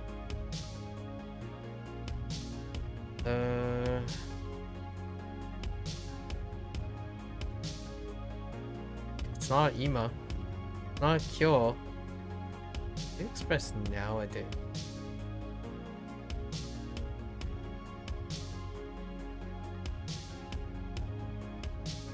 I mean 今 will work 今はほとんどの人がスマートフォンを持っている。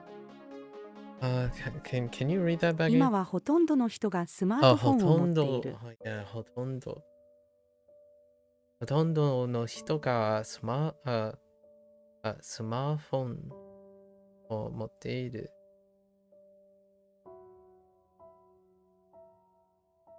今日は雨です。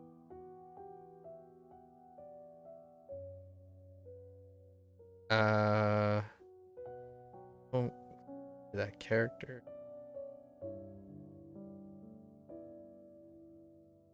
隣の町に出かけます。あ、隣。Yeah, next or next door or next thing, like in proximity. Dang it. Oops. 地面に座ろ Oh yeah, swallow.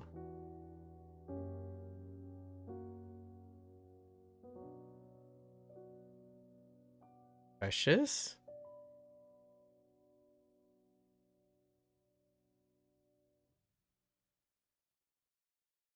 Uh, これはあなたの precious な、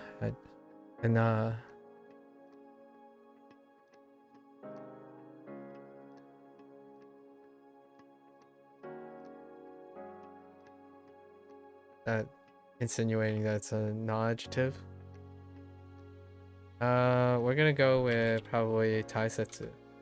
親が子供に、これはあなたの大切なぬいぐるみでしょぬいぐるみ。Of animal.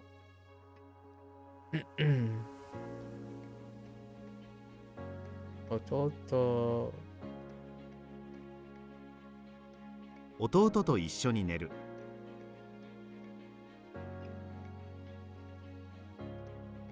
今日はケーキを食べる。牛乳を飲みたいです。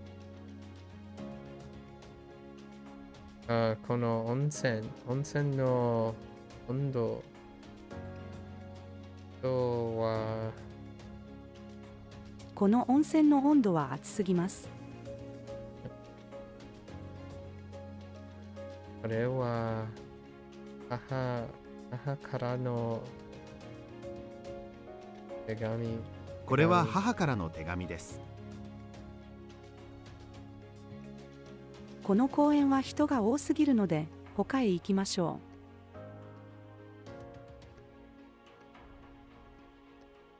う。他へ行きそうですもん。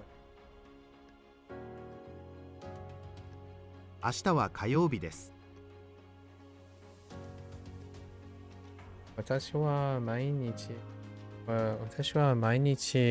オレンジジュース、オレンジジュースを飲む。う。私は毎日オレンジジュースを飲みます。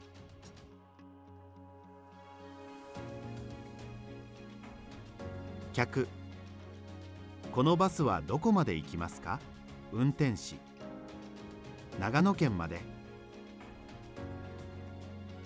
Oh, that's 長野。長野。Let's check out.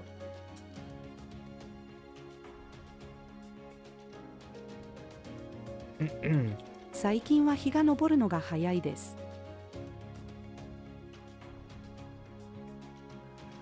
最近は日が昇る。Oh, that's cute. Rising sun rises. 昇る。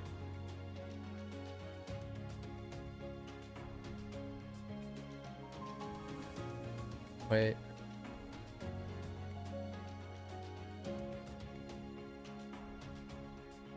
絨毯の床よりフローリングの床の方が冷たい。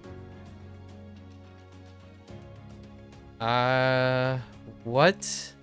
Jutan carpet.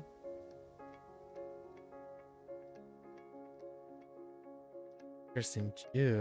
Use Jew. Tan blanket.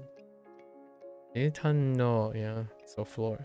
Jutan no yuka yori Yori, so this is comparison, right?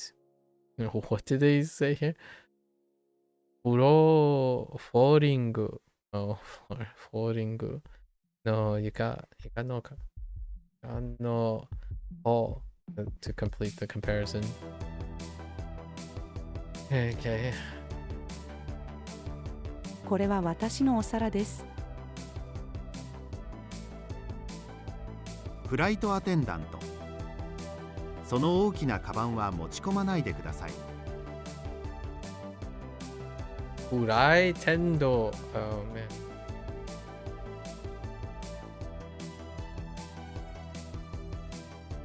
What is that again?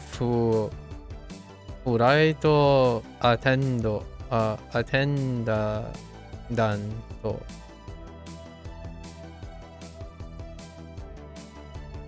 Okay. 子供。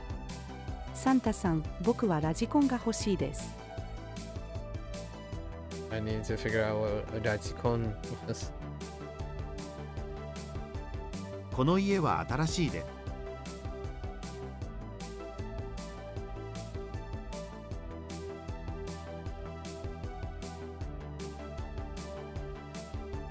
授業中は静かにしなくてはならない。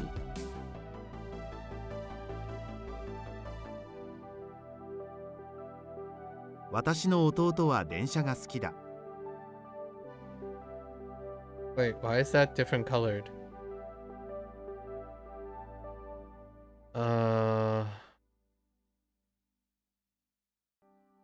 Boku no 80歳の歳の祖母は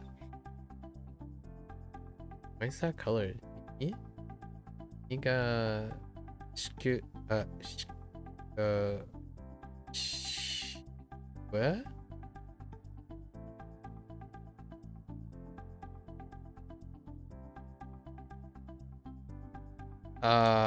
Hard of hearing. 僕の80歳の祖母は耳が少し遠い。Maybe this is like highlighting a future thing.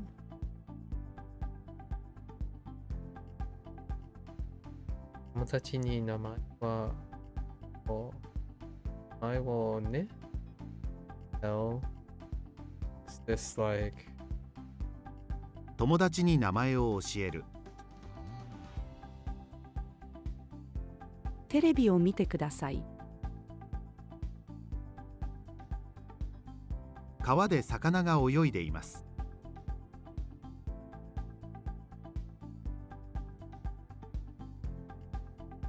新しい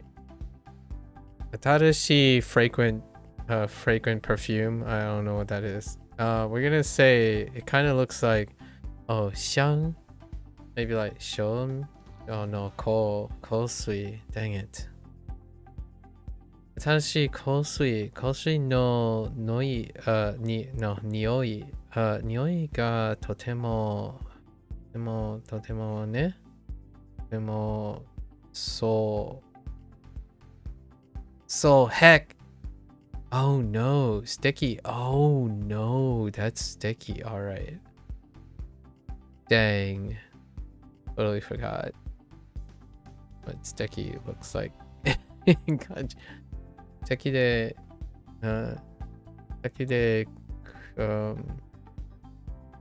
幸せな気持ちになります。That became, oh yeah, feeling happy. Wow, okay. Interesting. Sweet. Fragrant water, which is perfume. 香水。幸せ。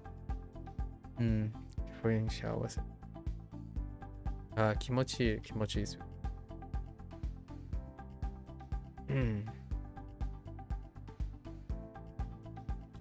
先生、名前を呼ぶので、call, Right.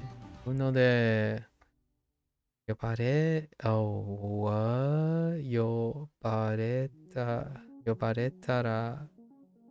た大きな声で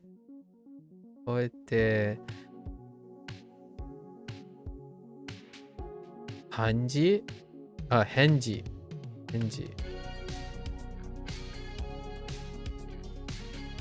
answer 返事をしてください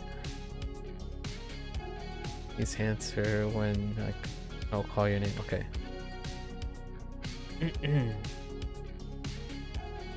子供、お菓子を買ってください。大人、安いお菓子だけね。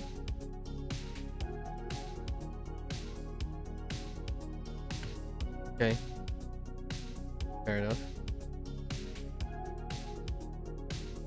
彼は健太さんのお父さんだ。このホテルは新しいです。Okay. 私は辛い食べ物が嫌いです。Okay. このボールはよく飛びます。Right. あなたは車を持っていますか？ Right. この椅子は新しいです。Right. この猫の顔は丸いです。Okay. 大人用の長い箸をください。Let's see. Chopsticks. Okay. このカメラはとても高い。Fair enough. 親の言うことを聞く。親の言うこと。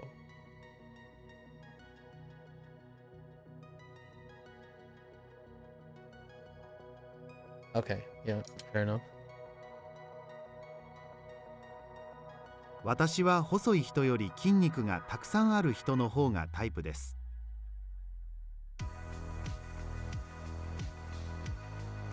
Oh, that type.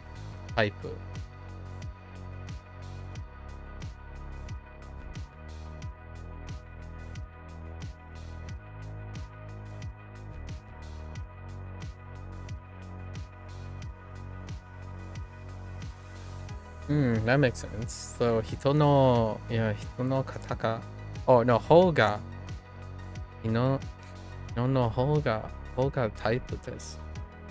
Interesting.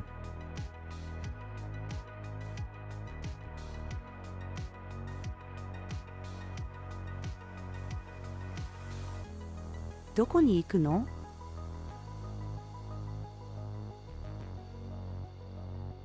私はカレーを食べて歯を磨きました。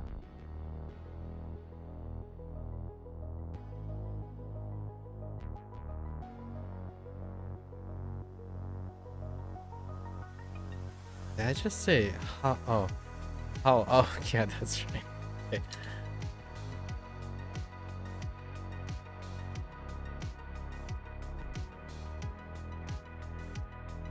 What?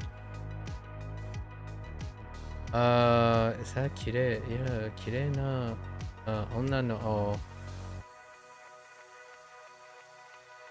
その綺麗な女の人の名前を教えてください。私は川より湖で泳ぐ方が好きです。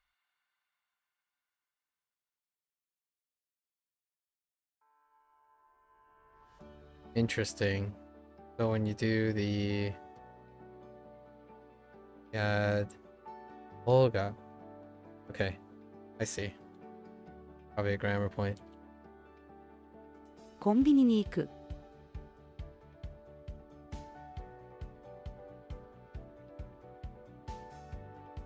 あそこにもここにもこの桜の花びらが落ちている。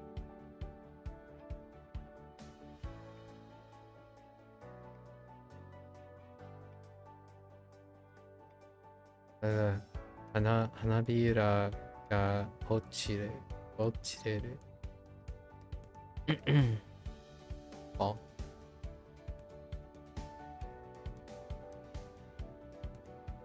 コーチ、今日は暑いのでサッカーをするのはやめましょ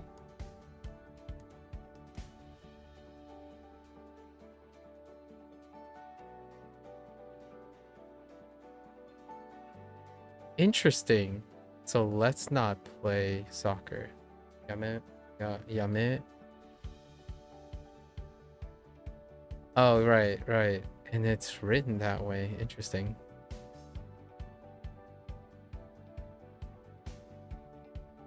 Oops. この帽子はいくら？ Oh, it's fine. 寒いので暖かい部屋に移動したいです。Mm-hmm. 客が店員に、その絵を描いたのは誰ですか？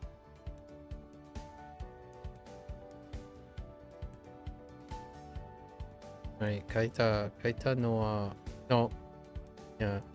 Kaita no wa dare desu ka? Okay. Okay.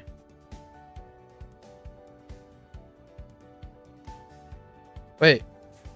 Is it midnight already? Okay, it's fine. These are lessons for tomorrow. I'm like, wait a minute, it's already midnight. Dang, I really digressed hard today.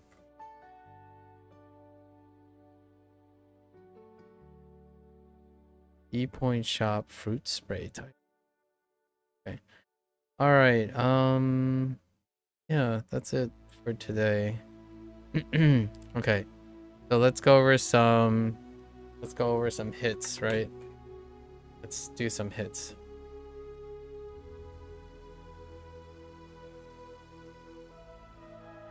Oh, no. It's a different... okay, so this screen is a different screen. Okay. And we're probably going to review last time's things too from now on. So let's go over what do we get stuck on. Oh, definitely today's thing did not hit as well. Non-adjectives, I think we're okay with the nouns, right? Yep. And then heiku. That's to head to versus suru. Suru was alright. Kuru.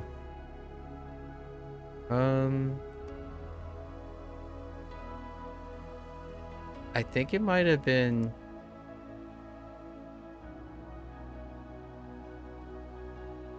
one of these was not great.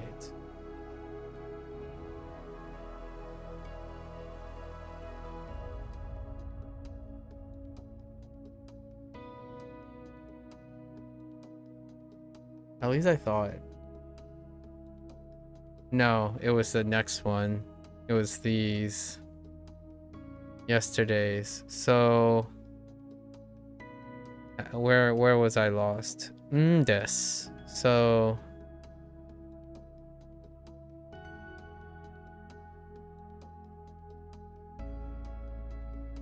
what did they had? It was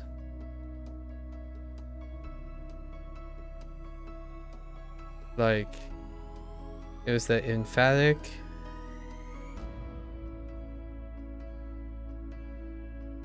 Like polite and emphatic.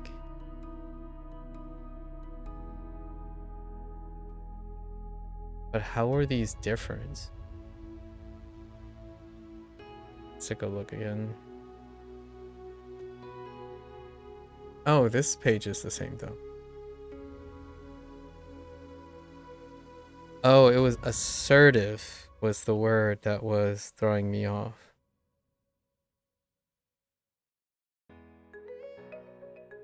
And then the construction.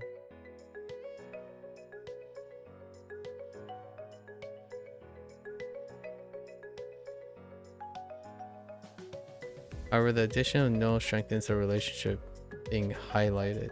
Due to this, it will, okay. But how do I distinguish between, I don't remember.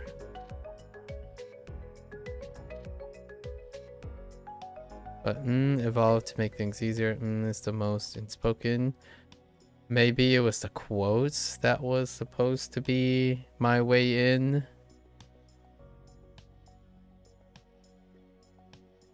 Oh, and then they added the assertion with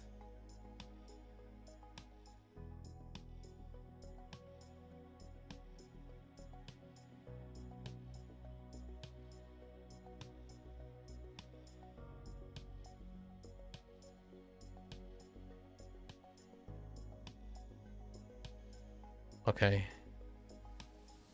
We're gonna have to check on that. I just realized I didn't realize there was a toggle here.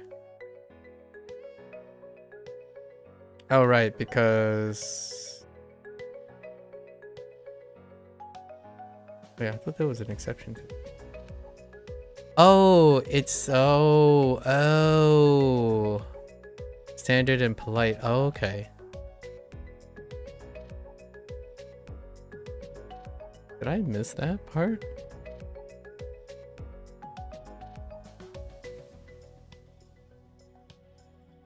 Interesting. I think I might have missed that part. Okay, so... Okay.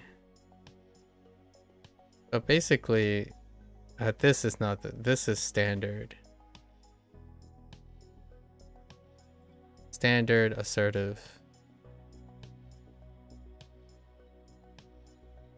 And then I was having a problem with the...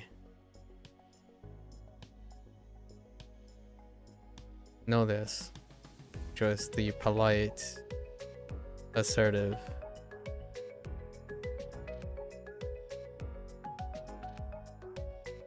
I believe that was the hiccup. Oh, there was another hiccup for the nominalizer.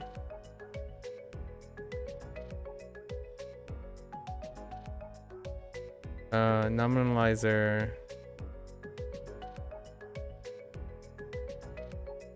requiring topic marker, right?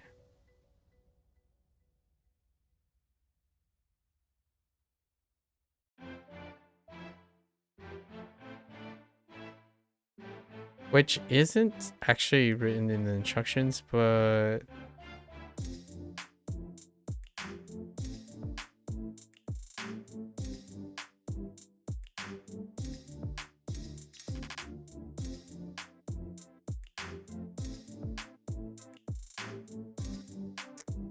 okay.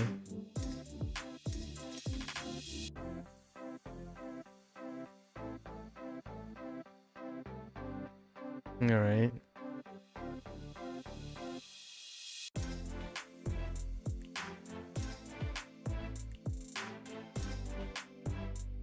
Right. That was another hanging point.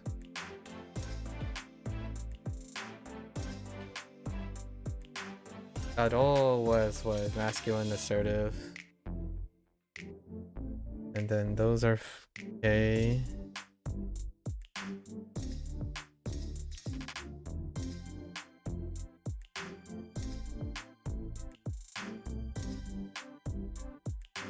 I kind of sort of dropped also.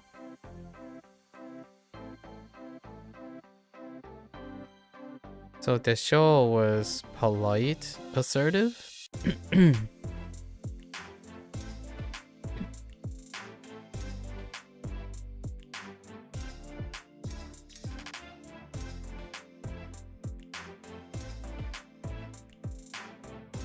And then there was another one actually.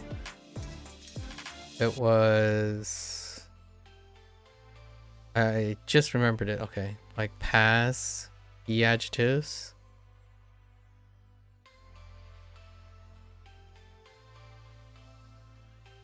Right.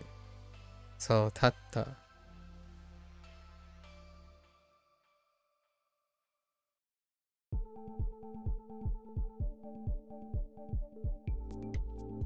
Oh no, not tatta. Katta.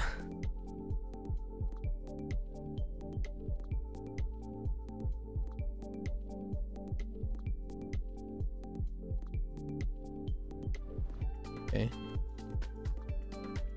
All right.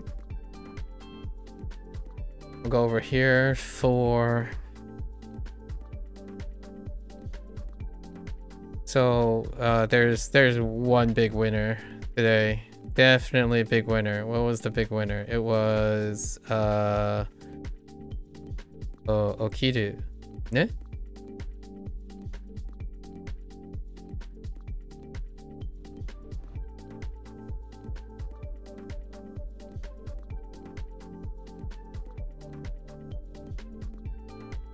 Hmm.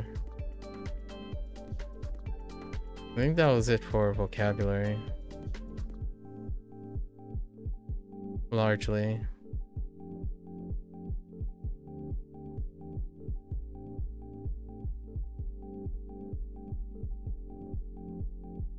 It was a bit weird on Ima.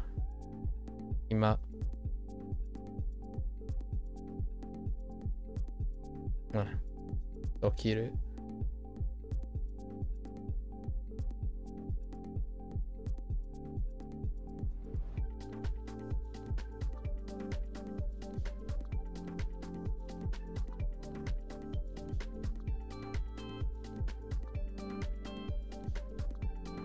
Oh no, that's too many too many strokes.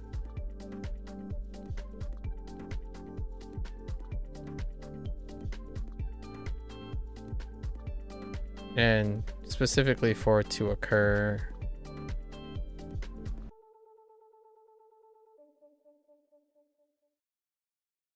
Okay. Okie dokie.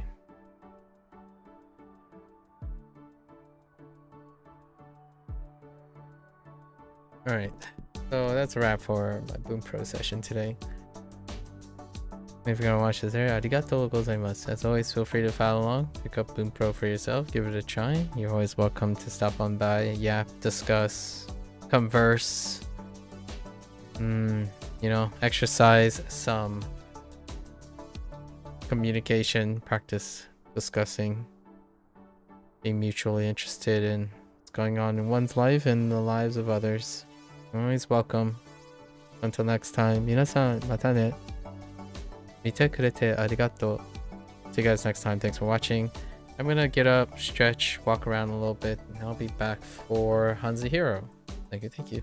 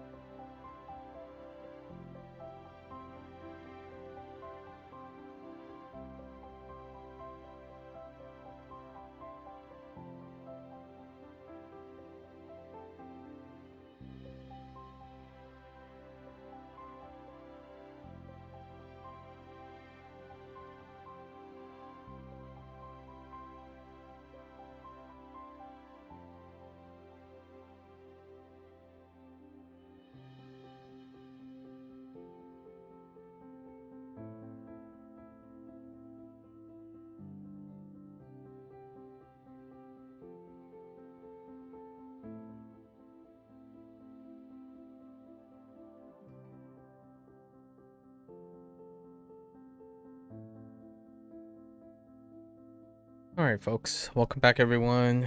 欢迎大家回来。今天是第362天. It is day 362. Only had one thing. We're being kind of flexible yesterday. I think the one was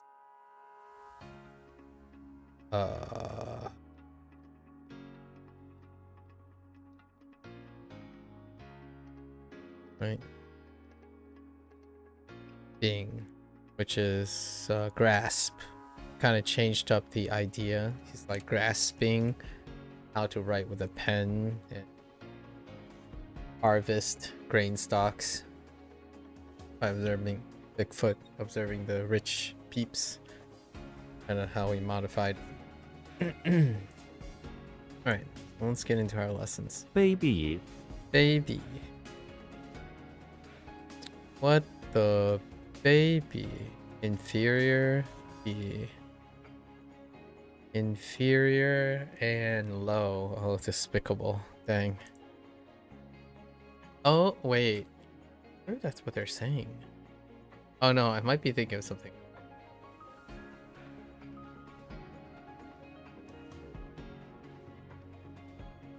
Baby.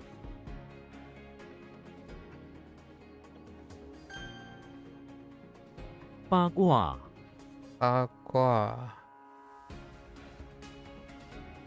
八eight gua.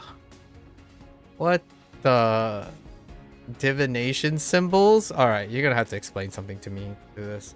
The way to find gossip about someone is to select one of 8 divinations on their behalf, then to use that to speculate about all the intimate details of their life you're spreading. Alright, hold on. This word literally refers to, yeah, the trigrams, okay, which can be used for divination, but in practice it usually means gossip. I thought I made the connection with the trigrams, but I had no idea how that relates to gossip. But I guess divination is kinda like that in a way. That's interesting. 八卦。礁石。礁石 brief fine. 礁石。时髦。时髦 the time, fashionable times. Okay. 时髦。鄙视。鄙视 low, seen or looked at as low, to despise. 鄙视。I can Baby. I didn't make the connection about despicable and despise. I didn't make that connection in English. Like despise is in despicable. Huh. 时髦。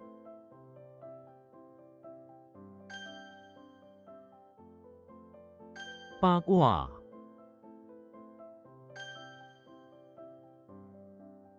鄙视。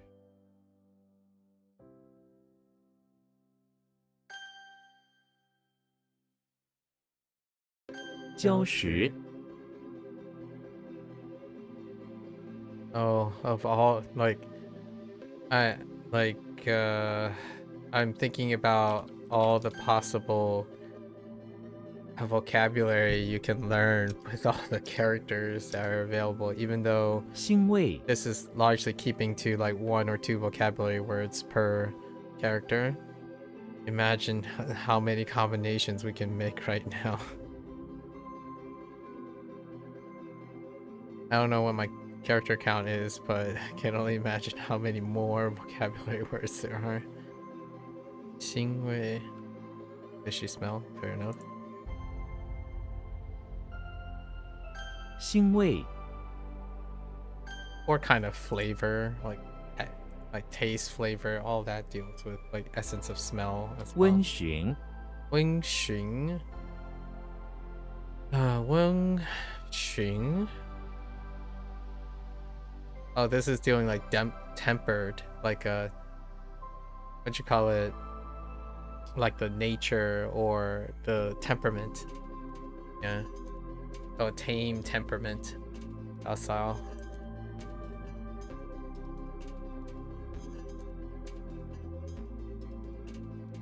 温驯，血腥，血腥 blood 腥 wait blood fishy reeking of blood interesting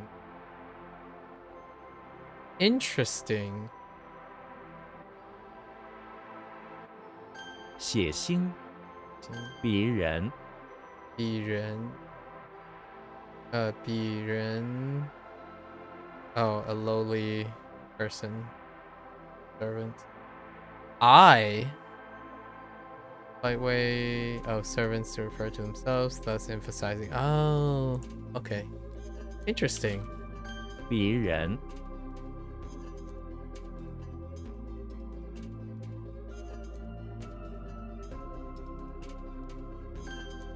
使， Sure. Oh, hey, there's the dart or arrow instead of jian. That's interesting.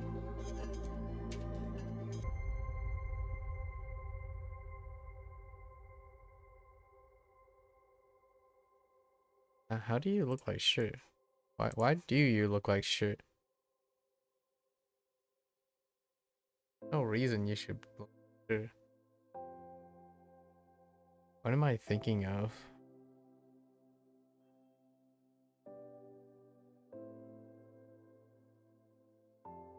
Was it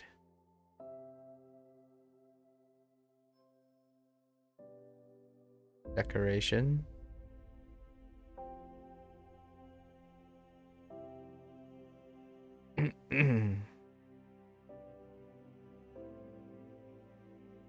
Oh, ornament. Oh, that's not even sure. Rex in the basement of the house playing with a dart. He throws it on the wall of the basement, which has a poster of Donkey hanging up. Shrek being large and clumsy can never throw the dart correctly and always misses. I like it. Fair enough. A vector.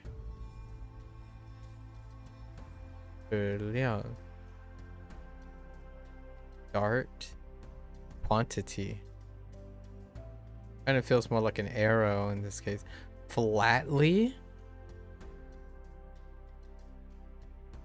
call oh like someone who's like blunt or sharp or sort of like straight to the point, like a dart mouth, someone who puts things flatly.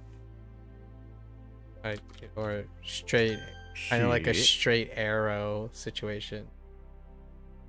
That's interesting. Excuse me. 腥味，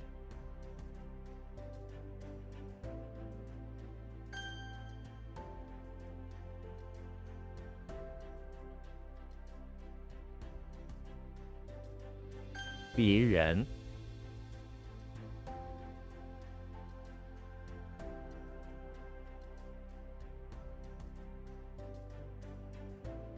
温驯，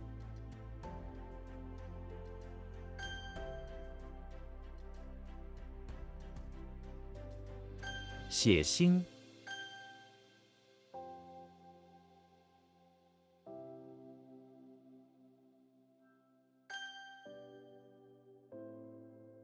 ，oh, whoops. 是，盖，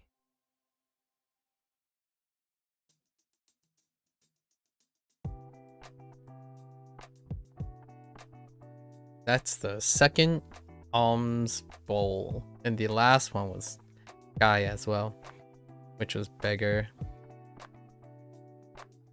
Pretty sure it was beggar.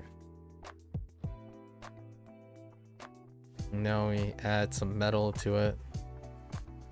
Gandalf is in the bathroom of the high school where he's down and out He leans against the towel while next to the urinal with a alms ball made of metal, begging for cat. Okay. How did the other one work?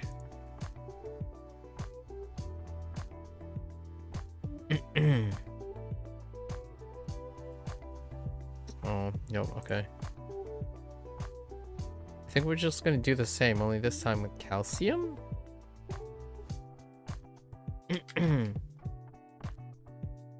Handoff is in bathroom of high school.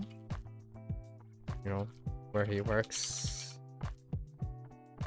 Or where he, where he is. Say where it works. Notice there was a beggar on the ground holding out an alms bowl.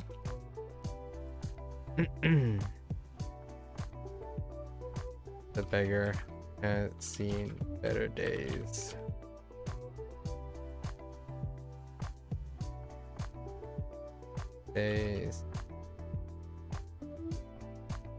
Weak bones and malnourished. So he's with a wave of his staff.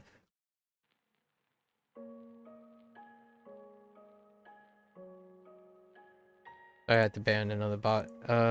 With a wave of his staff, he was able to infuse calcium to the beggar's bones, as well as impart a few metal coins to the alms bowl, set the beggar on his way. Okay, calcium, calcification, yeah, makes sense. Guy Hua. 钙令 Ling. Oh, hey, it's Rent. Qing, right? Qing.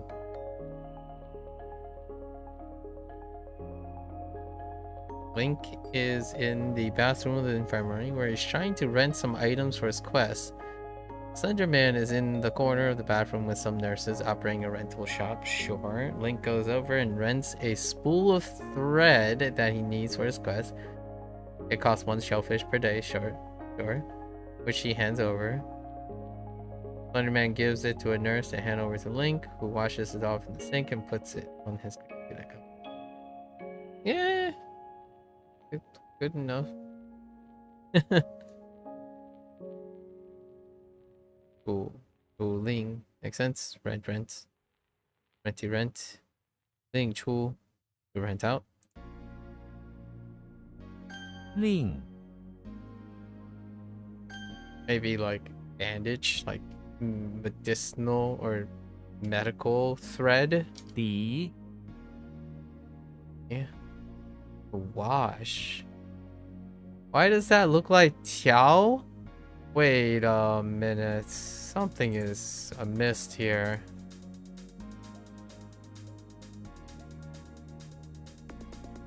Where the Tiao is this?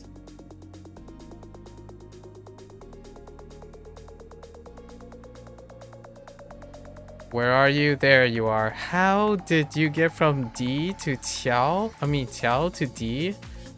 Oh man. Yeah, I don't have anything remotely D like here. Diddy Kong is inside the living room of the house where he must wash an ornamental banana tree. Sure. As in the corner by the TV. He works with the foreman who keeps steady as Diddy Kong sits on top of Slender Man and sprays it with wash spray at the end of a rod to wash each banana clean.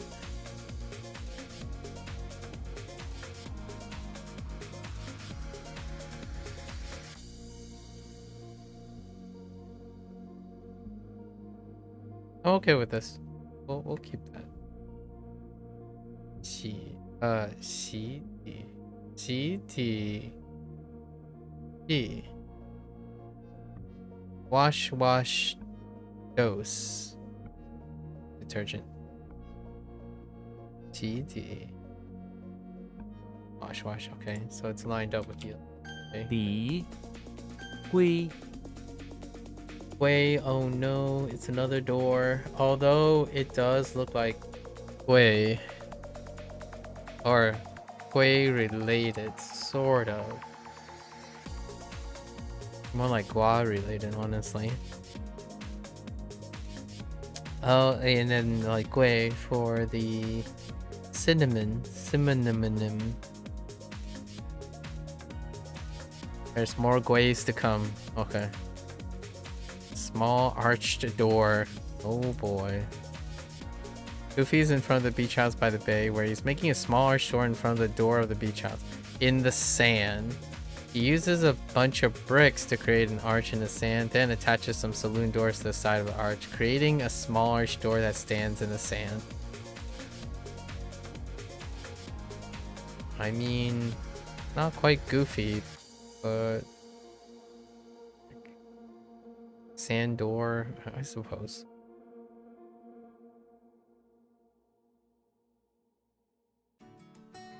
Guinu.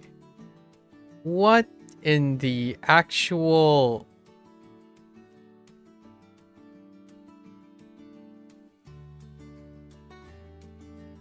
I have no idea how that works. Okay. 龟 Wow. That is different. Oops.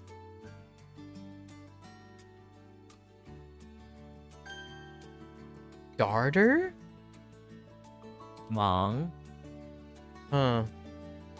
Monk, hoodlum. Oh boy. There's death in it though. Mario's inside the chapel where he's dealing with a bunch of hoodlums that have invaded. The hoodlums are led by Death, who naturally hates the priest. Mario works alongside the priest, and they all wear a holy coat of arms on their holy armor. Mario shoots fireballs at the hoodlum as they try to defend the chapel altar from destruction.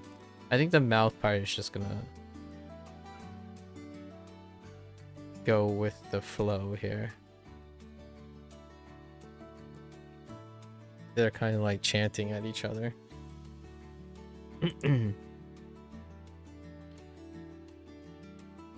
Liu Meng. Wait!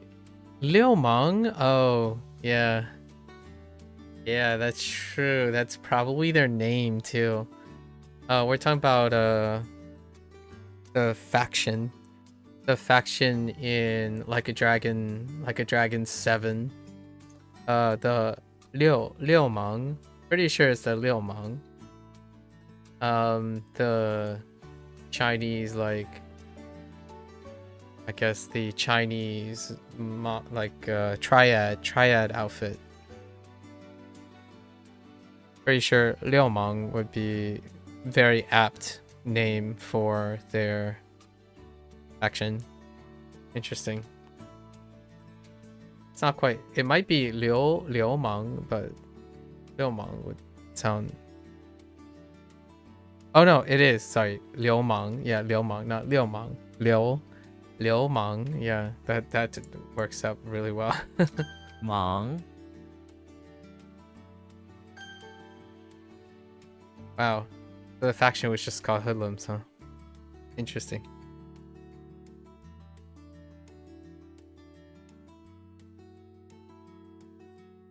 Yeah, Liu Meng. Okay, the more you know. 盖 The more you know.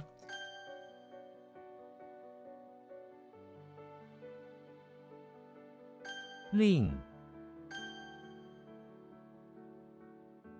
Oh, and he's renting it out. Hmm. 龟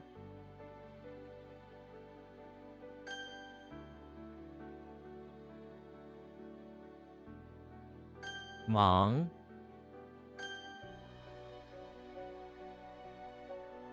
敌 Alright. 讲 Jiao.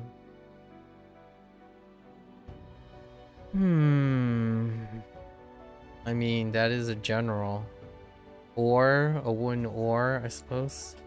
Jimmy Neutron is in the basement of the chapel, which has flooded with holy water. Suddenly, the general comes in and takes charge of the situation.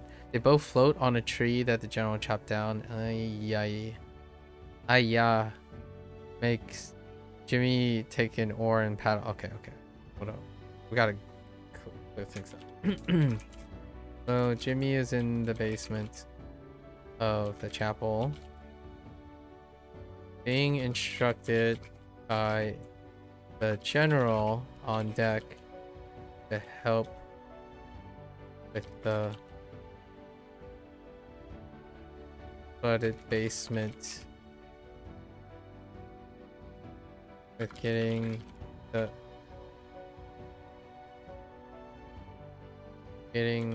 across the flooded basement to address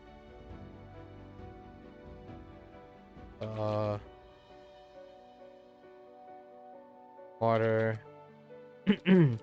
leaks.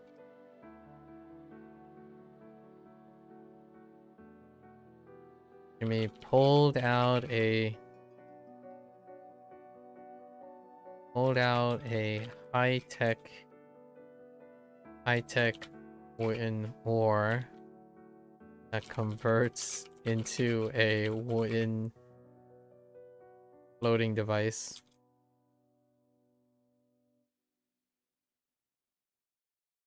And automatically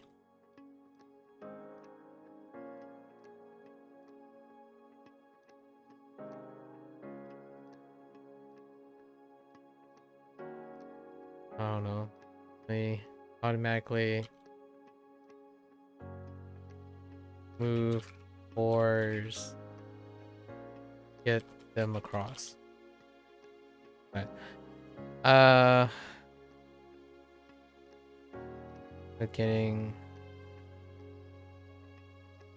Helping out the local priests.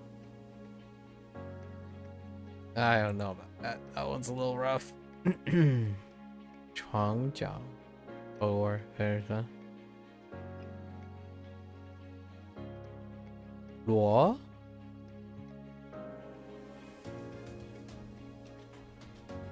I don't recognize you, Luo. Shuang? Revolving down or what is the left one? Spiral shell. Okay, that's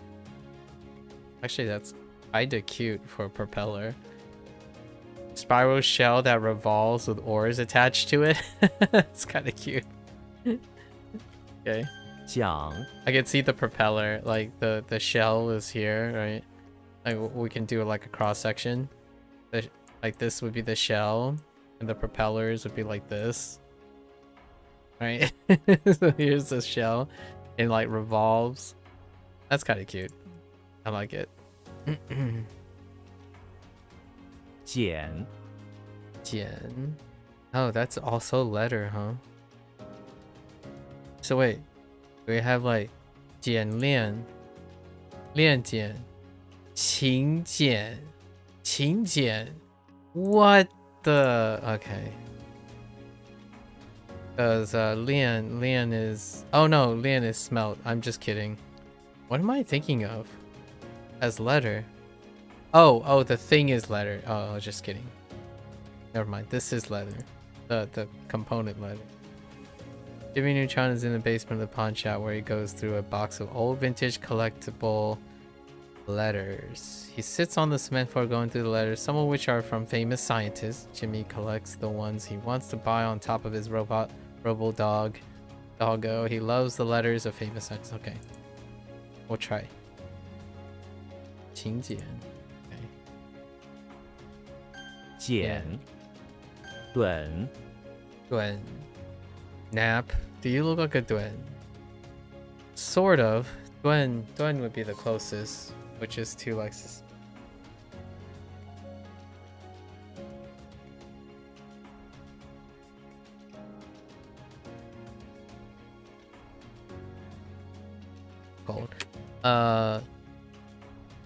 We have suspend and ton, like a ton, like a measuring ton.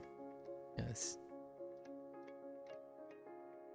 Doesn't help that twin, the standalone twin is the exception.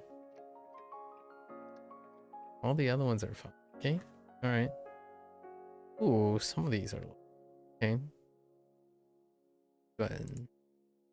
Dumbledore is in the basement of the infirmary where he's trying to take a nap after a long day of trying to cure people with magic. Nice. He lays down on the cement floor and takes 2 earthworms from his nurse assistants, which he placed over each eye, allowing him to instantly start his nap.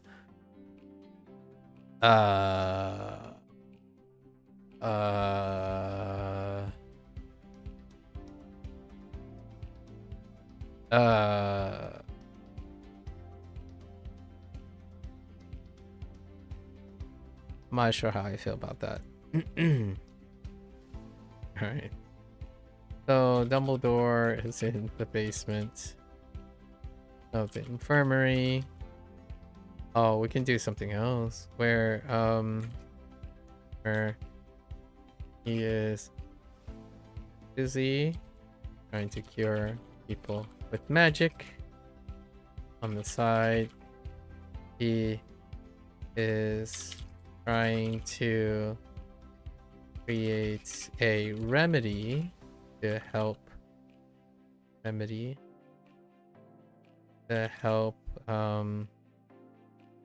induce this drowsiness and heavy eyes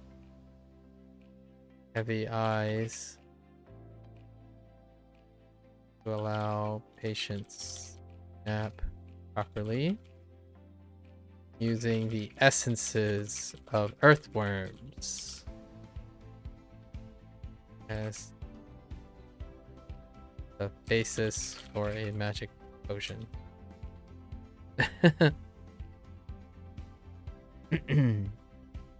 Take a nap. Godwin. Interesting. Oh, because kind of. 短俊 Dring. It does look like a dring. The other one was handsome.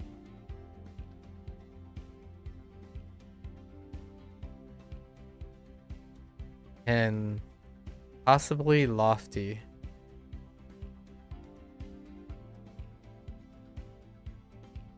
Possibly lofty. I don't remember. Yeah, lofty. Okay. To complete. This is simplified somehow. Oh, this is changed somehow. I don't remember how it's changed. I think. Julius Caesar is in the bathroom of the infirmary where he's trying to escape with the foreman, his allies and brother-in-law. They sneak past the sink and stalls towards the barred bathroom window when a Red Cross nurse guard jumps on them. Julius and the foreman hold the guard's elbows and legs and rip him apart, defeating him. After that, they complete this. Wait. The nurse guard, they just rip it. Alright. Calm down.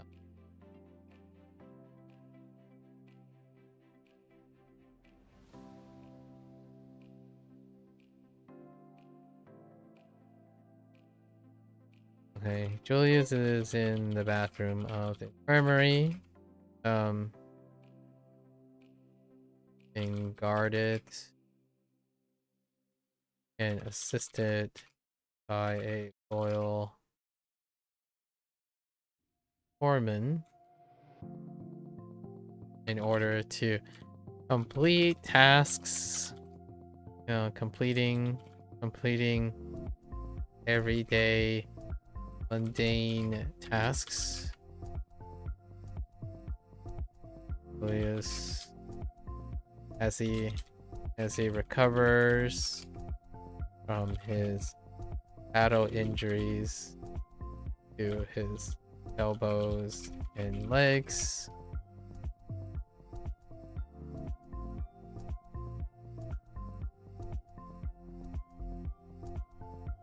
foremen and guards are there, not just for his protection, but also make sure he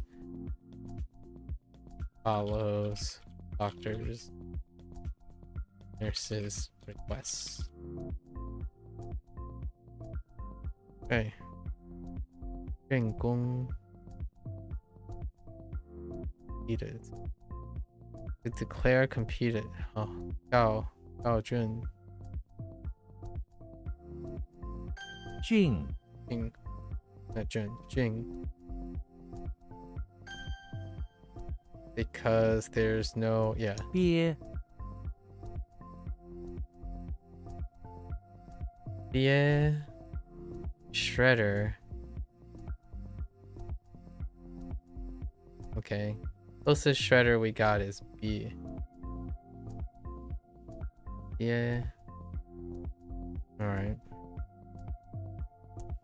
Hold back.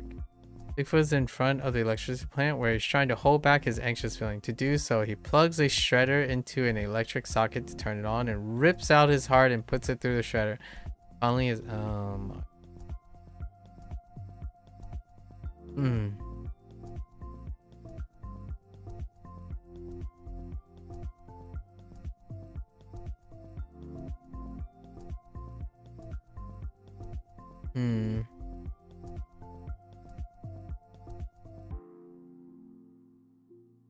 Right.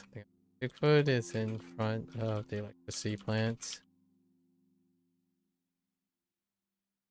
being held back from protesting. All the shredders, the workers are using to tear down the heart of the forest. His heart sinks as his home. The heart of his home is put to the shredder to provide fuel for the generator. Okay. Hold one's breath. Yeah, 鳖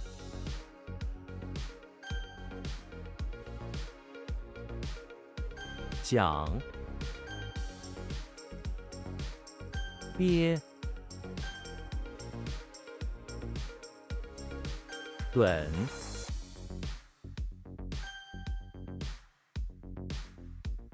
俊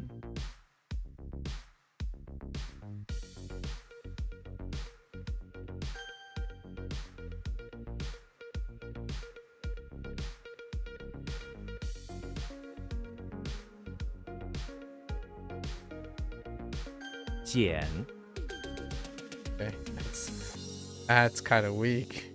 That GN came out a little bit weak. Let's get into this. All right. 锅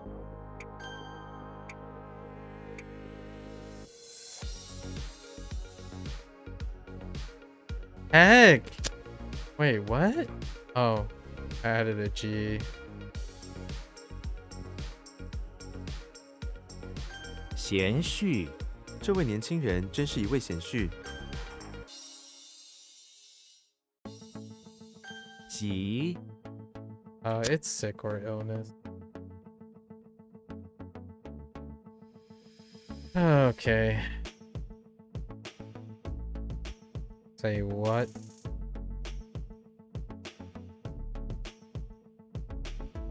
I typed the wrong thing. 女婿他的女婿是一名医生。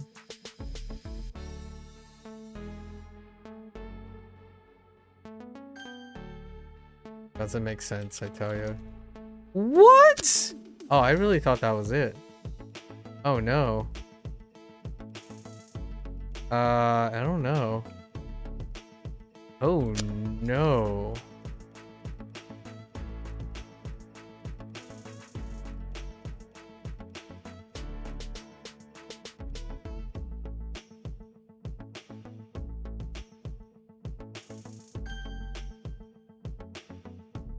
西 Okay.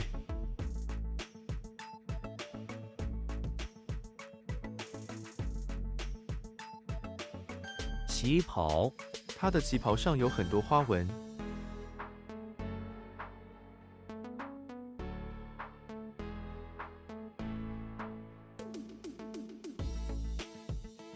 暴风雨昨晚的暴风雨很强。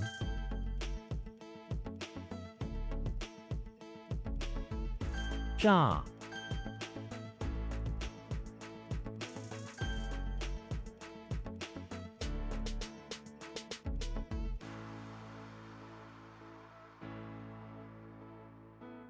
What? Oh man, wrong tone. Oh man. 杠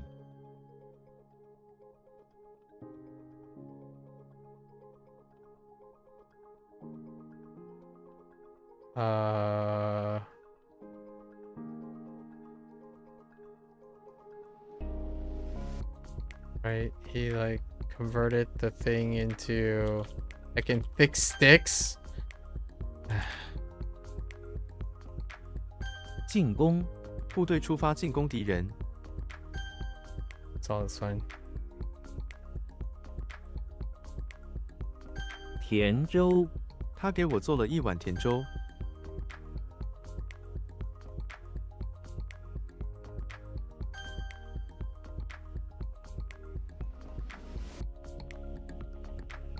剁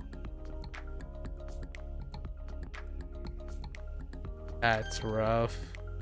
That's very rough. Oops. 枣树这棵枣树非常高。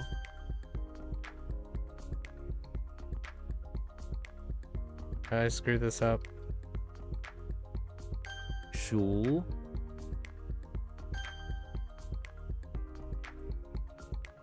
玉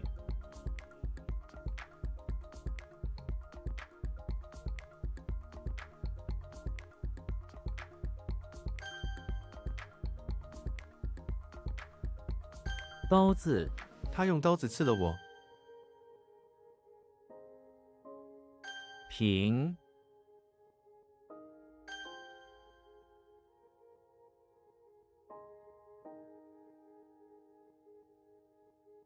Weird? Okay. 把 So what happened here? Oh. What? Hmm.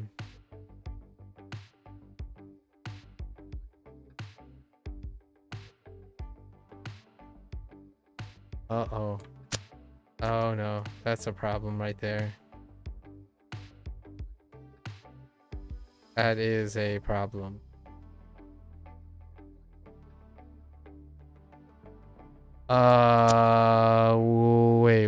Wait. Oh, okay. Okay.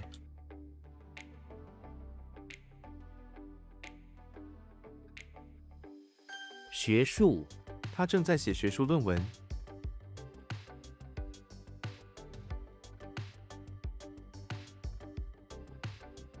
Or train or like academics. Okay, it's fine. Studies work.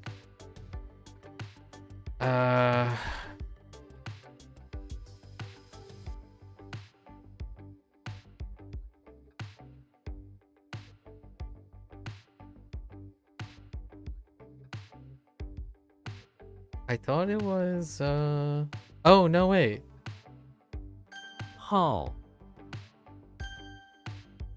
Wow, I think that's gonna be that needs some TLCs soon. Hmm.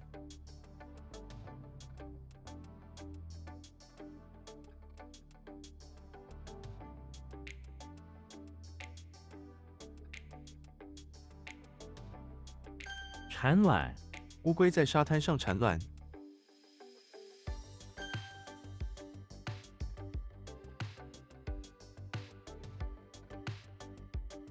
Eh?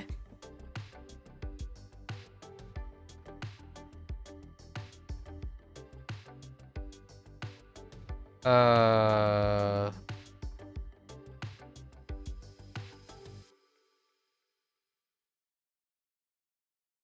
Hmm.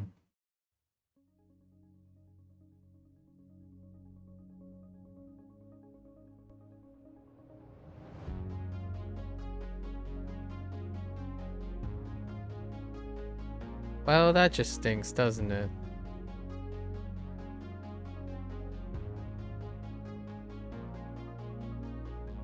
Guai.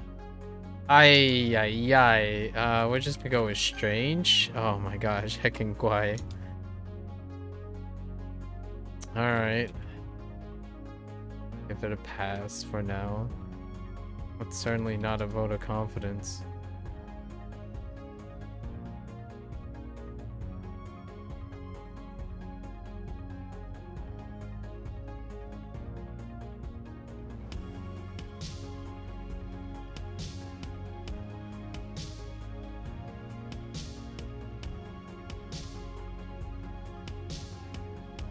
I don't know how that would work out.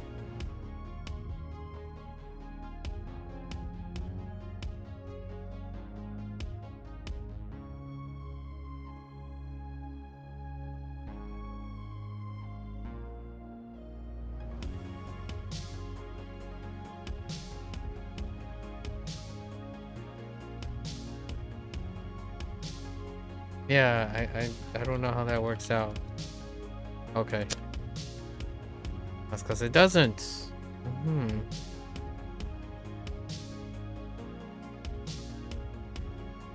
What could it be?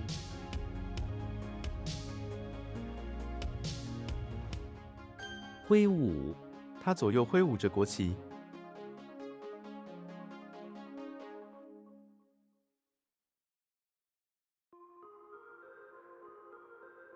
Like wave it. Okay. 微缩。果实在阳光下萎缩了。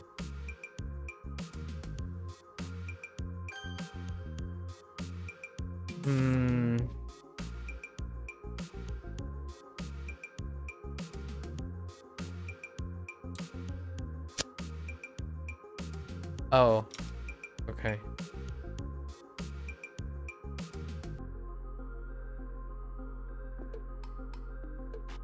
What? Hold up. Oh.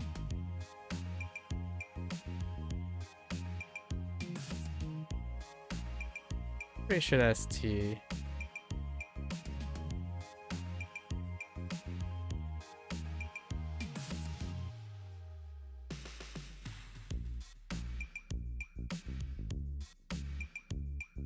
Ornament and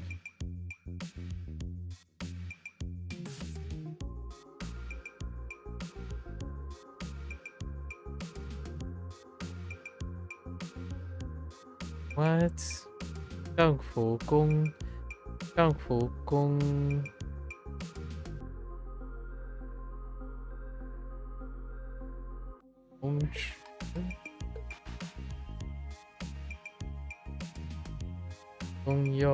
公幼了，在公幼 heck。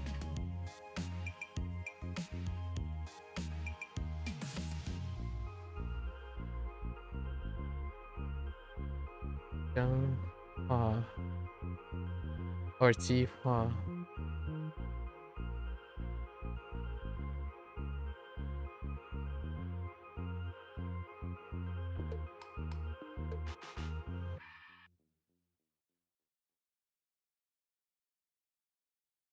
No.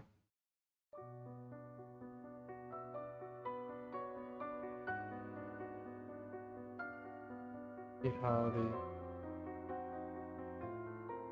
this is all I got. 提振。 Oh. 政府公布了提振经济的计划。 What did I type the first time?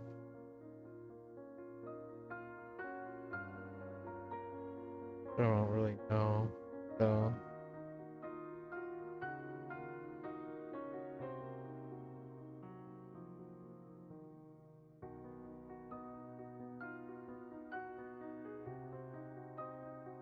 like like to fluctuate or to boost. Oh, boost. Yeah, so I took vibrate, but to bring up and pass on that thing. That's okay.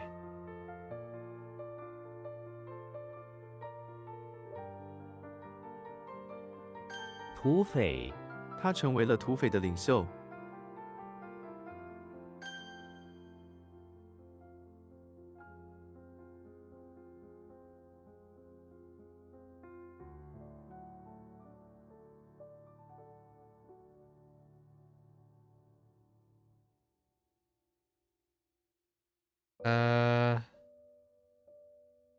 把握，学生应该把握学习机会。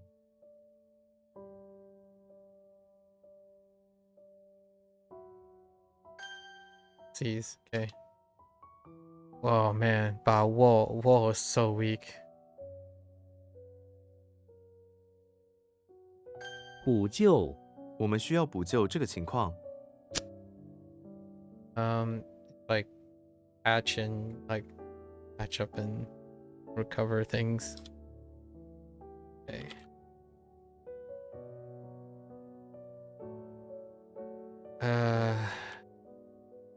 平凡，他是一个平凡的人。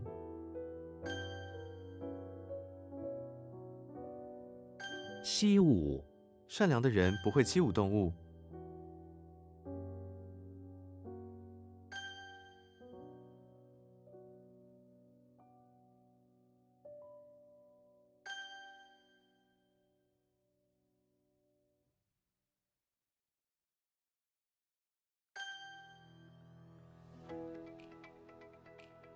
I think vibrate is more like stimulate in this case. In that case, we'll try to remember stimulate.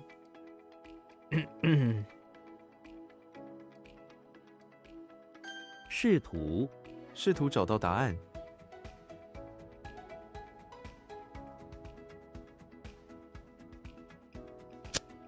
Or like instructions or try. Yeah, okay, it's fine. Wait, that's not fine. Why is that try? Oh, no, that's fine. No thanks. 涌出，眼泪从他的眼中涌出。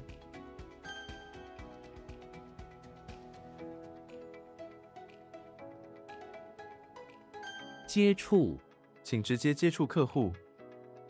What the?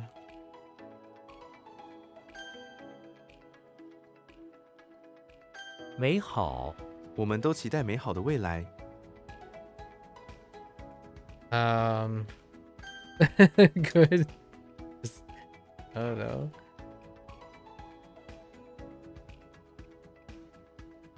我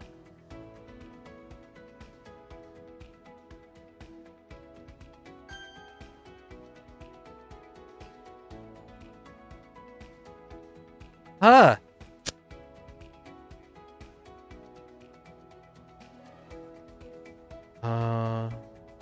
Yeah, this one's kind of silly. They have to like... That's really... Huh. Skip. That one's a skip.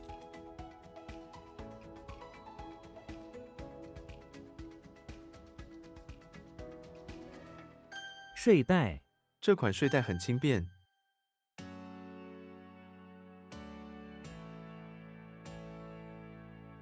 一声不吭，他坐在那里一声不吭。 Hello there, Bree. I'm doing pretty well. How are you doing? Kind of ran a bit late today, so hopefully not too long. Take a break. Gotta do something in another hour and a half. So get. How are you doing lately? How's everything going along?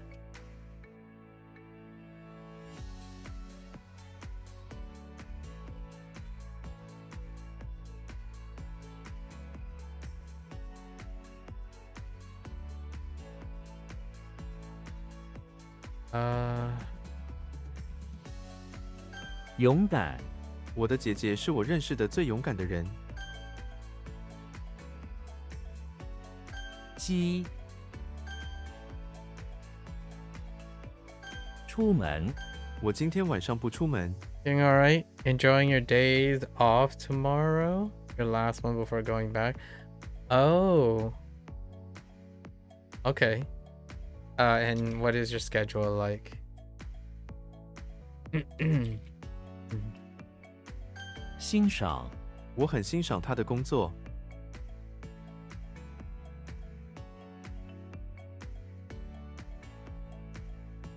Or enjoy, I guess. Enjoy, appreciate. Okay. Commend is okay, or to some extent.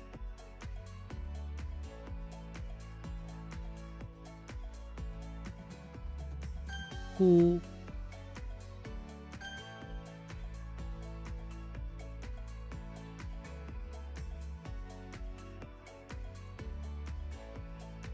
，Uh-oh.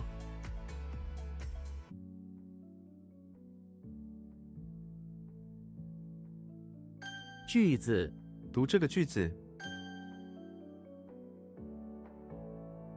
电话，打电话。 You're on 4 days next week, then the following week only 2 days. Huh. So I'm guessing you've gotten into the point where now you're kind of just vibing along? Any major developments, plot developments?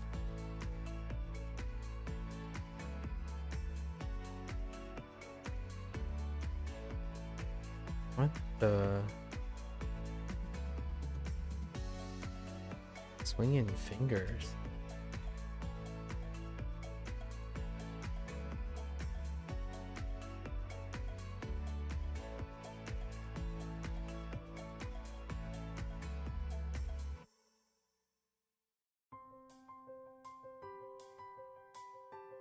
I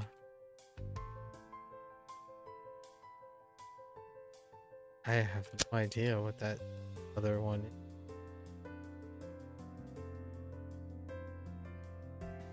Ding.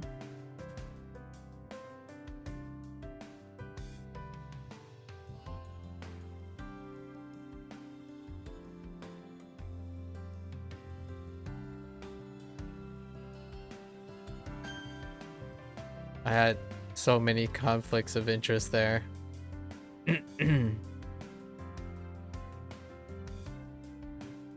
What? Oh.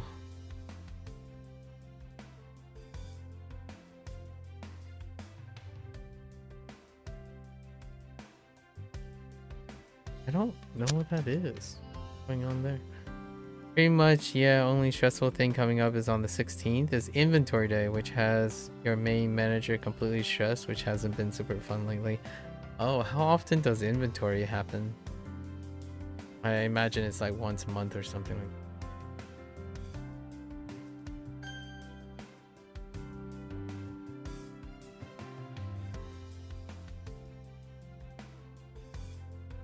Dian Lu. 我要买一个新的电炉。汪。八。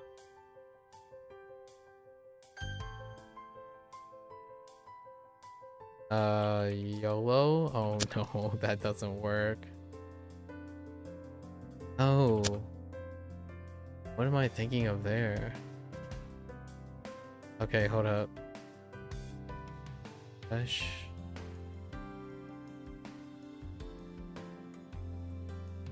That's not good.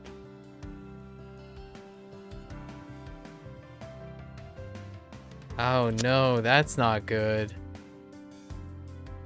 Ah. Dang. Oh.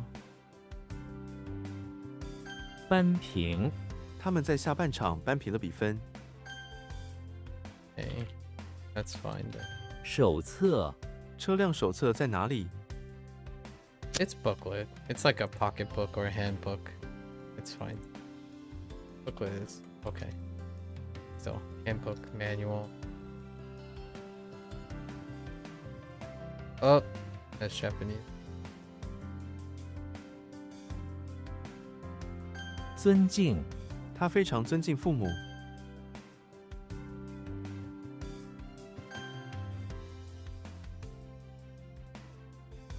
大胆，他所做的一切都很大胆。 Alright, gutsy, bold. Okay.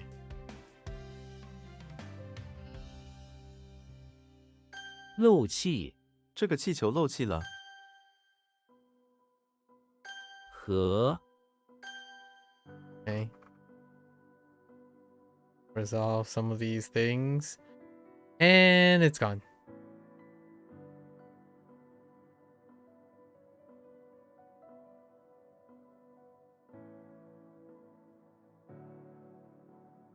What the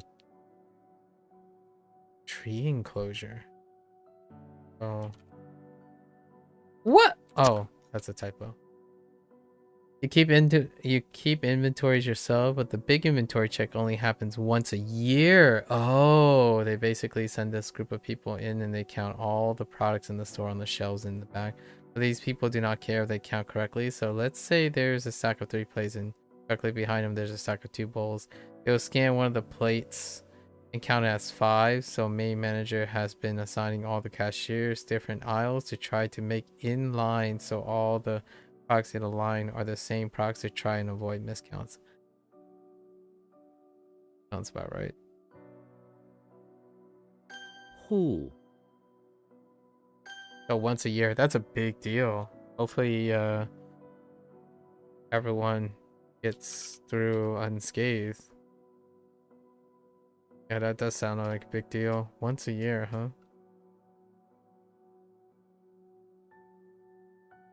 文雅，他的举止非常文雅。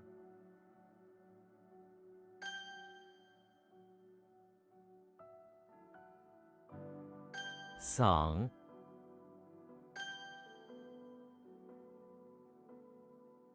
不孝，那位不孝子被父母所遗弃。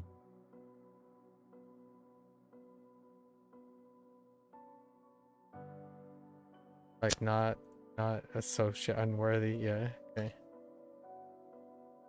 I think this is. Oh no, it's not. Oh no, I have no idea what it is. 戈壁，戈壁地区没有太多植物。 I have no idea what it is.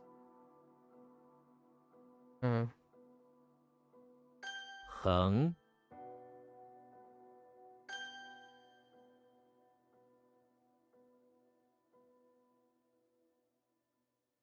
What is this brush nonsense? Wait. A burner.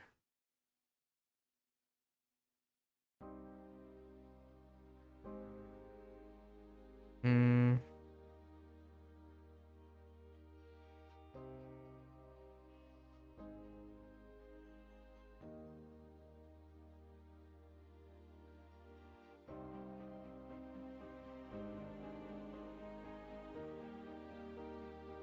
Something makes me want to type something weird here, like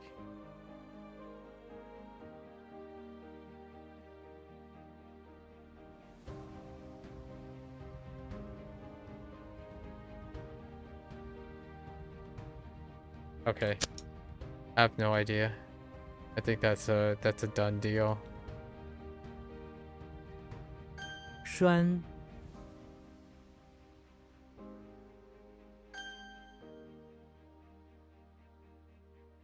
Yeah, that's not what I think it is. You were assigned the ceramic plates, mugs, bowls aisle. It has not been going well, mainly because you've barely been working, but also because there's barely any space and there are tons of different plates and bowls, sometimes only one of each style, making it pretty much impossible to make everything in line. You feel like you're gonna be yelled at. And this really is a opportunity to test your organization skills, you know? That's kind of a silver lining though.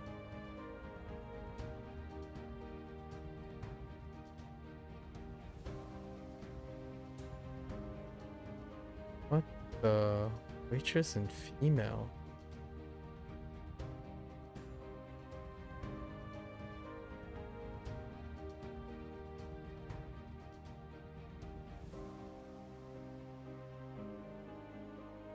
Say what?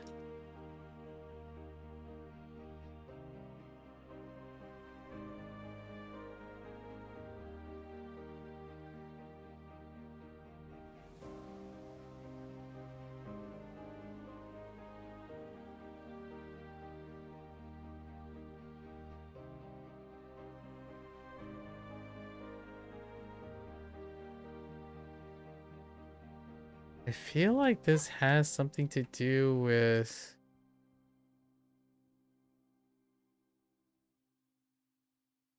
neutral.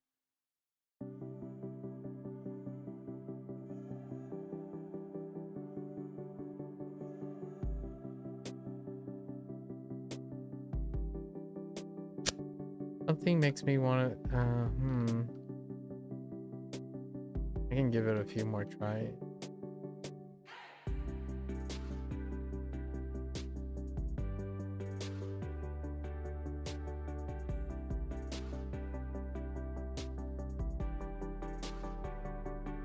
详细，我们需要详细的计划。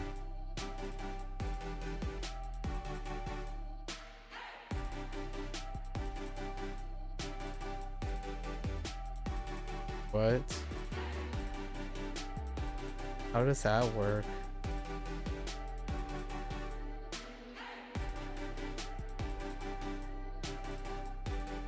Xiangxi.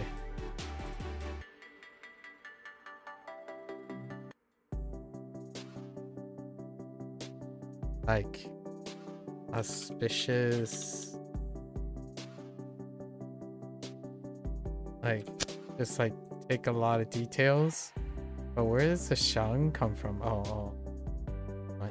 I'm thinking of a different Xiang. You have organized all the mugs, but you only have 3 shelves to fit properly 25 different color patterns of plastic bowls. There's 3 different styles of plates, 2 different styles of bowls, and they each have assigned shelves they must be on. Oh, interesting. They've done the best you can, but it's not really that you can organize it. It's that there's ways, too many individual patterns that just not enough room for them. But how do you know that they're being counted as different things? Or just different designs on different bowls? Do you know how they are counted? Because like different styles doesn't mean that they would be counted as different bowls or plates, right?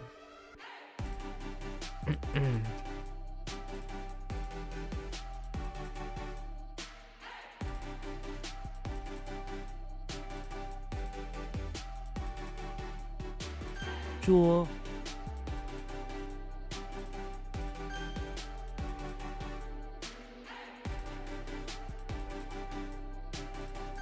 谢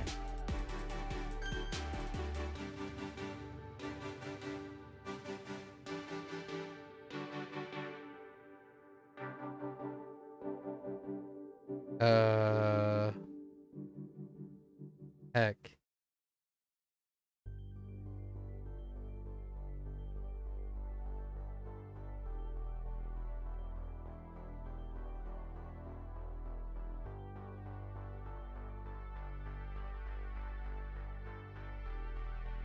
I don't think this is what I think it is. Is it?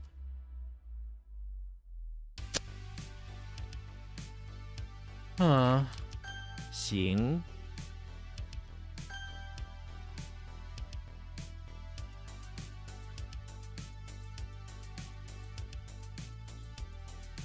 Each pattern has a different SKU number. Each SKU number has its own inventory. Trust me, you looked at them all hoping maybe some of them have similar patterns overlapping SKU, but no. I mean, that's still an assumption you're making where they like scan the front item. I mean, you could just scan. I mean, if they're all different SKUs, then naturally one would expect that all of them would have separate display for the SKUs, though. I don't know. I suppose. like there would be a scan for each of the SKUs, which would mean that they would have a placeholder somewhere with their different SKUs. I suppose.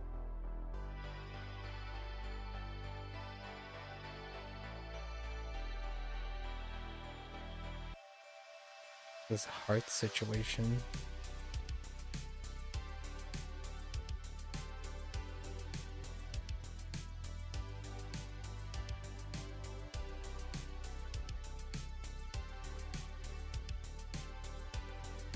I don't know where the heart is going. The heart is not moving anywhere.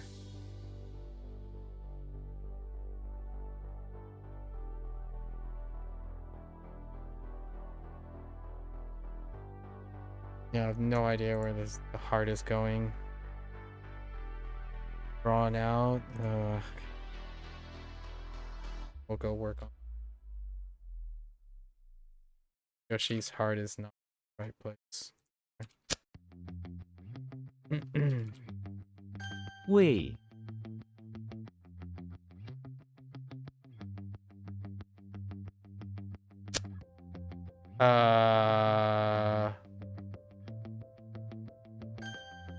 Okay. 忧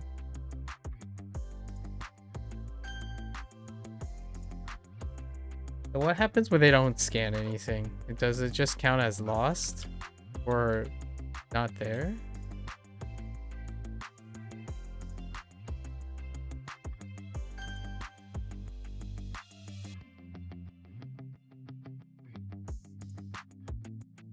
睡袍 我忘了带我的睡袍。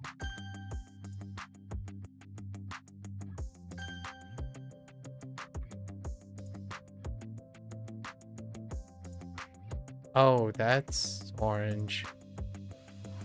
Oops. That's supposed to be.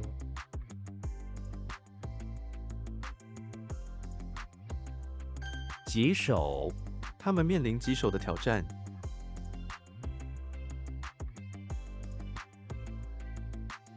Could it be?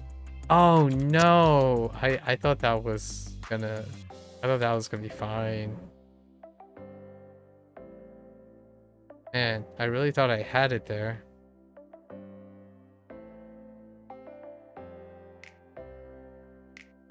Okay, I lost the right hand. That sucks.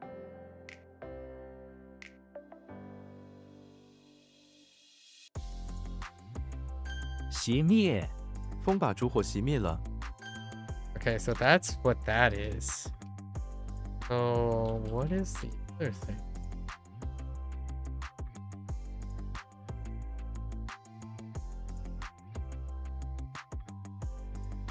脸庞 他的脸庞看起来很严肃。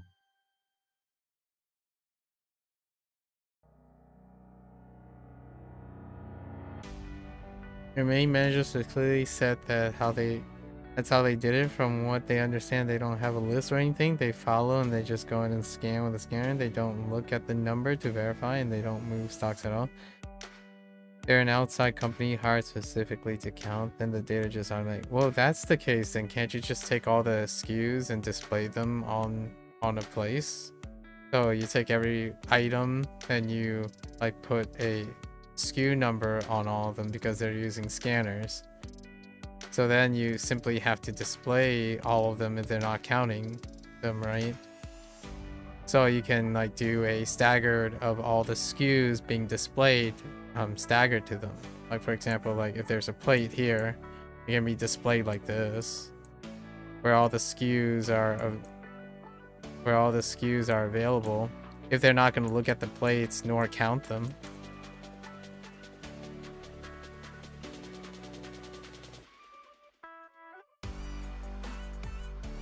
So you would have like kind of like a stack like this.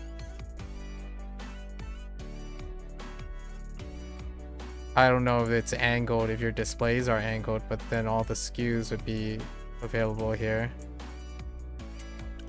If it's irrelevant how many plates you actually have. Or they could be like something like this. I don't know.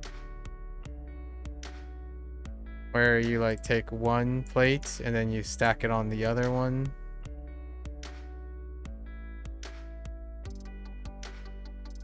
Right. So then their SKUs would be like displayed here.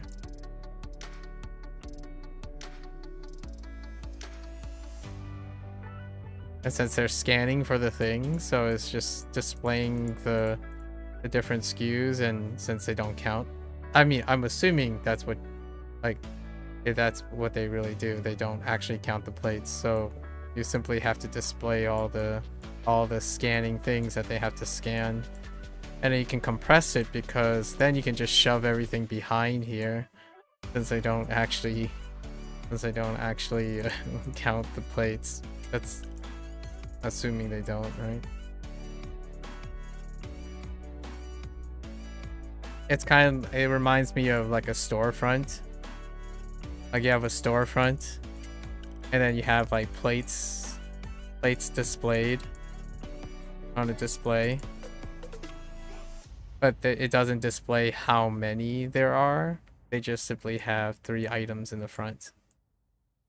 Right, and then, you know, you can stagger them and display them like this. You can even overlap them and display one more right here. So you're like using less space, but you're just displaying all the separate things.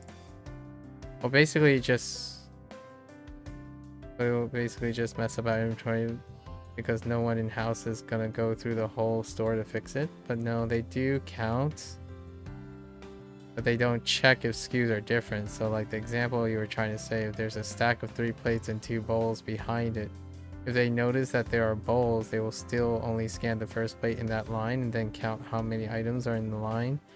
So not pick up the bowl behind to see if there are different SKUs, and then not pick up the plates to see if there are other SKUs. Then you do the stacking thing. You do forward and side stacking, and that saves time. So then you would have SKUs like this. Alright, in order to stack them, you can have two plates next to each other, and these would be unique queues, but they can be stacked this way. So then it would be like this SKU, and then there will be 4 of them here to get them to quickly count things.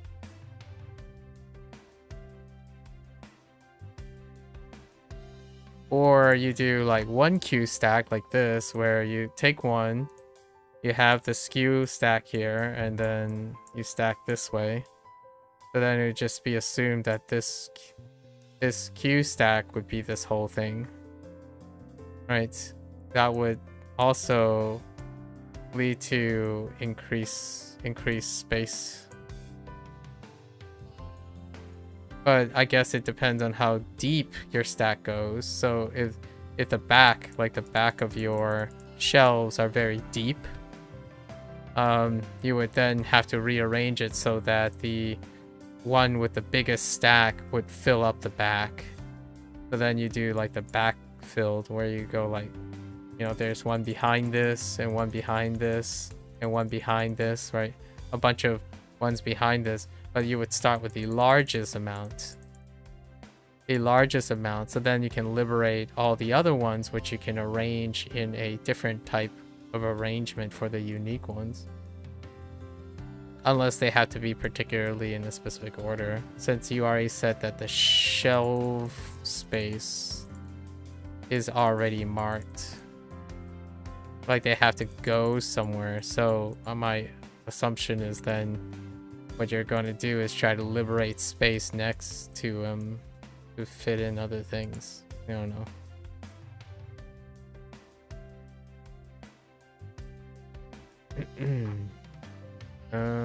Female weight. I think of. Oh. What? Oh, it's strong.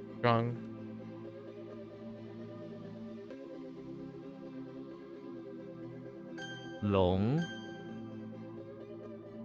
I still think I can get this.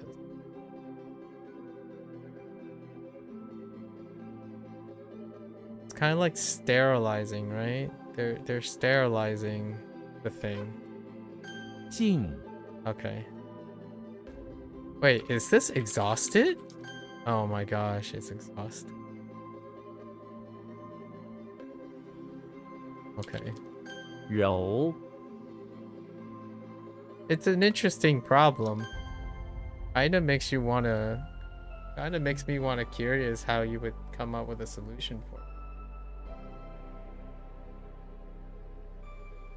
But genuinely, being the manager, that presents an interesting challenge. I mean, I might be speaking from a inexperienced or privileged position, but it does sound like something that would be quite entertaining or challenging to a manager. But I haven't ever managed that type of thing. I mean, the stuff that I'm talking about, I know there's a lot of logistics and personnel involved.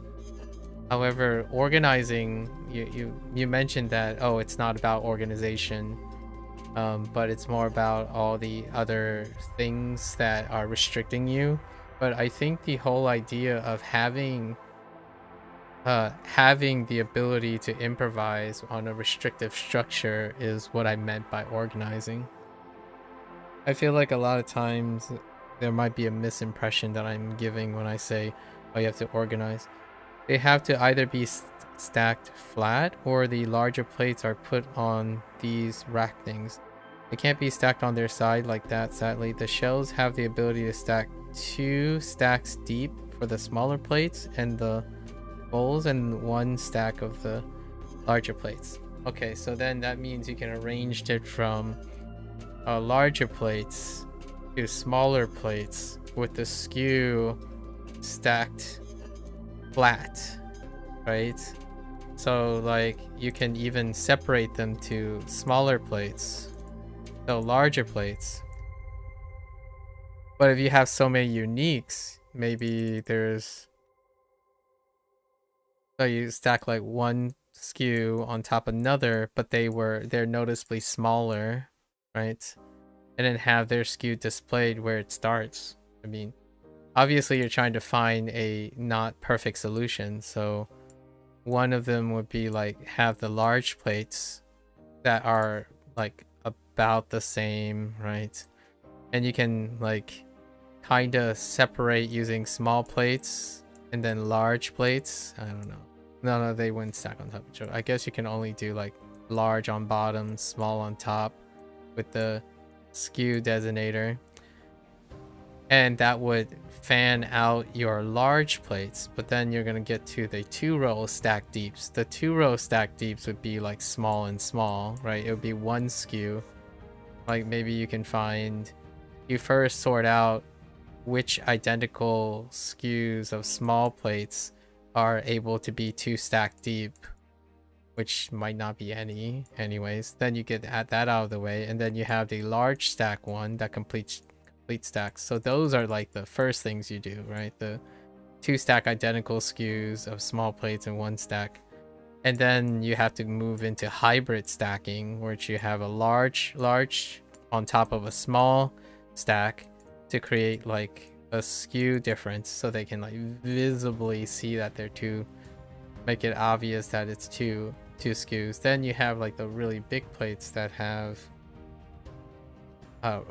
there's a rack thing, so maybe that rack thing can accommodate the large stacks, the large plates. Yeah, so you have to have large plates on that, but all the unique ones could be stacked flat with their skews displayed right next to each other, right? Because they can only form 1 stack deep. So that would be all the like unique wear stuff. I don't know how you're gonna manage to do that, but the idea is maybe like somehow be able to display them on the side. Then the other ones go on the rack. I think organizing the small stacks are gonna be interesting, since you don't get side stacking.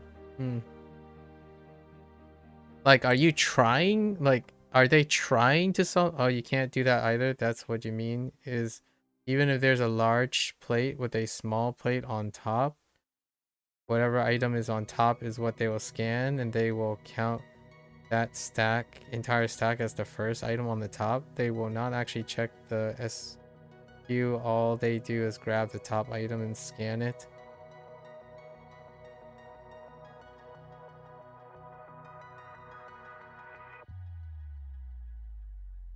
All right, then you're screwed.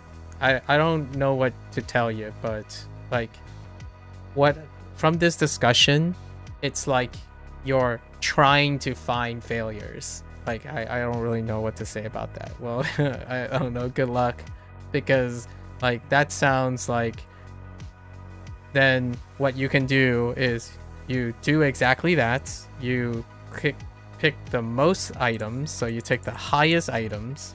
The items you have the most numbers of, take that SKU, put it on top, and it doesn't matter what the stack is on the bottom. You just put the top one that has the most items, and then go be done with it. And then what you can do is you can tell yourself, well, the store is set up for failure.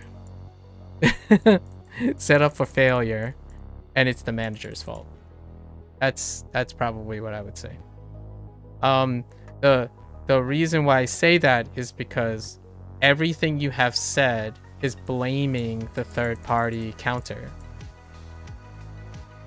But my inclination here is it is not the third party's fault that there is a dysfunction with the way you're piling things. Right? Not trying anything, you're just reiterating about your manager has told you. You've obviously never been through this process, so you really can go, yeah, like she's screwed. Basically, she's like, in my opinion, if I had to be really blunt, she's the problem. Like, if she knows, like if she described to you, right? Like if your manager told you that that's what they do as counters, then in my opinion, like I don't want to be this direct, but it is her problem. It is her task to accommodate this. Now, if she's wrong about it, that's a different story, right? Like if the counters just decided, yeah, we're just going to do something entirely different, then yeah, then it's the third party's fault. But it sounds like she gave you very detailed instructions on how the counter is. And then if you can't find a remedy for that, then this is kind of a diffusion of responsibility situation, right? And in my opinion, if I am in that position, I would simply deflect, because that sounds like you're set up for failure, and that is on your manager. That's pretty much like, well, that sounds like a really terrifying, like a really lose-lose situation. So if I were in a lose-lose situation, then self-preservation is the key. So if that's what she did, what I would do is I would do my best, and my best would be to make the people count the most. Here's a meta game. So now the rules suck, right? Like the stuff that you're telling me, the rules basically suck. So you change the rules. And in my opinion, like what I would go about doing it, like I'm just brainstorming. This is a fun challenge because it's a lose-lose situation. So if the rules make it so that no matter what, basically what she tells you, right, the manager tells you the rules, and you're in a losing position. As in, there's no way, and the losing position is there's no way someone's gonna go, like someone's gonna miscount, right? Just no way. So then we have to count a different way. Money. So if they're going to miscount, they're going to at least count the things that are expensive. So if I knew the SKUs and they cost a certain amount, then the thing I would do is the top plate of all the stacks would be the most expensive. If they're all the same, that's fine. Like, all right, sure. But what I'm saying is, if there's a difference, the thing on the stack is going to be the most expensive to represent the stacks below. So if they're not going to bother accounting for all the different SKUs, they are sure as heck going to multiply by the highest value of the stack. So then when I say, when, you know, the manager said like, oh, you know, I'm disappointed, and I'm like, I did my best. That's all I can tell you. Like for me, doing my best means to make it so that it's in my favor. So to heck with the rules as well. You're almost glad that you haven't worked at all this week, because how can she really blame you if you haven't been there? Oh, that's fair. You finished the 2 shelves for mugs and one of the shelves for plates and bowls, and almost the second row of plates and bowls because you didn't have space for 4 sets of the plates and bowls. I see.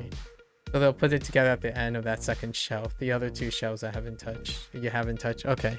Like for me, so you can't win, right? Oftentimes, like I understand that basically it doesn't seem like, how can you not have a miscount at this point, right? So that's guaranteed. Then it's about losing less. So yeah, I would probably be like you, where like the logic here is to hold accountable for the things you can win. Basically, only organize with your time. I know this is kind of like self-preservation mode, but only hold accountable the things you know you can do and take responsibility for that will likely be counted properly. And that's probably like, sorry folks, like it's the, you know, if a bear, the situation where like if a bear comes chasing after a crowd, the goal is not to be last, you know, not to be the slowest. I know how this sounds, but like this sounds like a really, and the not being blamed because you're not around most of the time, that's kind of like the same situation. You're in damage control. That's kind of unfortunate. I don't know how big your store is. However, I don't know what is it that makes people don't like organizing inventory. Like, this is again me from a privileged standpoint. Managers, people, maybe managers are miserable, I have no idea, but whenever I think about management, what the problem you're describing, you know, the problem of inventory and doing all this stuff, that is the, like, I don't want to sound a little bit like, I don't want to, it sounds like I'm more grandstanding a little bit, but hear me out. I am grandstanding a little bit. That's their job, right? That's what management is. So I don't know how it got to the point where it sounds like the way you describe things, you can't possibly, the store can't possibly like have a winning solution at the moment. So why has it become that is probably my first question. Like, how did it even get to that position at this point? Like, how did the state of the store get to that point? It's crazy. Obviously, again, it's, I don't work at a store, so I don't know how all those things become that, but I would be stressed too. Like, I can definitely sympathize with the manager if they inherited the store like that. Probably put overtime and try to sort out the things. It'd be kind of interesting. I would really love to see what would happen if the store did in fact do what you say, like completely rearrange itself and do that. But yeah, there's a no-win situation here. So damage control. Go self-preservation, Bree. Self-preservation. Only organize with all the time you have. Organize everything you know you can be held accountable for.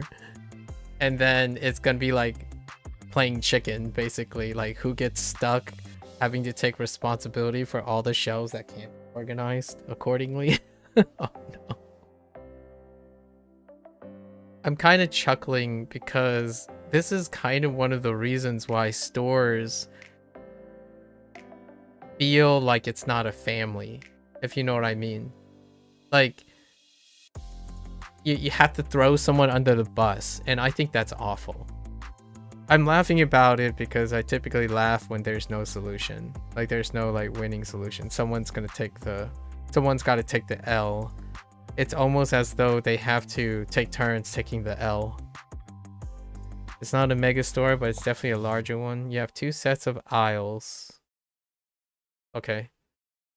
And plus a set of aisles for the holiday theme. Okay, yeah. Okay. Almost most places only have 1 set of aisles. And oh yeah, she hasn't gone through inventory at this store yet. But she have gone through the process at the 2 other stores she's made. She just recently took this store over and hired a bunch of new people because the last store manager and many of the assistant managers were caught doing illicit things. I see. Maybe there's some breathing room for that case then, some leeway in upper management. That's crazy.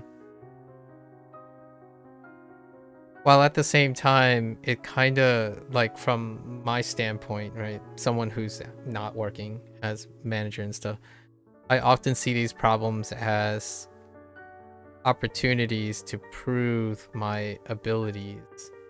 But I don't think she needs to prove her abilities at all since she's gone through the process at least 2 other doors. But maybe she's still got it in her. I don't know. Kind of interesting.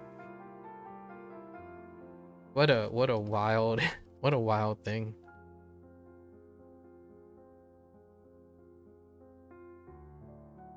Arrow to the elbow. Just like I where? What is this? Enclosure. Yang What the yang?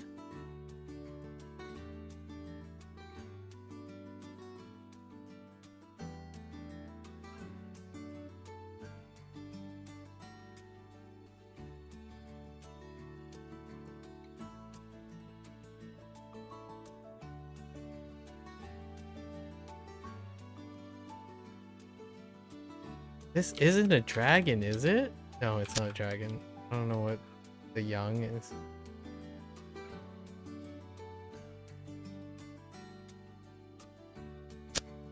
That sucks. I'm sure the store will survive. I don't know how they organize the discrepancy though. Like, my thought is, does the store just stop if the inventory is incorrect? I have no idea. Hard to imagine that's the case.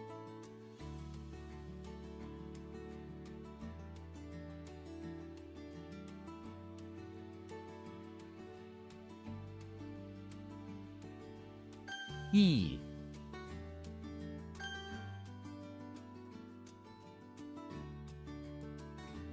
Guo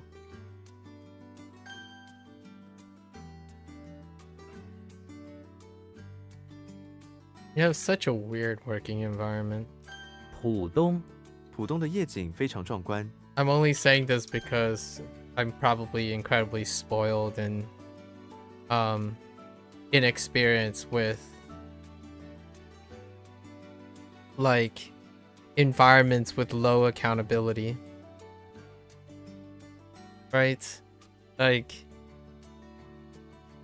when I was younger, like a teenager, for example, I did work in places of low accountability, and basically, but they were privately owned places. So they were like families own the places. So usually the discrepancy is they absorb the losses, right? So like if inventory or something is going amiss, expenses and stuff, the family owners absorb the losses. And then the idea is to find out where the losses is coming from, the expenses coming from, and they cut the people or the resources. When it comes to like large organizations like that, I haven't ever worked in such a managerial position in such a large organization like that. And especially one that doesn't have control over that stuff. Oh, you meant to ask, how's Bunpro going so far? It's going great. It's a great way to like review stuff. So we're still in like months of review. It's gonna take a couple, and then we're basically just enjoying what's available on it, which I'm kind of in the groove now for at least the first month. We're kind of developing new like workflows along with it. You think if the numbers are way off, store managers get scolded or something, maybe we'll then force to do a recount? I'm not sure, to be honest. Yeah. See, because you can't continue operating if there's a large discrepancy, right? So interesting. I almost feel like seeing if there's a content creator who like talk about how managerial things. I did watch like a business oriented essay on how Costco manages their SKUs. Man, honestly, Bree, like when I think about things that could really be something that it's a little biased, obviously, because I know you and I don't know anyone else. But the idea is if there was a Costco nearby, able to commute to a Costco, there's such great, like, usually it's incredibly positive when it comes to working at Costco, when it comes to these like type of positions. But I don't imagine there's a Costco nearby. Like the way people talk about how Costco handles like employees and how they manage their inventory and how they negotiate and organize and train their staff. It might be a publicity thing. I'm not entirely sure, but for the most part, the people who do their independent essays, there's usually often glowing reviews about how Costco operates. So the question is, how far, like, how much is that generalizable to other places like Walmart and whatnot? Yeah, Costco is a crazy gold standard. Even from the outside, like not even working at a place, it sounds almost too good to be true.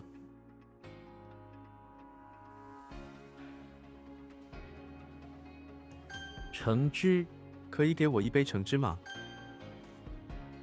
And the other thing is, we can't order things, so when you get truck corporations just sent us things and you feel like they really don't pay attention, because who in their right mind would send 20 plus different plates? I feel like it's more like overflow inventory or inventory that got turned over and got phased out. So it's like discontinued SKUs or leftover SKUs. So then you're left like receiving all of them and then not necessarily having the infrastructure to categorize them if you're responsible for maintaining all the SKUs. Like one of the grand things about Costco, like for example, I bring this up too, like it's related to the problem or like the thing that you're referring to. Costco has a managerial, like a management system in a way that they do not accumulate a lot of SKUs. So like leftover SKUs and stuff. They have a rotational system where they try to move and like really minimize how many variances that they sell. And they also have a system in which they can move those units in rotations that guarantee that those things like eventually go to a consumer, right?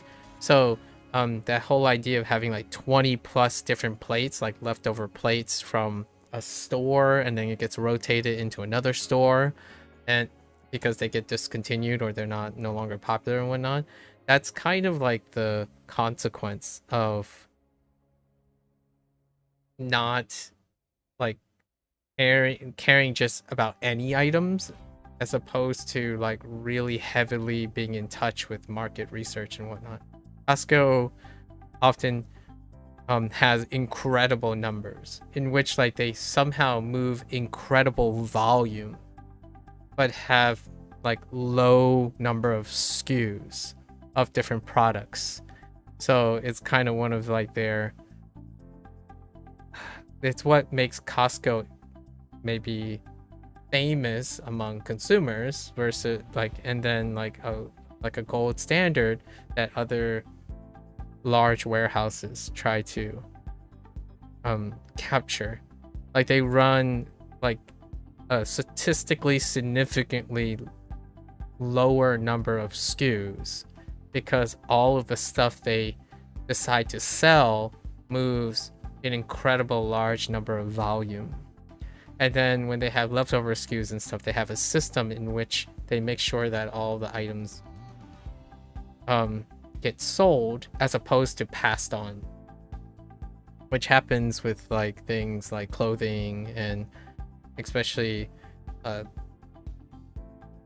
furniture or disposables or dinnerware. Those things, like if they don't get sold, they typically get passed on and acquired for like less. Basically, I would say they would get acquired for less so that the stores that run them originally in their, I imagine how it works is like leftover SKUs are being sold at a discount so that they can make room for shelves for new SKUs that the bigger stores are selling, and then the smaller stores can buy them at a discount in order to flip them in their stores. And that's kind of how I feel about how you describe it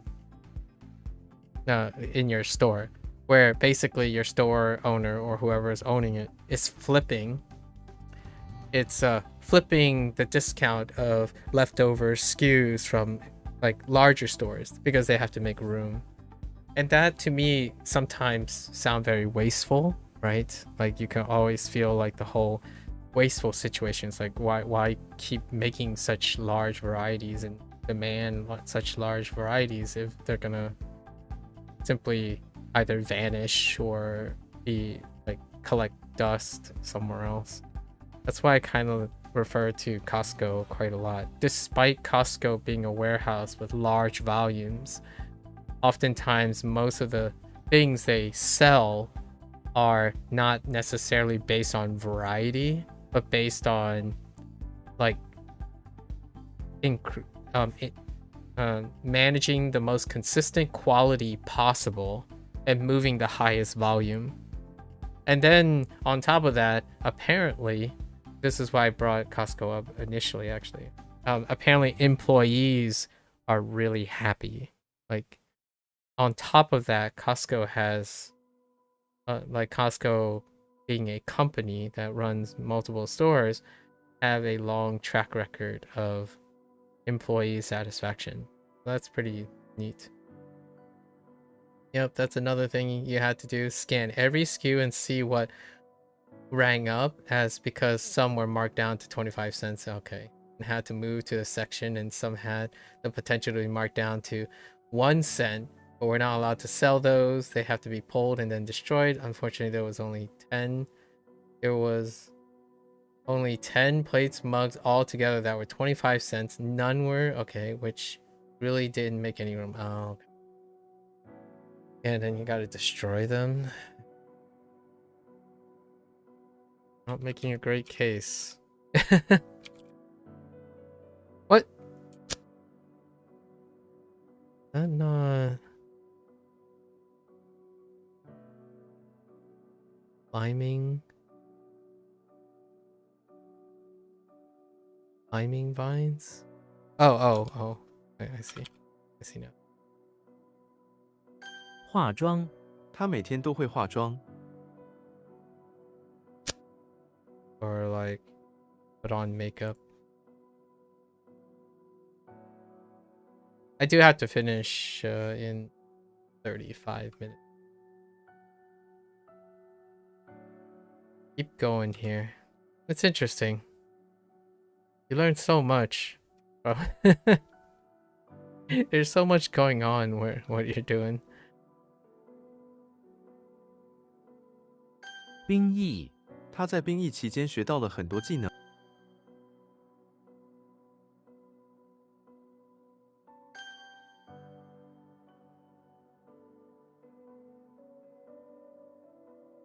I'm sure there's reasonable doubt for the like higher ups. Like they have to be aware of the cycle their stores are going. Hopefully, at least.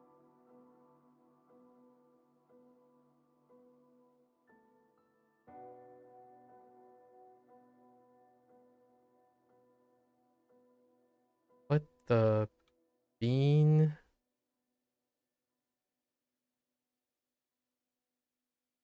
凯歌 战士们高唱凯歌庆祝胜利。 Is the like chain the place successful? Like is that place something that's successful where you are? What the yang? What is oh, it's poplar.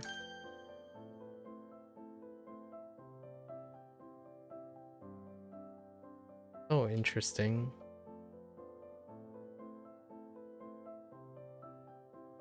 背道而驰他的行动和承诺背道而驰。 Go like go counter to or something. Oh, it's Dollar Tree. Okay. I mean, I think Dollar Tree is doing well. Now that I think about it. Pretty sure Dollar Tree is doing well. Or I might be confusing it with Dollar Store. Are they run by the same people? They just happen to be different sister stores. The reason why I say that is... Wait, do you guys sell food related items too? I might be thinking about the dollar store. I've been watching like other people make food and whatnot, and they were comparing like value systems by going to places, and there was a specific dollar store that people are referring to, but I'm not sure if it's the Dollar Tree or the dollar store. Oh, okay. And then it might be the same thing. Yeah. Okay. "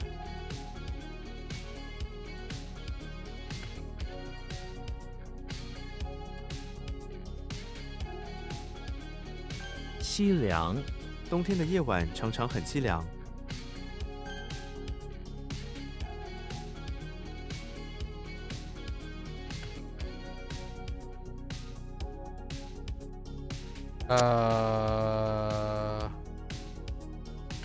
Whoops.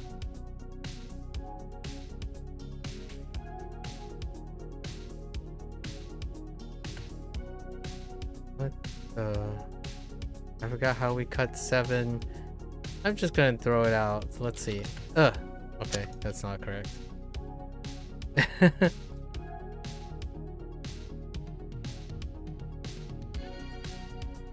庞大这个城市有庞大的人口。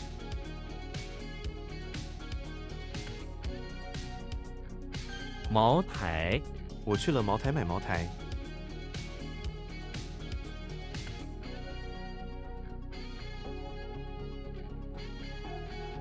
寻觅他正在寻觅一份新工作。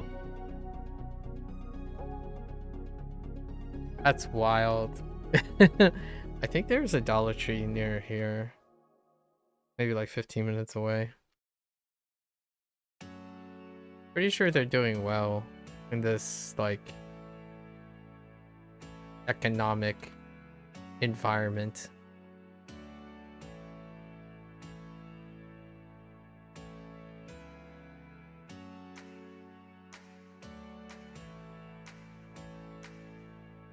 What the?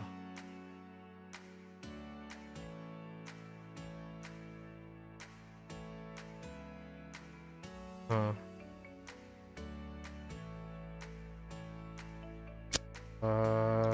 That's the wrong. 蔓延，火势正在蔓延。 What? Oh, spread. Spread is better.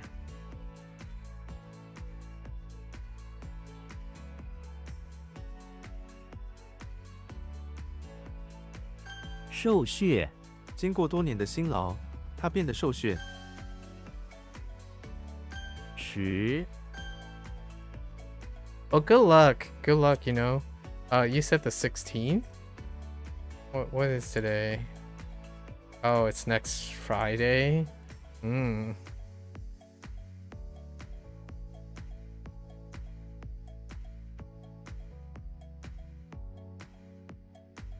挪威，我想去挪威看极光。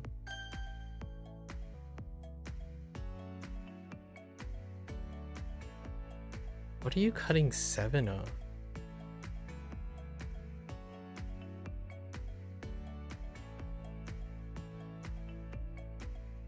Spray.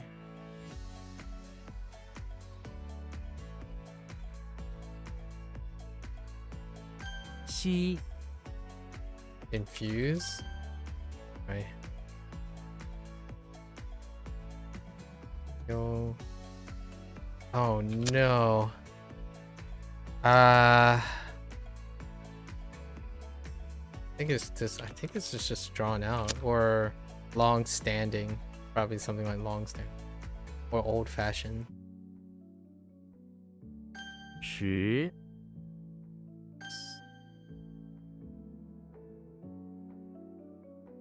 举，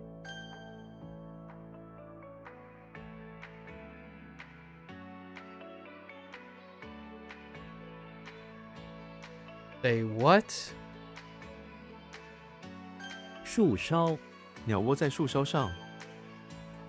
Who knows? Someone could watch this and could get fired for giving away company secrets. Just had a trading module on what constitutes as company secrets and talking about inventory was on there. Oh. Okay, well, we'll try to be a little discreet. I'm not entirely sure what company secrets involve that. But okay, that's understandable. And we'll try to be more discreet.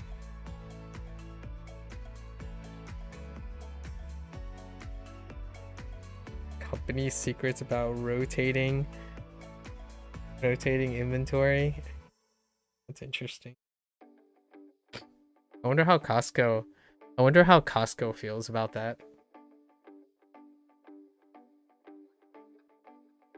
Fictitious. What? Mound and wait. Yeah, that's hill and mountain. How does that work?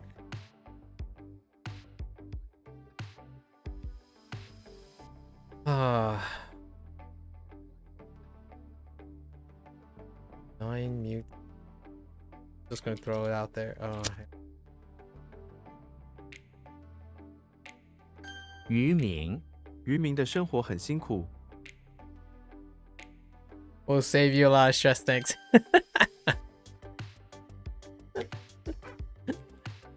溪水，溪水里有许多鱼。 That's a pretty good one.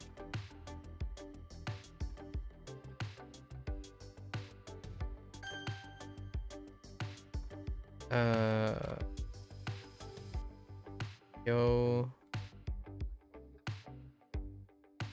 悠久，这是一个悠久的传统。 Okay.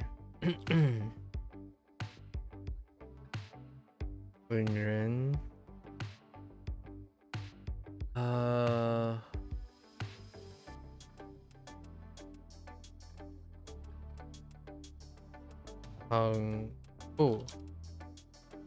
Heckin? What?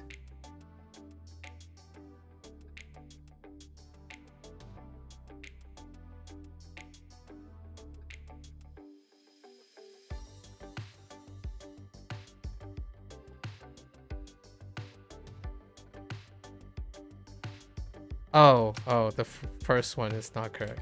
Okay.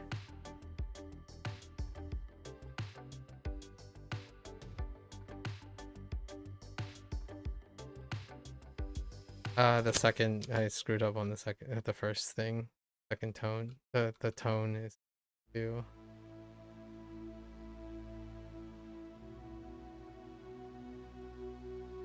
What?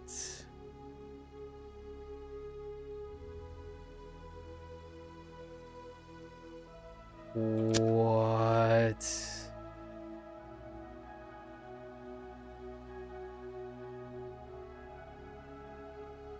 Oh, that's a typo. Fine. 账 I still don't know what this is.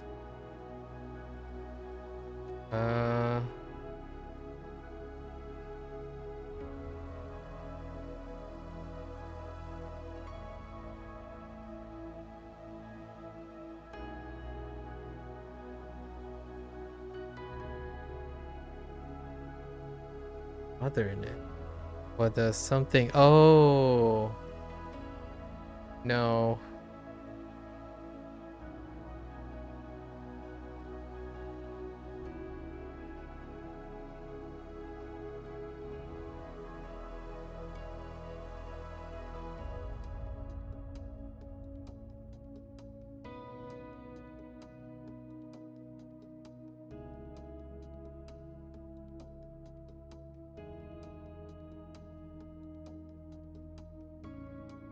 Oh, this is gonna bug me so much.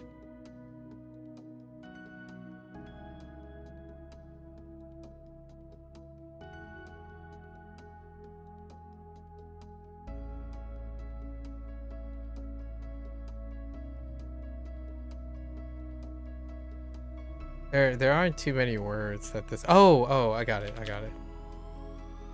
I'm like, there aren't too many words that 岳父 我的岳父很严肃。 that this could be. Those are very important. Those are very specific characters. And then this was 挪用公款 挪用公款是违法的行为。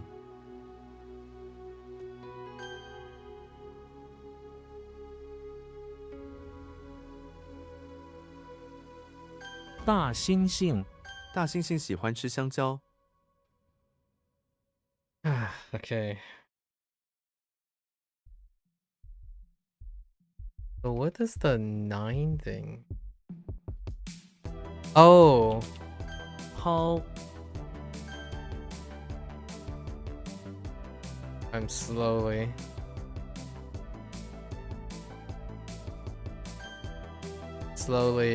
clinging back.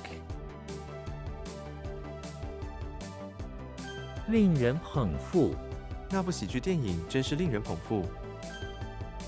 Slowly but surely crawling back, clawing it back.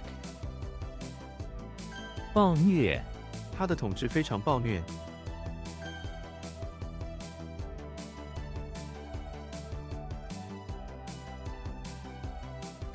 替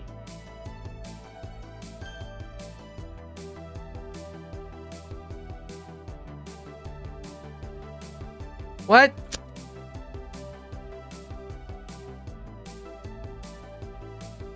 « 对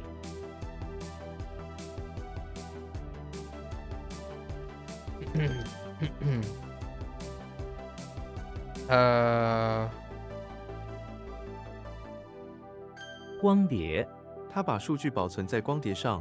Who needs to know optical disc again? Come on. I'm kidding. Optical disc is still a thing, by the way, in the East. It's so weird.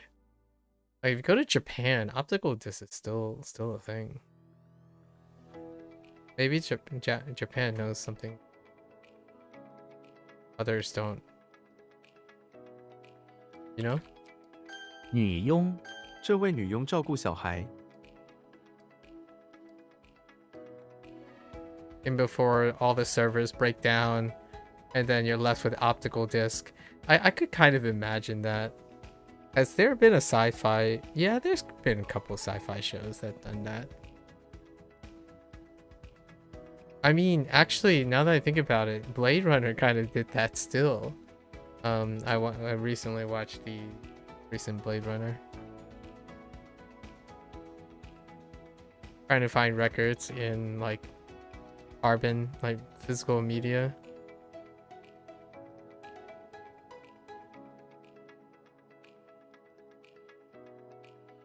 前进，我们用前进的心唱颂圣歌。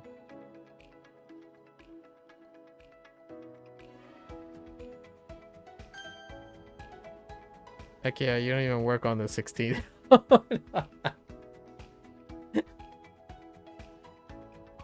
Well, Bree, as a very selfish,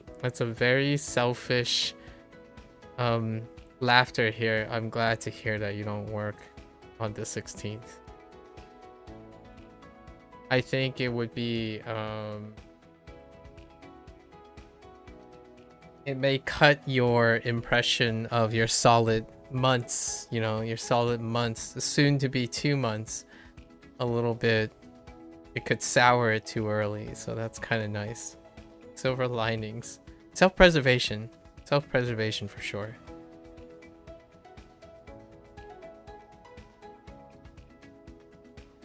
陶瓷，我喜欢收集陶瓷。 淹死，渔夫在海上遇到暴风雨淹死了。 It does kind of suck to hear like there are places that still does the well, it is what it is, let's just throw it under the bus situation, like someone's gonna take the fall. I mean, like, I'm not gonna be a romantic about this. I don't imagine that this is much different for the majority of businesses, right? I run at like a company level, like higher execs situation. I'm not living in like a special dreamland to think that that is not the case, especially for corporations. I'm also not expecting humans to be able to be that clairvoyant either. So what I mean is, like, you know, the higher the tier, the greater, the larger the operation, the less and less realistic it would be to expect humans, like any particular human being, to have track of all the layers of management. It would take a very superhuman person to do that. Unless it's like a privately owned business that they operate in a single chain of command, that situation. In most of my life, while I've had like somewhat of a distilled, sobering education on how institutions work, like the academic institution, on like how funding works and the government and stuff, like on the side, I was no better than, like, I was no more informed and able to handle that part of the stuff. So like the hundreds of years of institutional organization and bureaucracy. I couldn't even touch that. Not even close.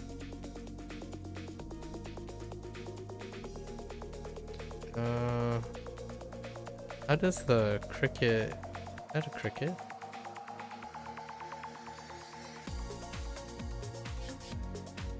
I'm gonna say... Dang it. I don't know what the cricket thing is yet. Oh. That's wrong. That's just flat out wrong. 炫，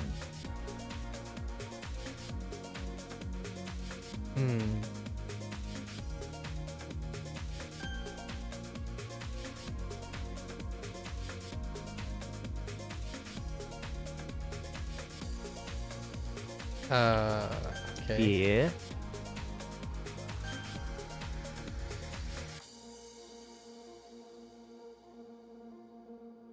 绝， Okay. There was something that made this pretty obvious, right? The cricket and the heart. Oh, like you're getting Oh, the heart of the cricket. What does that mean to me? Something. Okay. Something. Way. No, not way. Ren, Rong, Rongi. 容易被欺骗。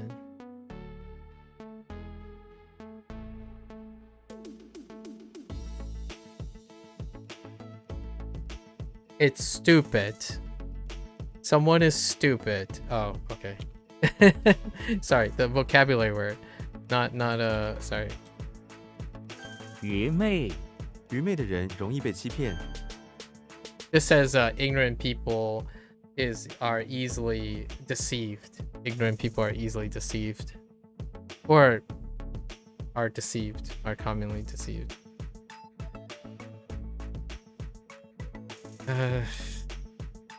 Okay. 哺乳，动物园里的熊猫在哺乳。 I know we suddenly switched to breastfeeding. It's fine. Typical things, you know. 捞，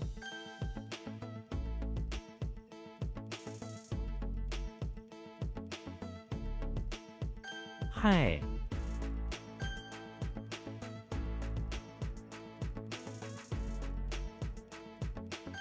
缝，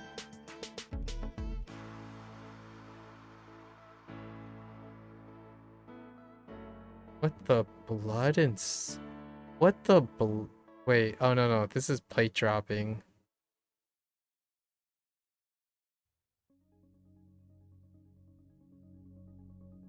No.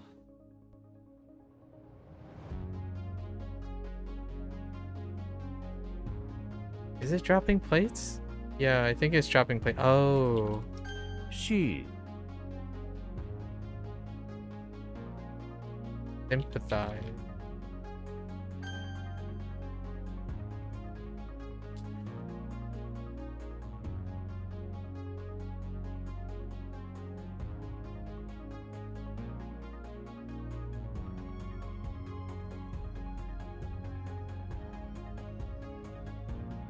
Be the pun. Oh, 彼得潘， I can 彼得 be the 潘可以 pun. 飞翔在天空中。 I can Peter Pan. Be the pun. Okay. 哺乳动物，大象是一种哺乳动物。 Alright, we're making our way through. We're getting close. 隐蔽，枪隐蔽在包裹里。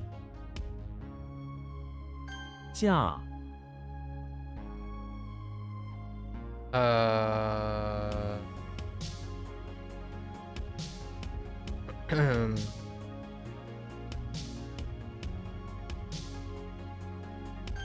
That's rough.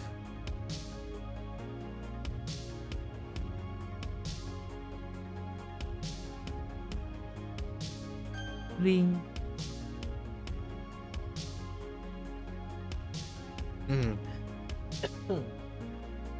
Sorry.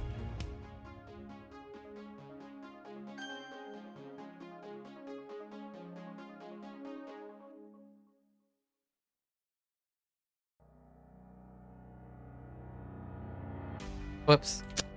I typed the wrong thing there. 红枣，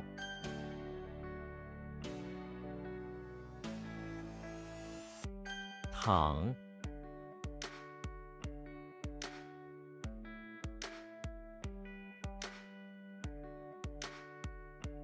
Like something about going around trying to find a in order to like but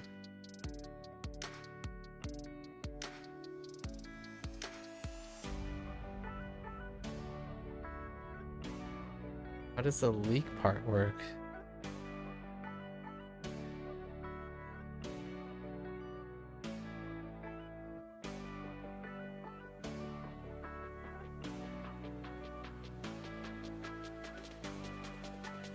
This is from yesterday.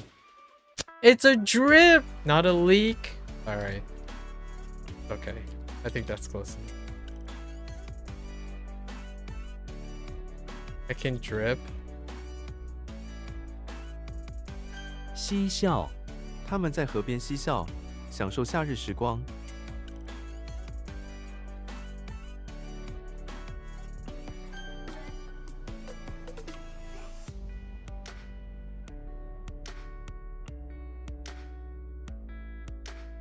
What? What?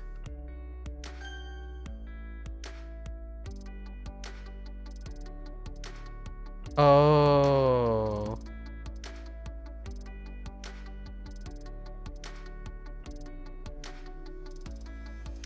摇， I'm also confused. 奏， All right, I'll take it. We clawed it back today. We clawed it back. Okay. How much time do I have? I have 9 minutes. About time. And we'll get some food. Spend next 3 hours doing something else. All right. We'll have to wrap up P5X tomorrow. Hopefully tomorrow.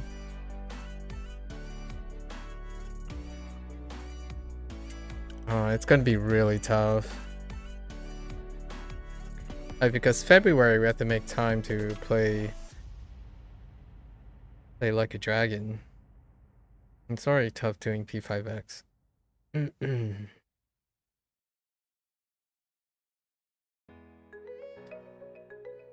How did this work? Just got to be the hoodlums and whatnot. Hmong. Okay. Hmong. Yeah. Good. Jing.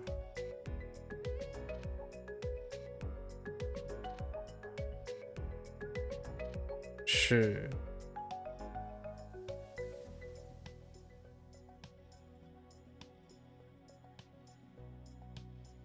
令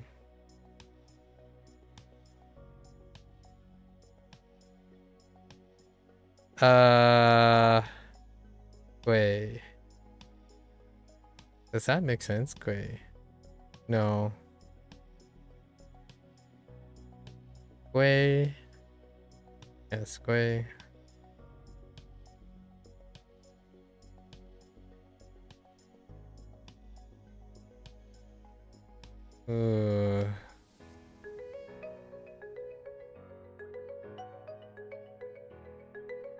B.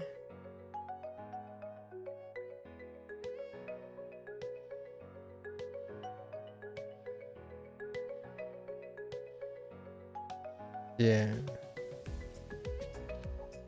Guy.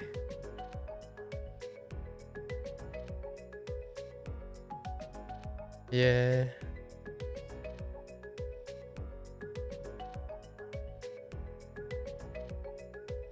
Okay.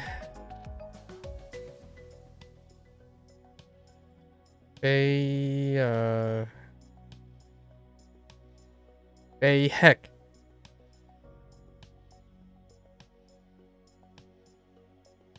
Baby.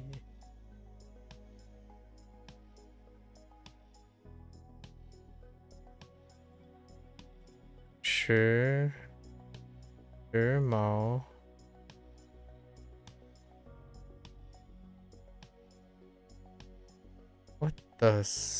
What the stone? Turkey? And a burner? Oh. Yeah, sure.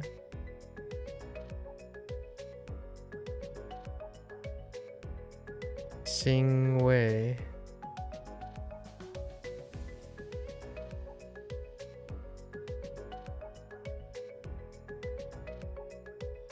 One 什么？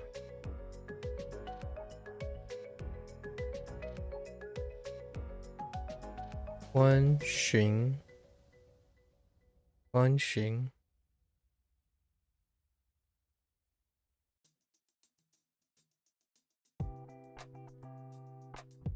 Biren. I don't know, Biren work.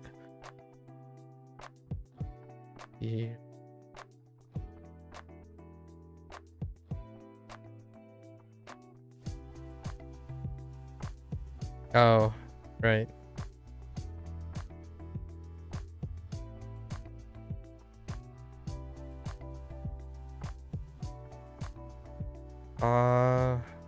Wow.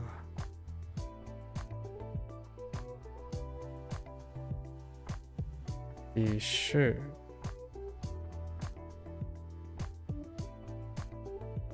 写 heck 写心 Alright, quickly, let's see. We're gonna do these rapid fire now, right? Mario. Inside chapel. Yelling and chanting at each other upon death. And his hoodlums going at the priest and Mario with their holy coat of arms, you know, dressed in holy coat of arms. Nice. Okay. Jimmy, basement, chapel, general on deck.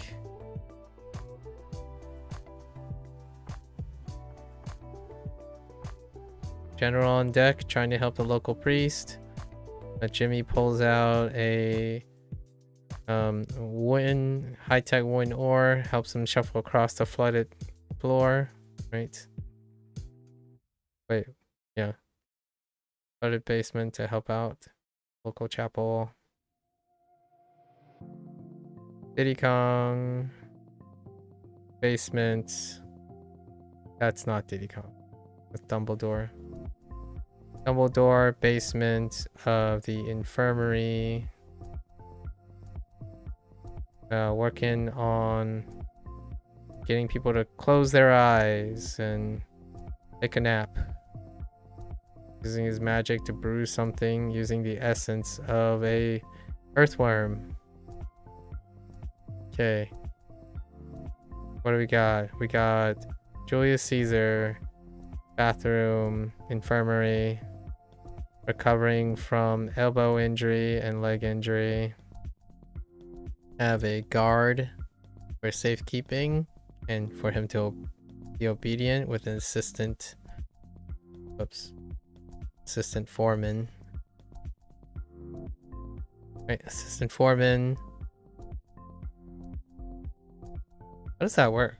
Yeah, to make sure that he's completes his tasks and keep to recovering. Trek. Basement. Right? Yes. Trek. Basement. House. Just doing some dart throwing, right? Dart throwing practice on Donkey's face. Okay.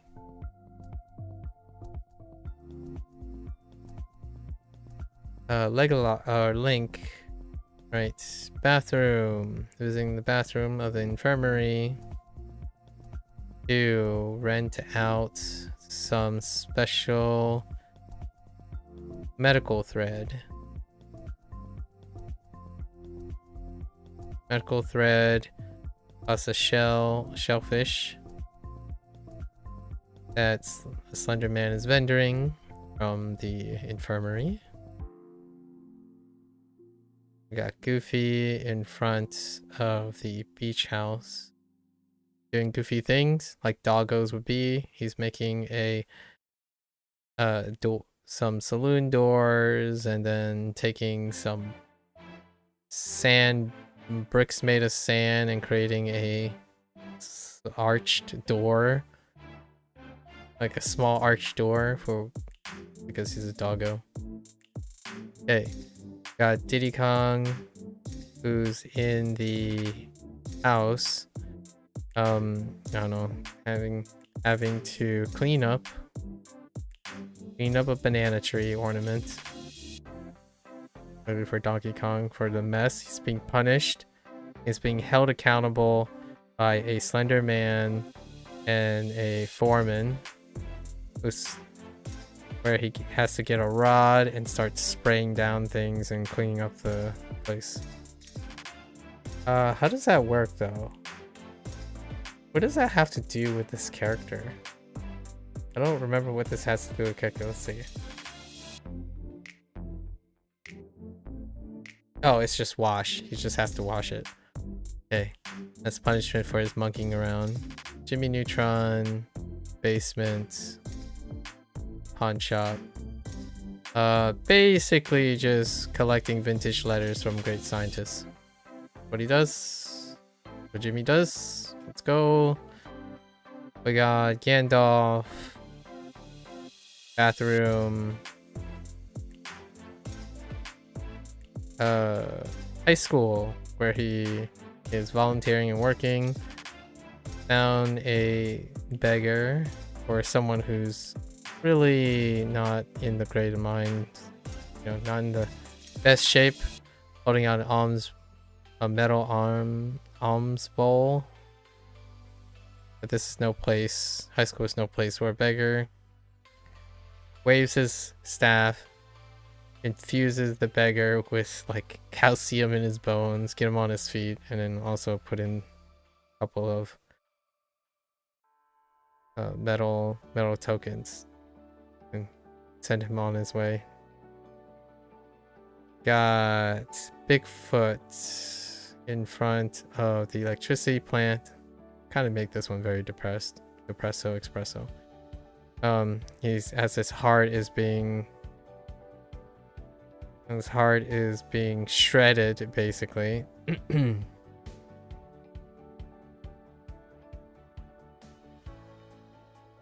Uh-oh. I forgot how shredder works. That's fine. Shredder works. Where he sees the heart of the woods, right? He's being held back as his the heart of the woods are being demolished and shredded for fuel for the generators. I held back as well. And then we got Yo. That's disappointing. Yo. What was Yo? I could make it related to the other ones. Kind of look alike, which is kind of recent one. The tree one, right? D. It doesn't look that great, but it's a Rod, Slenderman, and Foreman again. Go drawn out. Okay, let's take a look. Not bad today. Not bad. I really need to start earlier. Okay. Oh, there's another Yo coming up. That witch. Oh my gosh, that witch. It's like a phrase. Slenderman owners and foreigners was trying to put up rods for outdoor at the heart of the. Yoshi was helping out with all the transport of rods. It's kind of good. That's pretty okay. Ground outbreak. The Slenderman was trying to put up rods.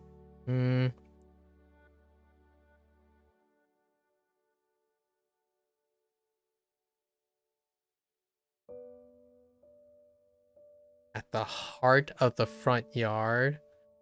Okay.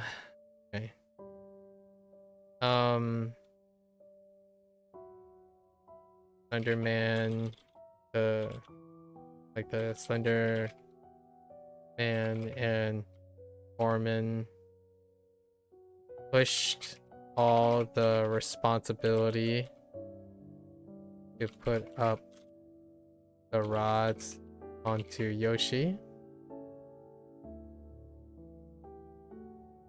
Yoshi with his shining heart gleefully help put up the rods despite the drawn out break at the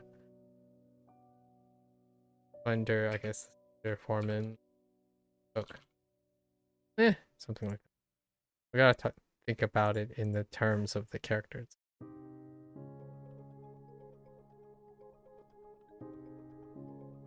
Alright, folks. That's a wrap for today.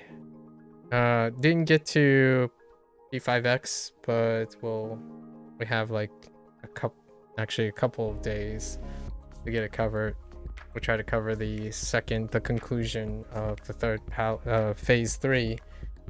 I have this distinct feeling there's a phase 4, but we'll try to get through it tomorrow. See the conclusion. I'm looking forward to it. What's tomorrow? Tomorrow is going to be Saturday. Okay, yep. We'll do that, and then there's other things I have to do in this 3.0 patch, so no hurry, obviously. We're not going for world first or something like that. Alright, so until next time, this is our end of our HanziHero session. Alright, if you're gonna watch this later, 谢谢. As always, feel free to follow along, pick up HanziHero for yourself, give it a try. You're always welcome to come on by, yap, discuss, talk about the ups and downs of life, and what have you. I'm always here, all ears, exchanging company secrets. Anyways, until then, 大家下次见，感谢观看. Right, see you guys next time. Thanks for watching. Bye bye.